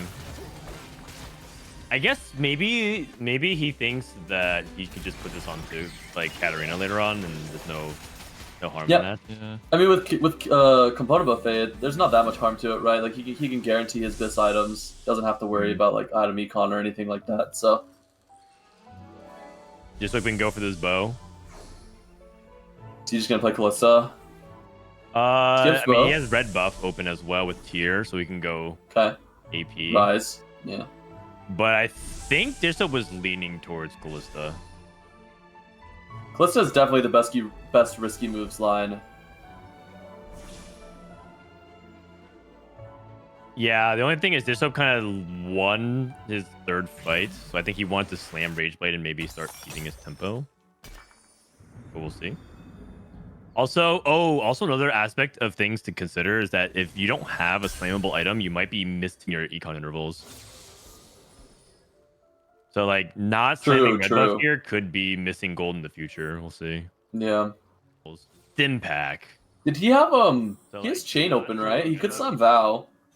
Oh, sorry, adaptive helm. But he decides not to. So I think he just wants to stay open here. Yeah, knowing Dishsoap, he probably wants to stay open. JG Archangels from Ripple. So Ripple is very much committed to Rise. If you want to be more open to Karma, you kind of sometimes need access to things like those rods and tiers for slightly different things.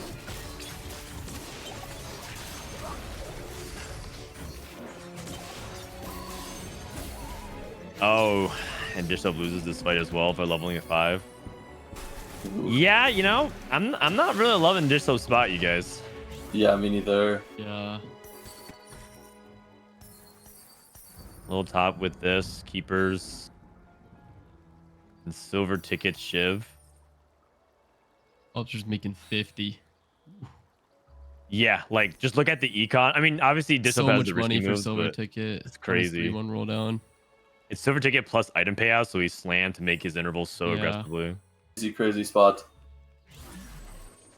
I do think I would have adaptive. He had a Ziggs too, right? I feel like I would have adaptive Ziggs and then just removed it later. But I don't know if adaptive is even worth making as a mana item now. I'm not sure. Yeah. After the change. Yeah. I mean, I think it's like fine. It's not like as good as it's just nowhere near as good as it was before. That's just like quite good on certain units. Like it's quite good on Xerath, I think. Like his best mana item. Like way better than Shojin. Shojin's quite terrible. Even after the change. I think so. Yes. Why is that? Is it just short, I'm strictly pretty more sure mana? adaptive is his best item that isn't just like a utility, like random shiv or something. Huh.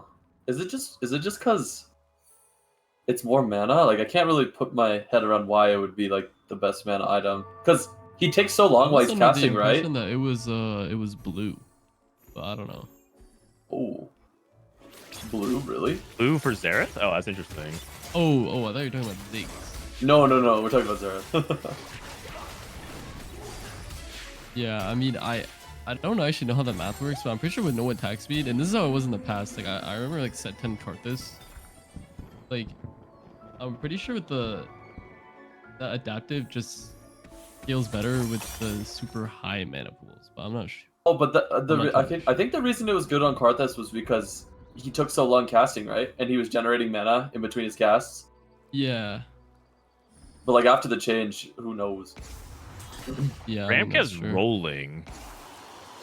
Rolling, keeping streak, and he. Whoa! What? Oh, he's gonna play. He's gonna play Cronola. Yes. Ah. Okay.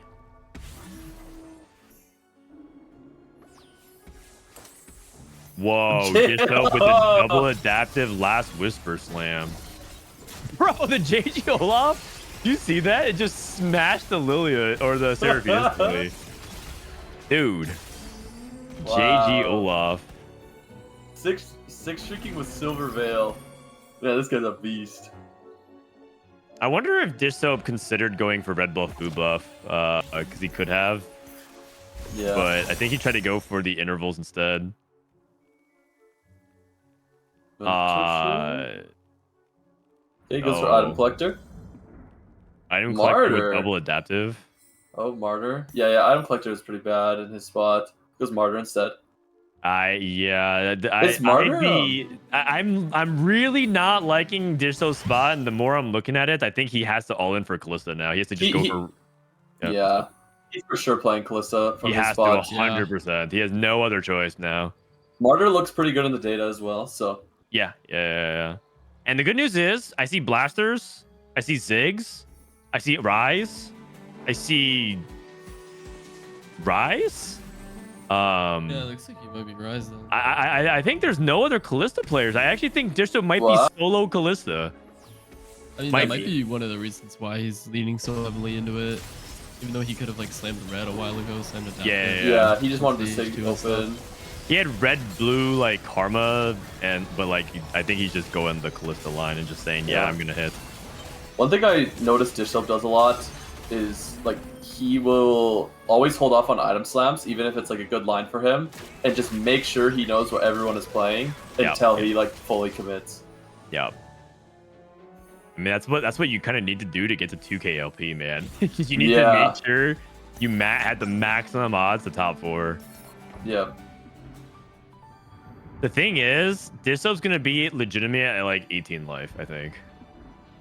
Yeah, he's gonna be really low.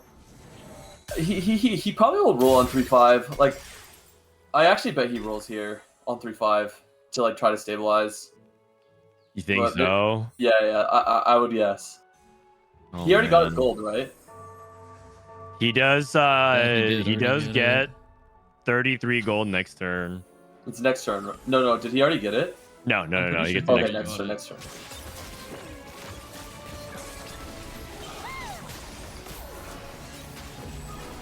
So Dishsoap really needs Rod, preferably a Rod on the 4 cost that he really wants to play, or Maybe just Callisto. 4 cost in general. Kills 2 units, not bad. That's big. He needs to do that to try to. If he could be at like 20 something life, I think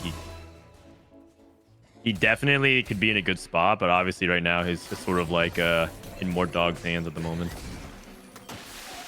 I think if I was in Dishsoap's spot, I would roll on 3-5.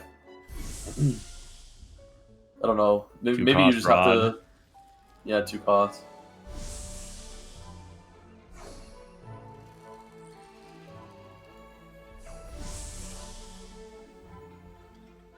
Rise for Ripple, which is good because he's looking for it.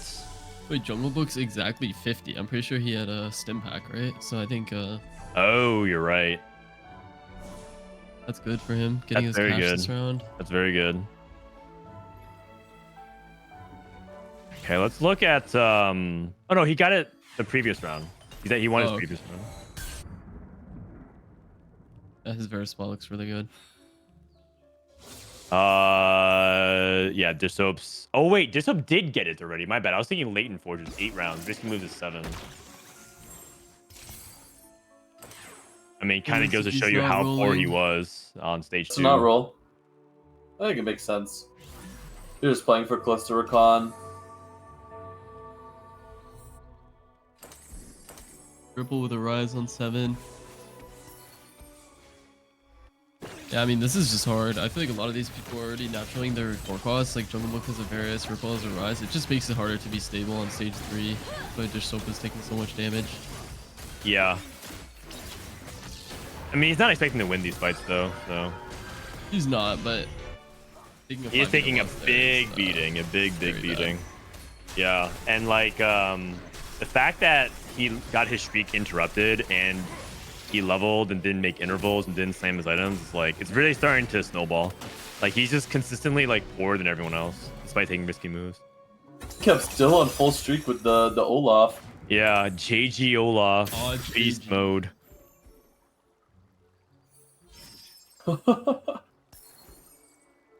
I mean, he had a Cassidon line into pivot Olaf Frost. Yeah. That's with JG Olaf. It's pretty beastly. It does look like there's going to be a 3-way race for Varus. I will. People in chat were talking about playing Chronoloff from Silver Veil. Oh, Like, I'm I feel down. like the vertical Chrono Silver Veil synergy is good. I don't know if he's gonna I end up see. going into Karma here or staying in like 5 or 7 Frost, but That would be some yeah, cookery. that could be interesting. Yeah. I didn't even know about that interaction, but it makes sense. That's fascinating. Oh, and Ramkev wins again. It just was at 19. So risky, man. Oh gosh. He Yeah, so, misses like, on this roll down. How is he cooked. just so poor, man? Holy cow.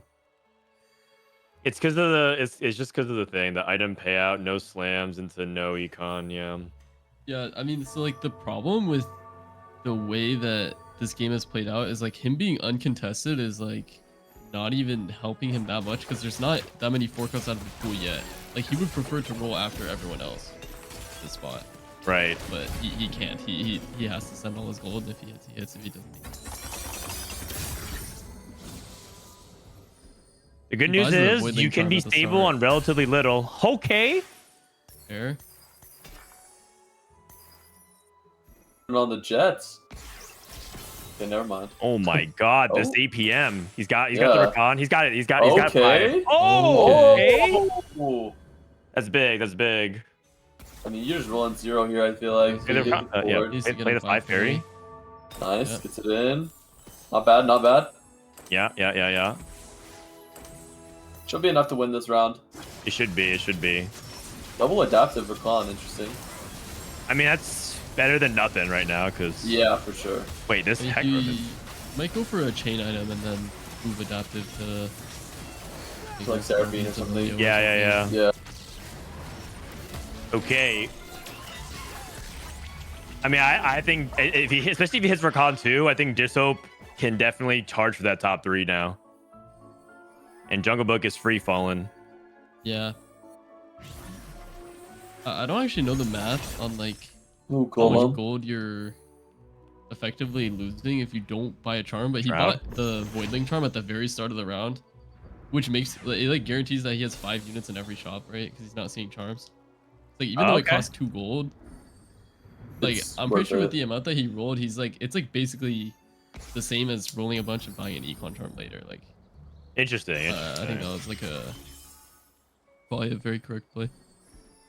Yeah, that's like a really subtle play that I think is really easy to miss. I like that. This Cambulee guy's pretty smart.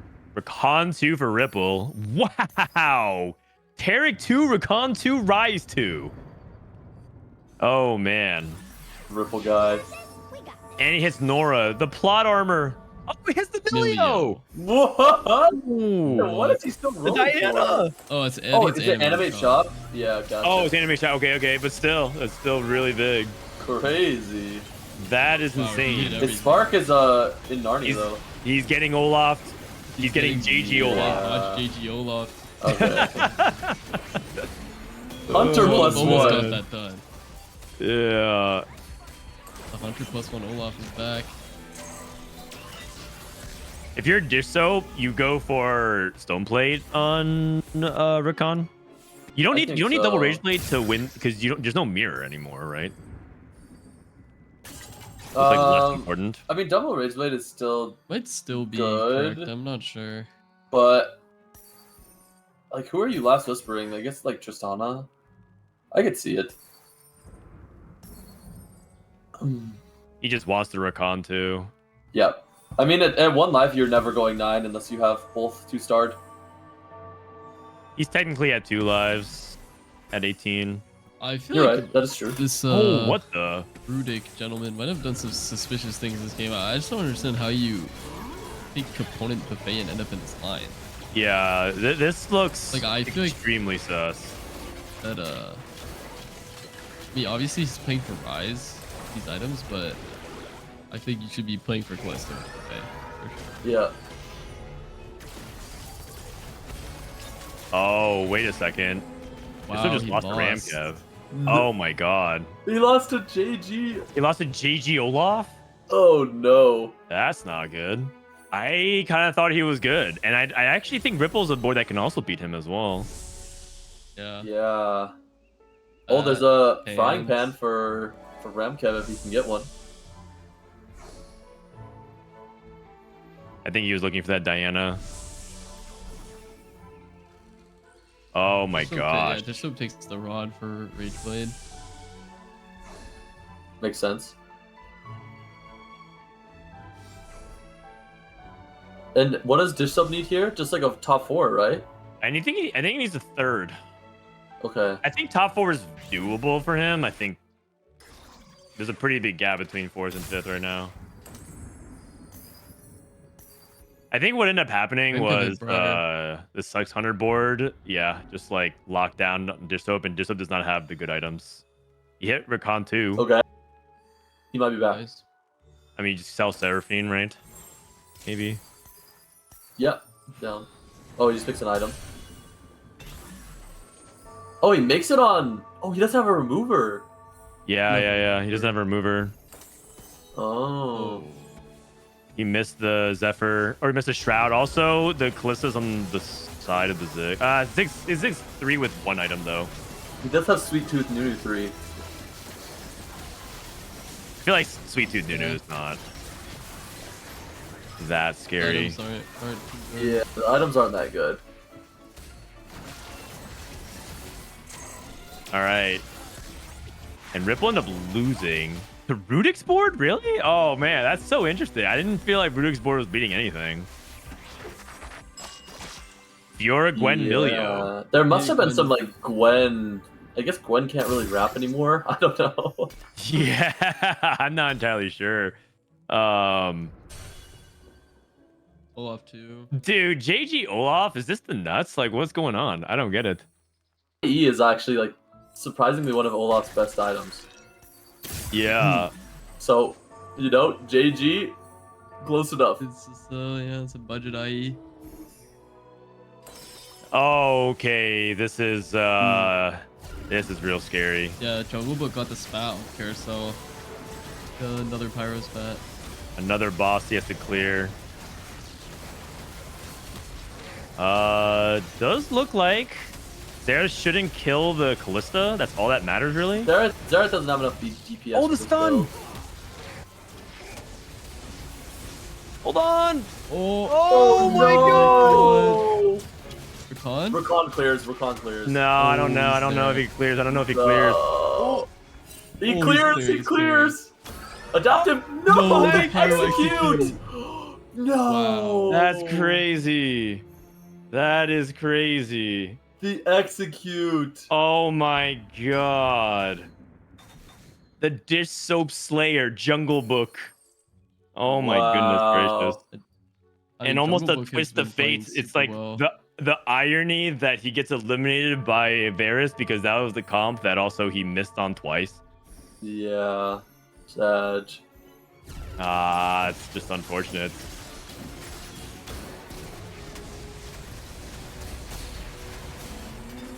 Oh my gosh! Wow, what a and dude, he's solo Callista as well. Okay. Ripple. What is Ripple at right now? I think Ripple needs some good performances. Ripple Ripple is at Ripple's at be 17. out. He's dead. Ripple's at 17. He's dead. Is this game 6? This is game 6. Yeah. Oh, okay. Ramkev's at 25. He is in Neonify. Is at 21. He needs a second or better. Bopster's at 26. He should be through.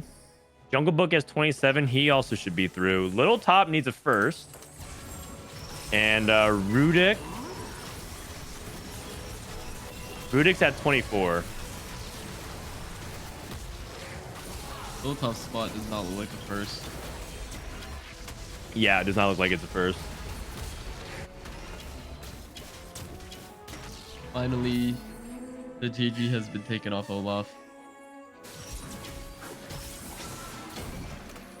I mean, Neonify needs a top 2. I mean, his spot looks like he definitely could. He's Nasus 2, Varus 2, Arcana +1.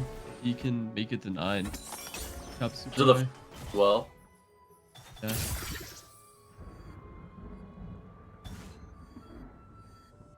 All right. Bopster ends up committing to 3-star Castios as primary carry in this honey line. Interesting. Very, very interesting. I've seen a lot of people do this. I saw like Bruceall do it on ladder yesterday, actually. Just like primary carry Cassio in this comp and like no Ziggs items. I don't know how good it is. I've never played it. I think it's good if you have the items to back it up, but the problem is I think he doesn't. It wouldn't surprise me if Bopster just loses his next 2 fights. I think he just has too few items, unfortunately. Like, he took a lot of good combat charms. That makes sense for the comp.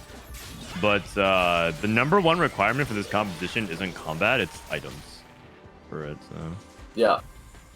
yeah, so I think Bopster gets through, but yeah, this Ziggs comp was not a very good experiment right now. Then I guess the only person playing for something right now, or this game, is just Neonify. Neonify is at 21 and needs a second to get to 28. Liltop's out. Yeah. Oh, so someone said Robin's about to make it. Okay, cool. I don't know. I thought Robin was like out, but he must have. Yeah, it. I mean, I guess Robin goes 1-1 to make it out. Yeah. I mean, that'd be huge. The 21 after going first last game, so if he top 2s again, he's in.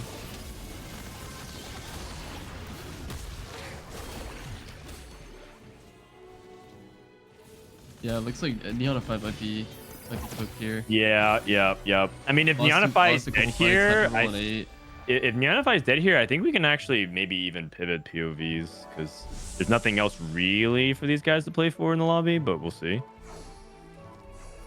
Let me actually ask real quick if we can do that. Ripple's out, Ramkev's in, Junglebook's in. Yanifi's out if he doesn't go top 2 here.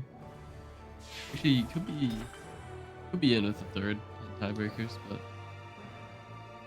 going fourth.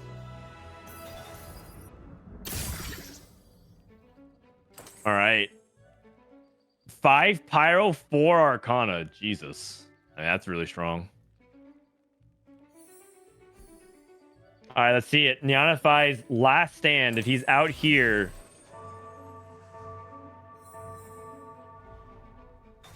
Down to feed his Briar. Deal.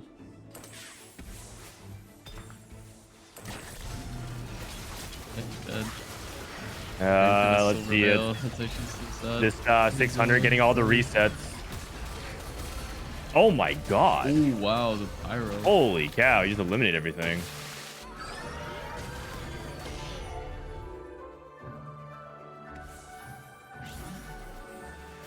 All right, I mean, that's what the Varus is trying to do. Just trying to one-shot everything. What can we do with this pan? This pan could be a Scholar Emblem. I don't know. I guess it doesn't do anything. Like it's just durability from the Arcana, if he right? can somehow live to stage 6 carousel and maybe he can get another pan or a spat and make a fawn. Oh, I like it. Okay. But yeah, or if he conjures that. Prior to Conjure spat, conjure pan. you just you move Olaf items like on 6-1 probably, right?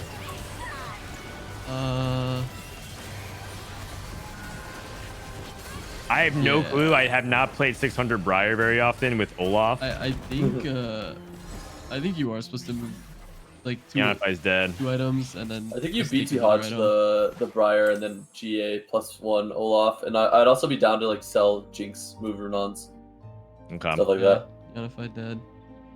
Yanify is dead. We're gonna move over to 7. follow Robin's POV. Robin needs a top 2 or top 1 or better. Oh. Wait a second, no. Oh, Ezreal. Oh no! We just come in just in time to see Robin lose. No. Wait, this is the worst timeline. We literally went to watch Dishsoap eliminate Nate, and then we went to watch Robin, and Robin gets stopped dead here in 3rd place. Oh, he just needed this Oh, one fight, come on, man. Oh, so sad. He got gatekept by Ezreal 3. Looks like that guy has the sun. Oh man, Robin almost clutched it out. He almost clutched it out. That is just too crazy. Oh man. Now what? Now what? Yeah, I guess we can go around and just see if we can spectate other people's games. Let me go into Philip's game here. Give me a sec.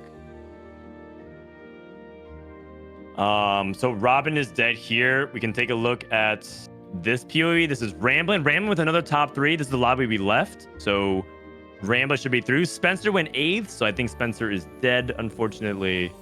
We're losing a lot of our top players, but it's just kind of how day 2 is. All the more reason why making day 3s consistently is impressive.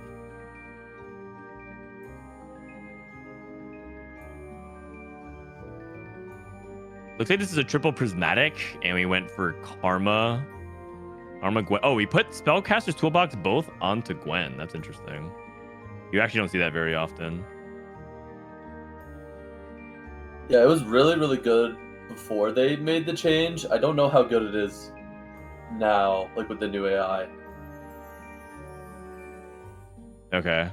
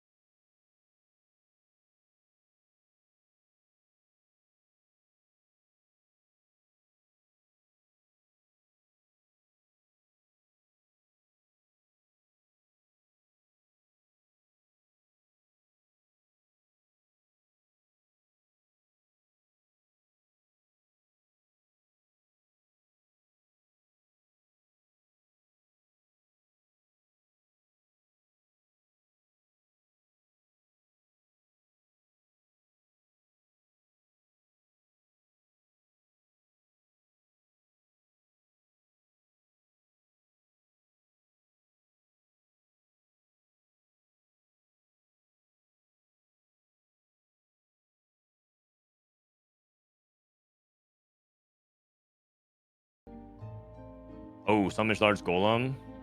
Okay.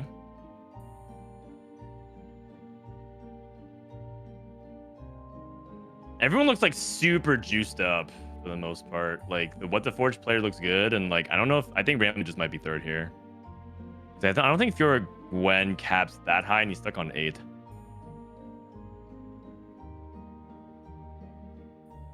Does the fact that they didn't make the cut today make it easy to get in at 27? I think so.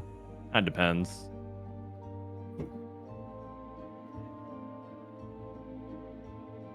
Okay, Chrono Freeze. Doesn't look like we're getting through their front line fast enough, so.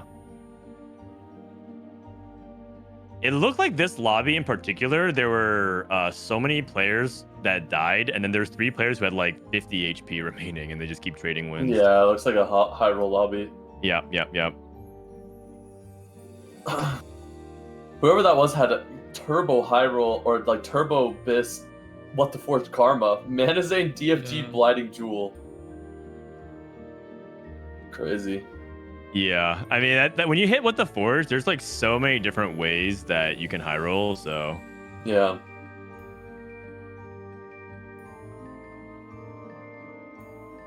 All right, 6 blasters. Okay, if do we have another POV we can also look at as well? Because I think this game is over and all these guys are pretty much through. Can you not get the Marcel P game? That game is not loading on okay. The spectator client is just like crapping out right now. This is Philup's game. I think Philup's on the bubble also. Philup's at 21, so he needs a second or better. Casper's at 28. He should be through. Looks like Filup got it. And Dominus is out. So this basically is just Filup and his chance of advancing right now. And Filup just needs a top 2 to get to 28.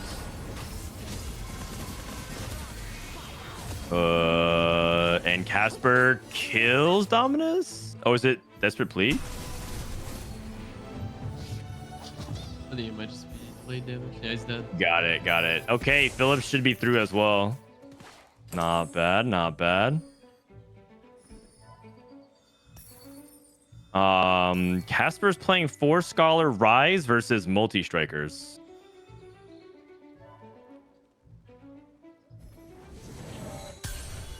Okay, I like it. A lot of people are talking about how they don't like Arcana Rise nearly as much, but it clearly does have like some capability that you can play around it. It does cap lower than Preservers, but a lot of people just feel like it's unplayable, which I don't think is true. Like if you hit the 2-star units, you gotta play them, right? Yeah. Also, this is Big Gains Ash. Oh wow. Yeah. That's cool. Big Gains and Filup ends on a dub. All right. Okay, Filup. Okay, Filup. Not bad. Unleash the beast. Kian, thank you, buddy. Kian should be through, right? Kian's one of the highest point earners. This is Rainplosion's POV. Rainplosion playing in a 7-person lobby. This is the reason why there's the delay, it looks like. It seems like there's only 7 players.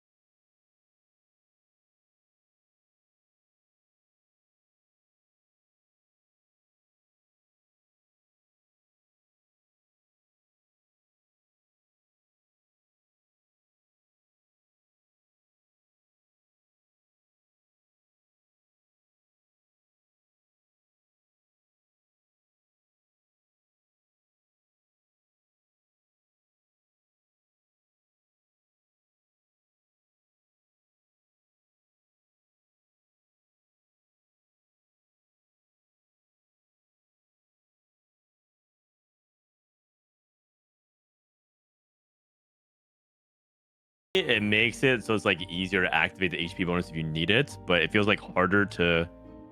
Stay It below. could be hard to maintain the scaling. Yeah. Yeah, but I'm not sure either. Also, it seems like she is outmatched, and Marcel P Marcel has. P might be going first. Double down. Yeah, Marcel P has Callista, doubled the down into classic. Callista. Callista 2, Recon 2, Kench 2, level 940. He's gonna go 10. Oh, he might clutch it out. That would be insane. Yeah, yeah, he's doing the double down, full 10 loss into the full 15 win out.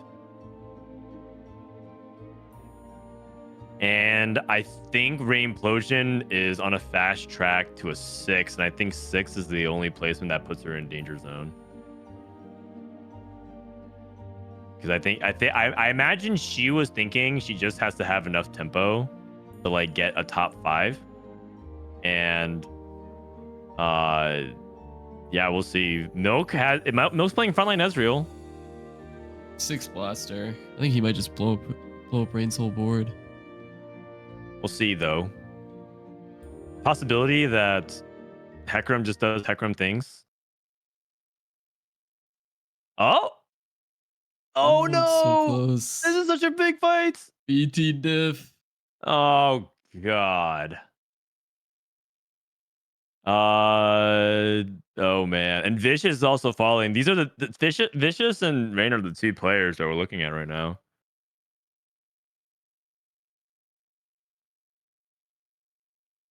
Oh, Camille 2. She's teching in our That's Xerath big. for the charms. TK. Was that a TK2 she sold? TK1. Was that a Oh, TK2 she sold? TK1. She's frontlining the Xerath. Okay, she's mixing it up. Looks like she's Uh, right side here. yeah. This is the biggest fight of Fiora. the game. This is the biggest fight. If she's I able to win haven't this seen fight, that in a long time. yeah, it's Fiora 2 versus Camille 2 and Hecarim. Okay, big fight win here for Rainplosion. Big fight win. Huge. What Assuming does she need again? a Like 5th. placement wise? 5th? Okay. And so like winning this is really big. Because I don't think if she's at 1 life, she just rotates into Marcel.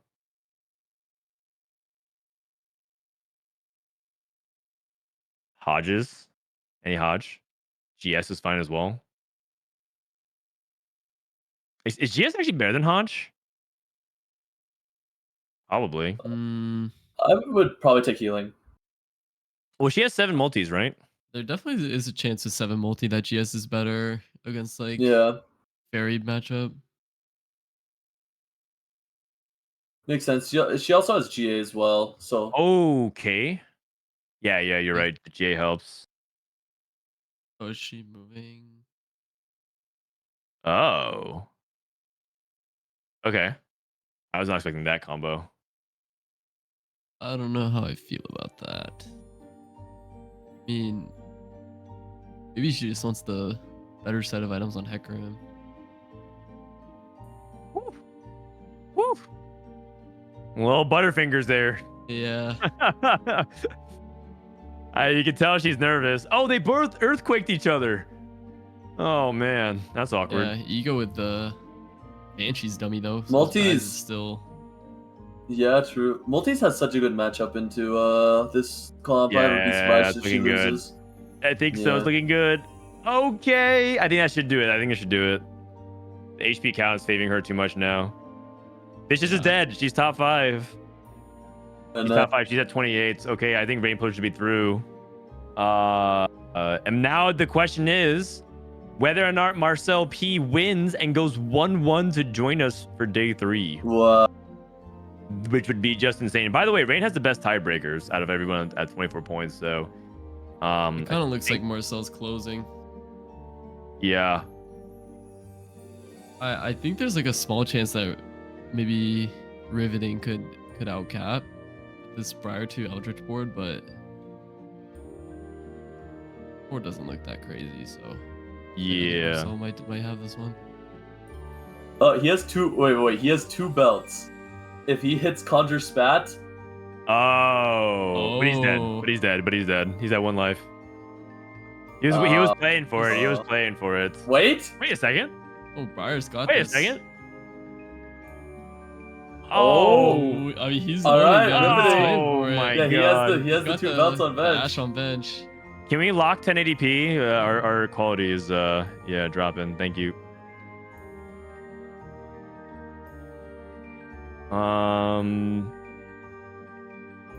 Okay. I mean, riveting his. Okay, that's the only way Marcel doesn't make it tomorrow, by the way, or at least he goes to tiebreakers.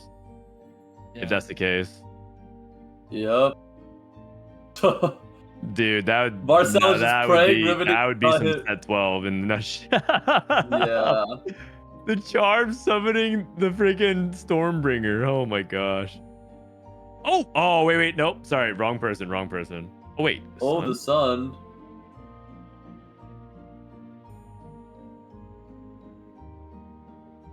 I mean, doesn't really matter very much on this item. Mittens or Zonias? He goes for the Zonias. That's about. Randuins. Oh, Randuins. I'm not for Randuins. She's just trying to optimize her positioning. Holy. Front row Ash. Zonya's GA. Yeah, looks good. Yeah, Okay. looks good. Yeah. We got the general pieces there, correct? And Rain wants to do her best to just not go to 28s and even have a risk of this being the case. Okay, wait. Camille, why'd you back to the front? She's dead. Riveting 1. Okay, it's fine. She's 4th place is fine. 29. Is Riveting 10 Wait, Eldritch? Marcel lost. He hit! Riveting hit! He hit the 10 Eldritch. No! Wait, he did. He hit 10 Eldritch. No! Oh my god. Oh my god. Marcel just got scammed out of day 3. I think Riveting is streaming his POV if Rain leaves. Okay. I mean, yeah, Riveting actually streams a lot.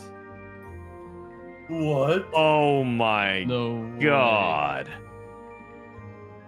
That's crazy. Hold on 1 second. Let me see if I can pull it up. Way. How does he have an Eldritch Spat on bench? Am I looking at that right?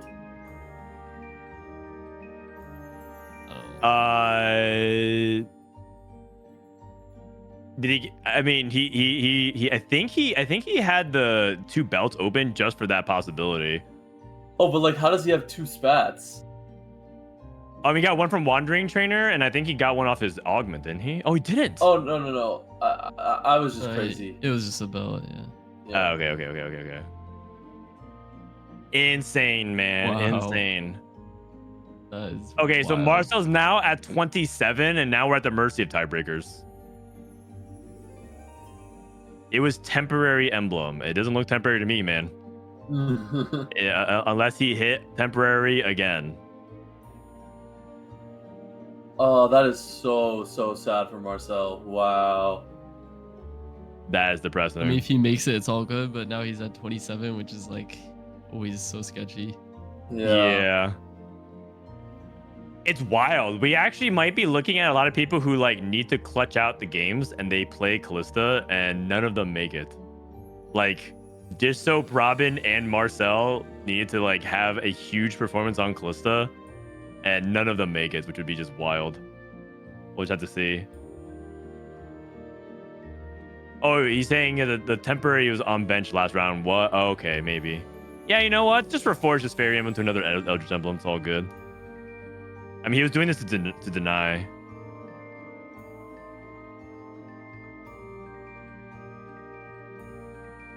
Try to stop 9 Fairy, I guess. Is riveting through? Shapeshift. Oh, I mean, that's shapeshift. acceptable. No, he's out. Riveting is 100% out. So he's just kind of green. Oh wait, Marcel is going for 3-star 5 cost. Oh, okay, yeah. Okay, Marcel. Nice. I mean, I don't even know if 3-star 5 cost does it. Oh, so sad. That's crazy, man. Okay, not necessarily 100% out. It's just that he's not in, guaranteed. Yeah.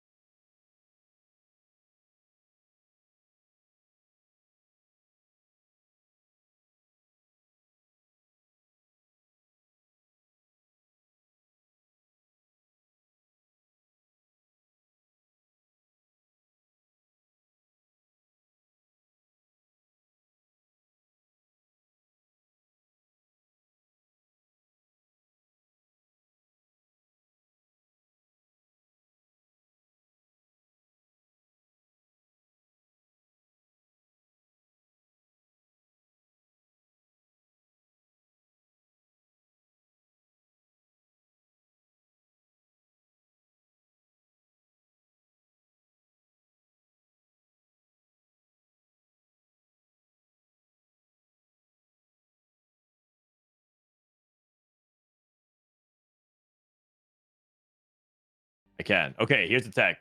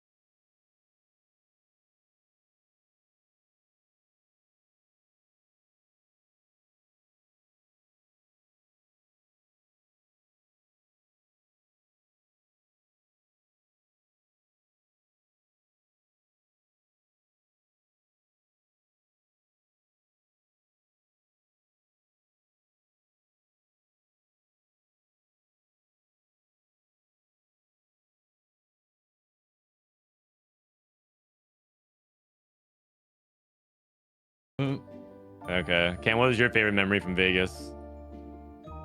I know it was probably karaoke. Karaoke. Who was that? Who's the best TFT karaoke singers? Bosso Joe skills. Bookmark. Just kidding. it's not Joe Bosso. Bookmark. Yeah, it's Joe.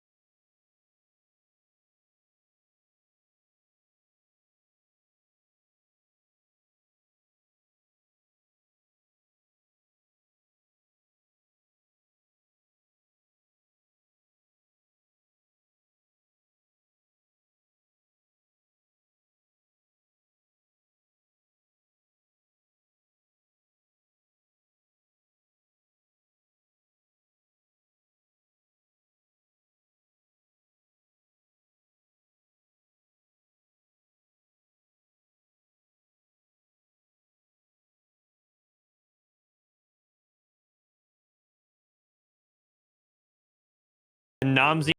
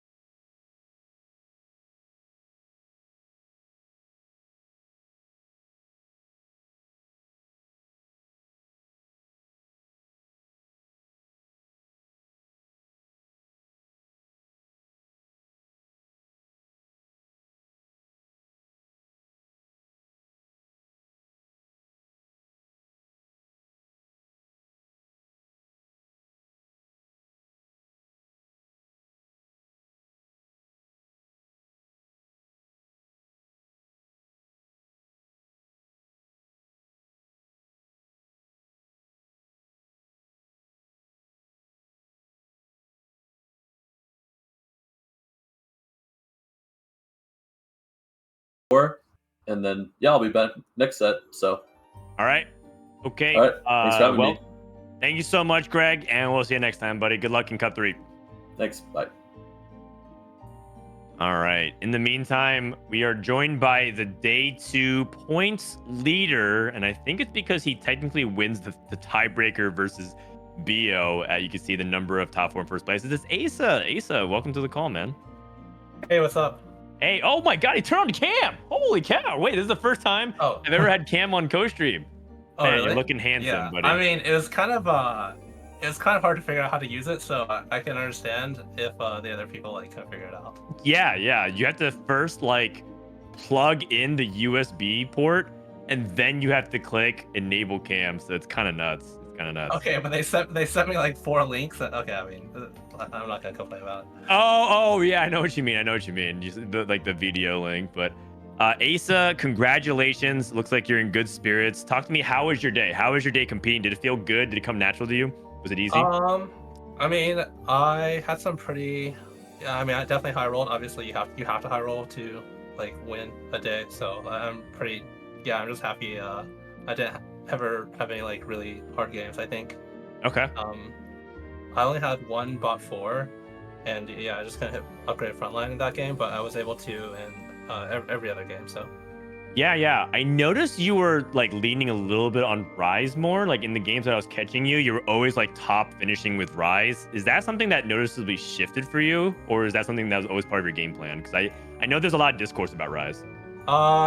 I was really hoping to play, like, I'm not even kidding, like 6 out of 6 Kalista today, but I just scout, and my lobby has like 4 rage plays on 2-1, so I was like, okay, I guess I'll just play AP. And yeah, I still don't know whether I would rather like hit a Rise or a Karma, and I think our study group is like really split about it, like pretty split 50-50, and I guess at the end of the day, it doesn't really matter, it's just like whichever one you hit, you play it, so. Yeah.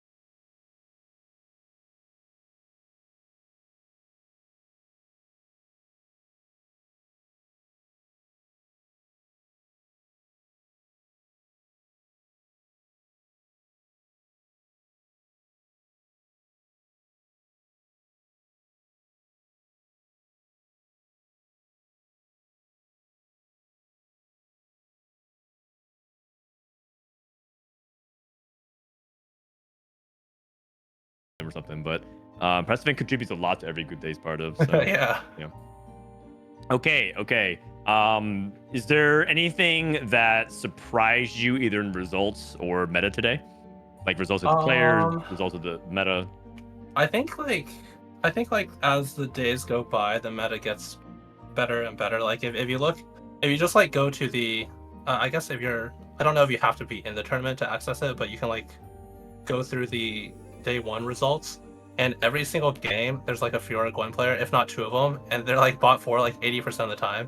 But like today there's like not as many people playing like Fiora Gwen. Okay, got it. So you're saying how the meta just transforms from day one to day two for the most part. Yeah, I think people are just getting better, and also I feel like this tournament compared to other tournaments, I have a couple reasons why I think it is, but I think the meta has been not as like developed for this tournament. One reason I think is because a lot of us think the ladder LP games are messed up, so like we don't want to play for like, because then you have to play more for the net snapshots. So like there's not a lot of people playing. So there's been discussion about how NA is a lot worse at this patch than I think they thought, and so it's like surprising, and a lot of people think NA is quite weak. So you agree with that sentiment? That in general, I think right now, NA is kind of bad. A lot of the NA players like don't want to play because the LP games are like really bad, and then like if you lose a lot of LP, then that just means you have to grind a lot for like the Cup 3 snap, and then like I see. So it's just, yeah. Okay, so everyone wants to sit. Interesting. So would you agree with that sentiment then? That like everyone says NA is the worst of all the major regions, like compared to CN, compared to EU, EMEA, compared to APAC.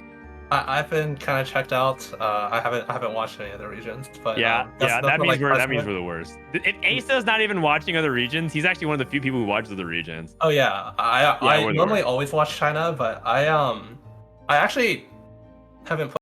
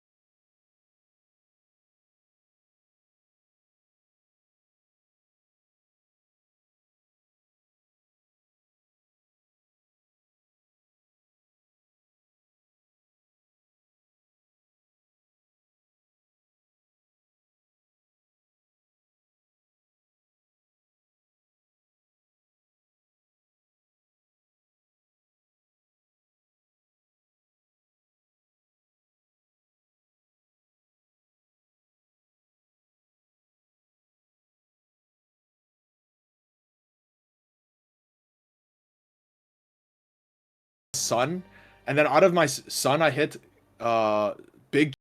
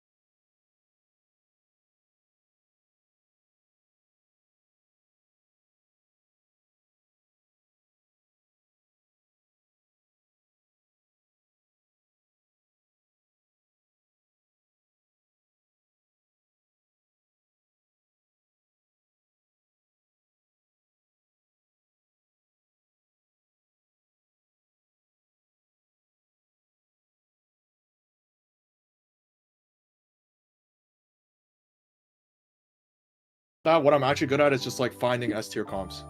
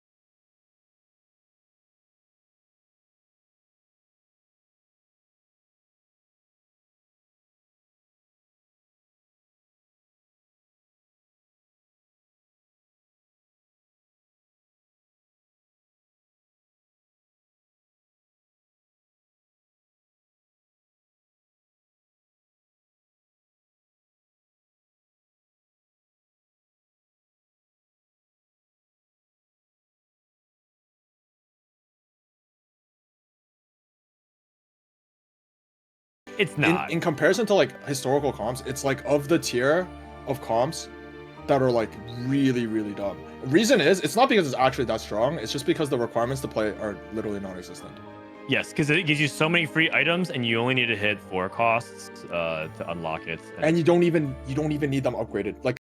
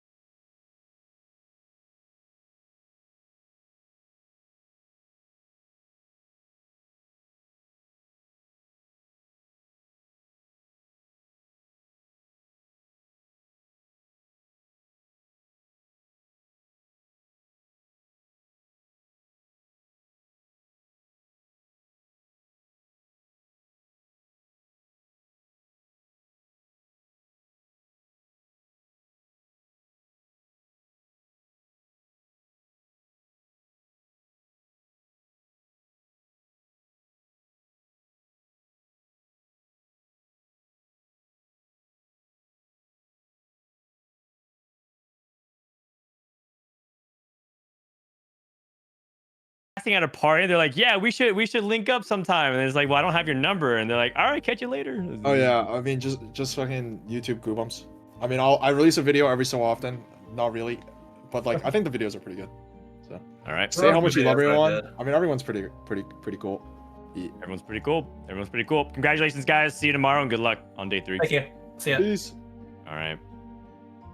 Oh, wait, real quick. What's real up? quick.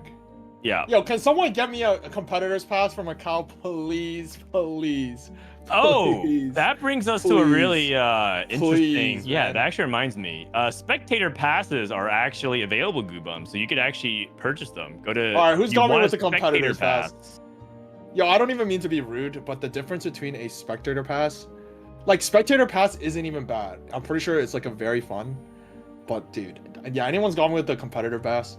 I don't know if you're allowed to ask in this format, so Oh, really? Goobums, Oh, thanks for joining, I didn't and ask. yeah. But if you do have one and you both want to give it away, tomorrow yeah, I mean, and date and finding a Macau ticket, I guess. Later. please. All right, guys, that's it for today. Thanks for everyone joining me. This was day 2 of the Tactician's Cup. A lot of interesting storylines kind of converging. I think the big one today is that Dishsoap got eliminated, but overall, a lot of the favorites still remain. So we'll hold strong on that front and see whether or not the top NA players can get the win, or maybe some of the Latam and Brazilian players are going to do well. And that's it from me. So thanks to the production crew at G-Tech for helping me elevate this co-stream. Thank you to my producer, Austin, for doing a lot of work. And I think that's going to be it from me. So from Frodan and the rest of us here, thanks for watching. I'll see you guys for day 3. Peace out. And transition screen.